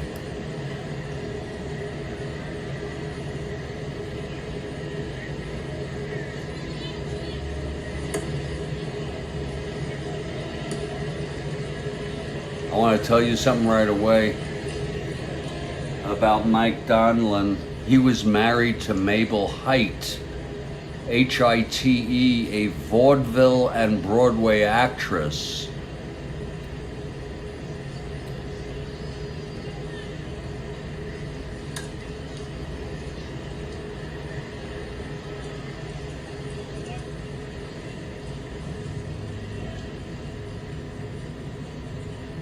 He had an acting career. A one-act play written by Dolan and his wife, Height.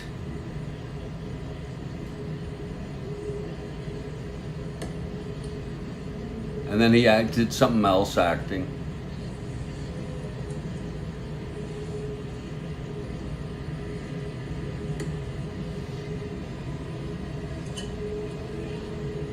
He was a flamboyant playboy, a sharp dresser, and a notorious drinker.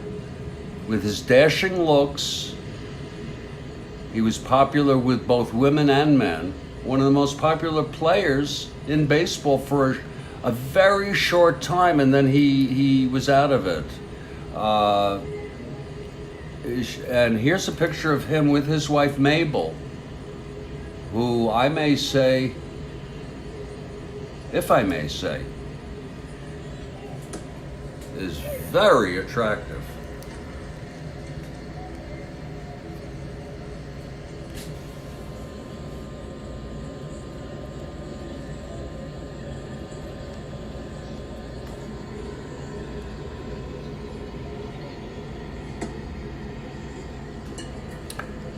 This is taken maybe a year before this season. A vaudeville actress. Isn't that something?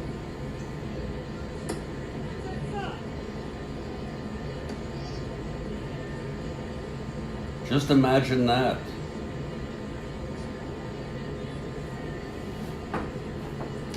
Look at that fancy hat. Wow.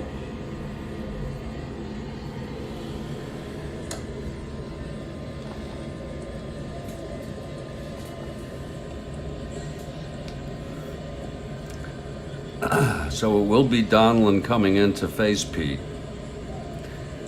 The Rustlers are down by 3 now, thanks to Pete Alexander's scoring. Little insurance run.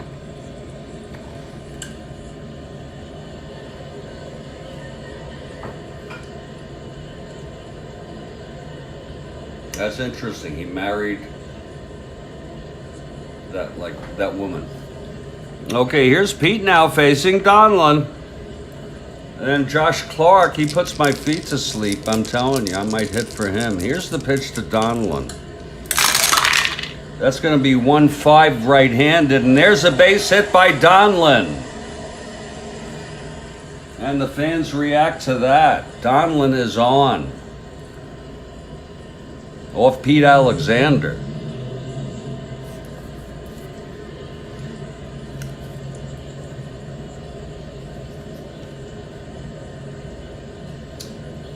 Very, very interesting. Josh Clark is a left-handed hitter, that's fine, but I have a left-handed hitter that's better than him, and his name is Patsy Flaherty, and he's gonna frickin' come in for Josh Clark, and we'll figure out the outfield if they go to extras, which I doubt. He could play the outfield. I need a left fielder. Maybe Miller can play left. Good can play left. We'll figure it out. But Patsy Flaherty is coming in to hit for Clark, who puts my feet to sleep. He's a .230 hitter, and he just frickin' puts my feet to sleep. Now Alexander has allowed a base hit to Donlin. Now Donlin is a 1-2-12. We're not worried about that right now.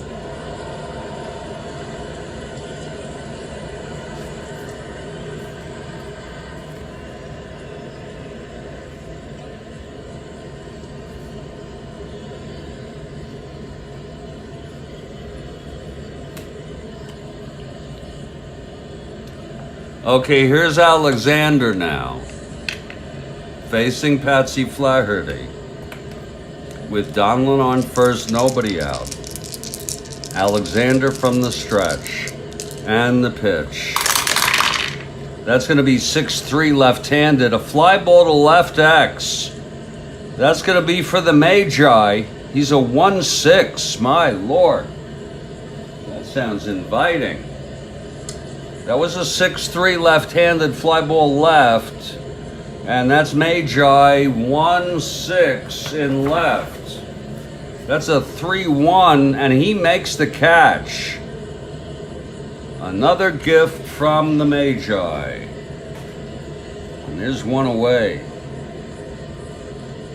And here's Wilbur Good. Wilbur.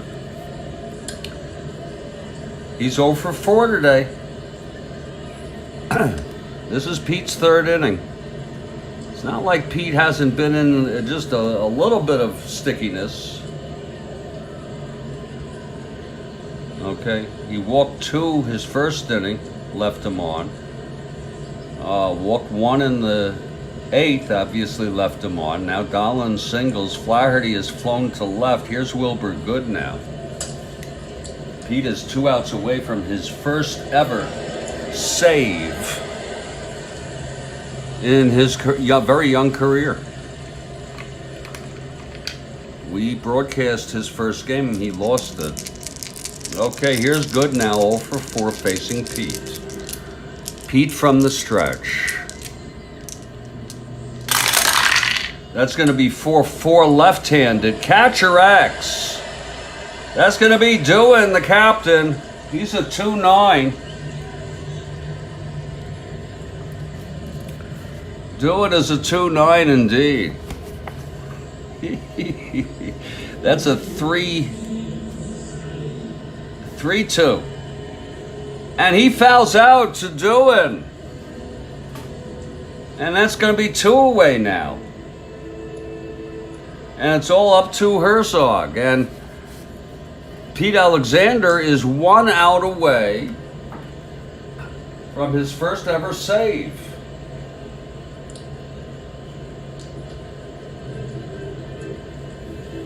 Herzog 3 for 4, reached on first in a force out, and he was left on base. He tripled and scored. Okay, here's Pete now. 2 outs. Donlin on first. Down the pitch to Herzog. That's going to be 6-8 right-handed. Pops it up to short. This should be the ball game. Under it is Doolin, and he makes the catch, and the ball game is over.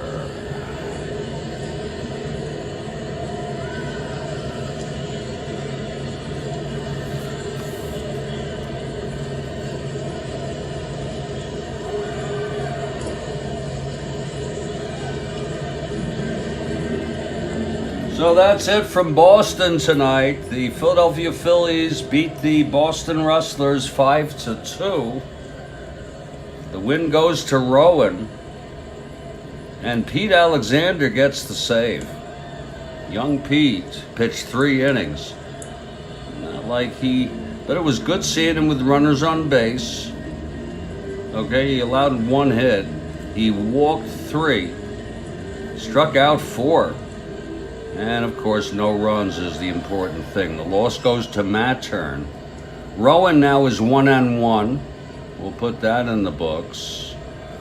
And Matten now is 1-1.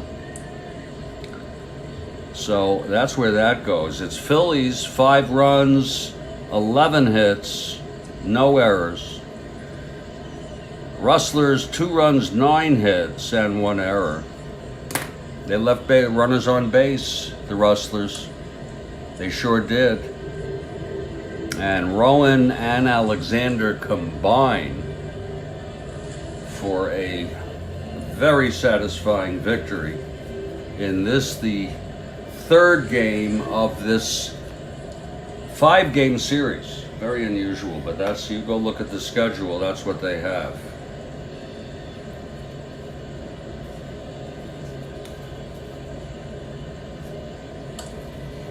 We hope you have enjoyed this presentation of the Strat-O-Matic Baseball Network.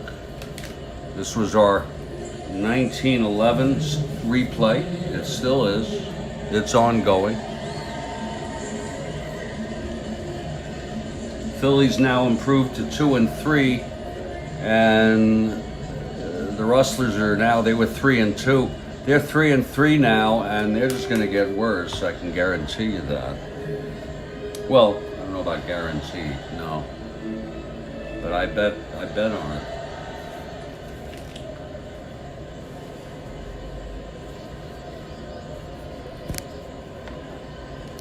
We hope you found this broadcast to be relaxing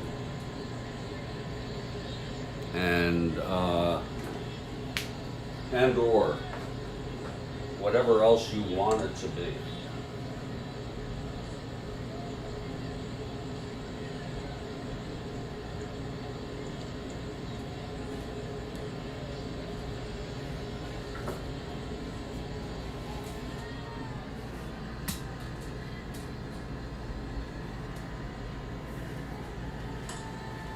Good night, everybody.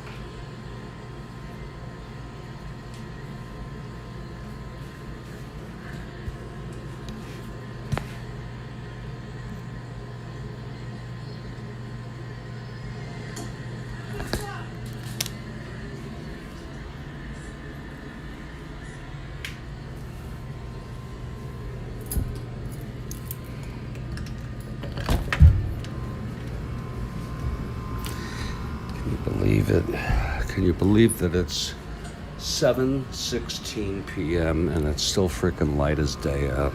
I mean, it's not bright.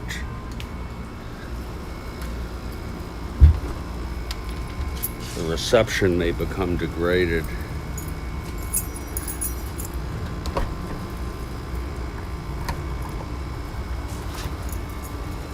But I thought I would at least try to share with you the environment I go out to when I take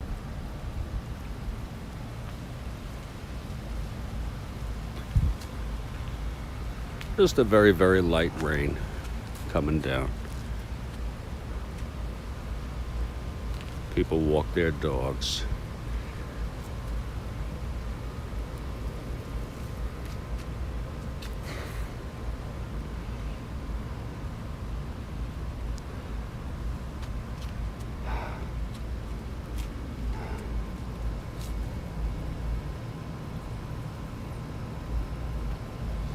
So I'm going to pack it in for the night. I want to thank everybody for hanging out.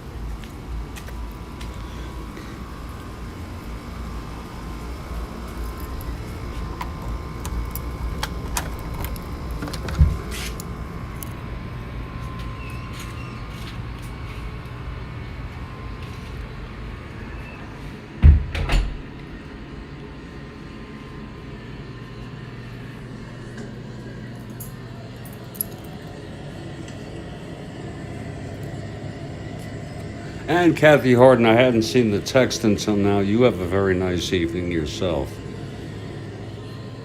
I'm just unpacking.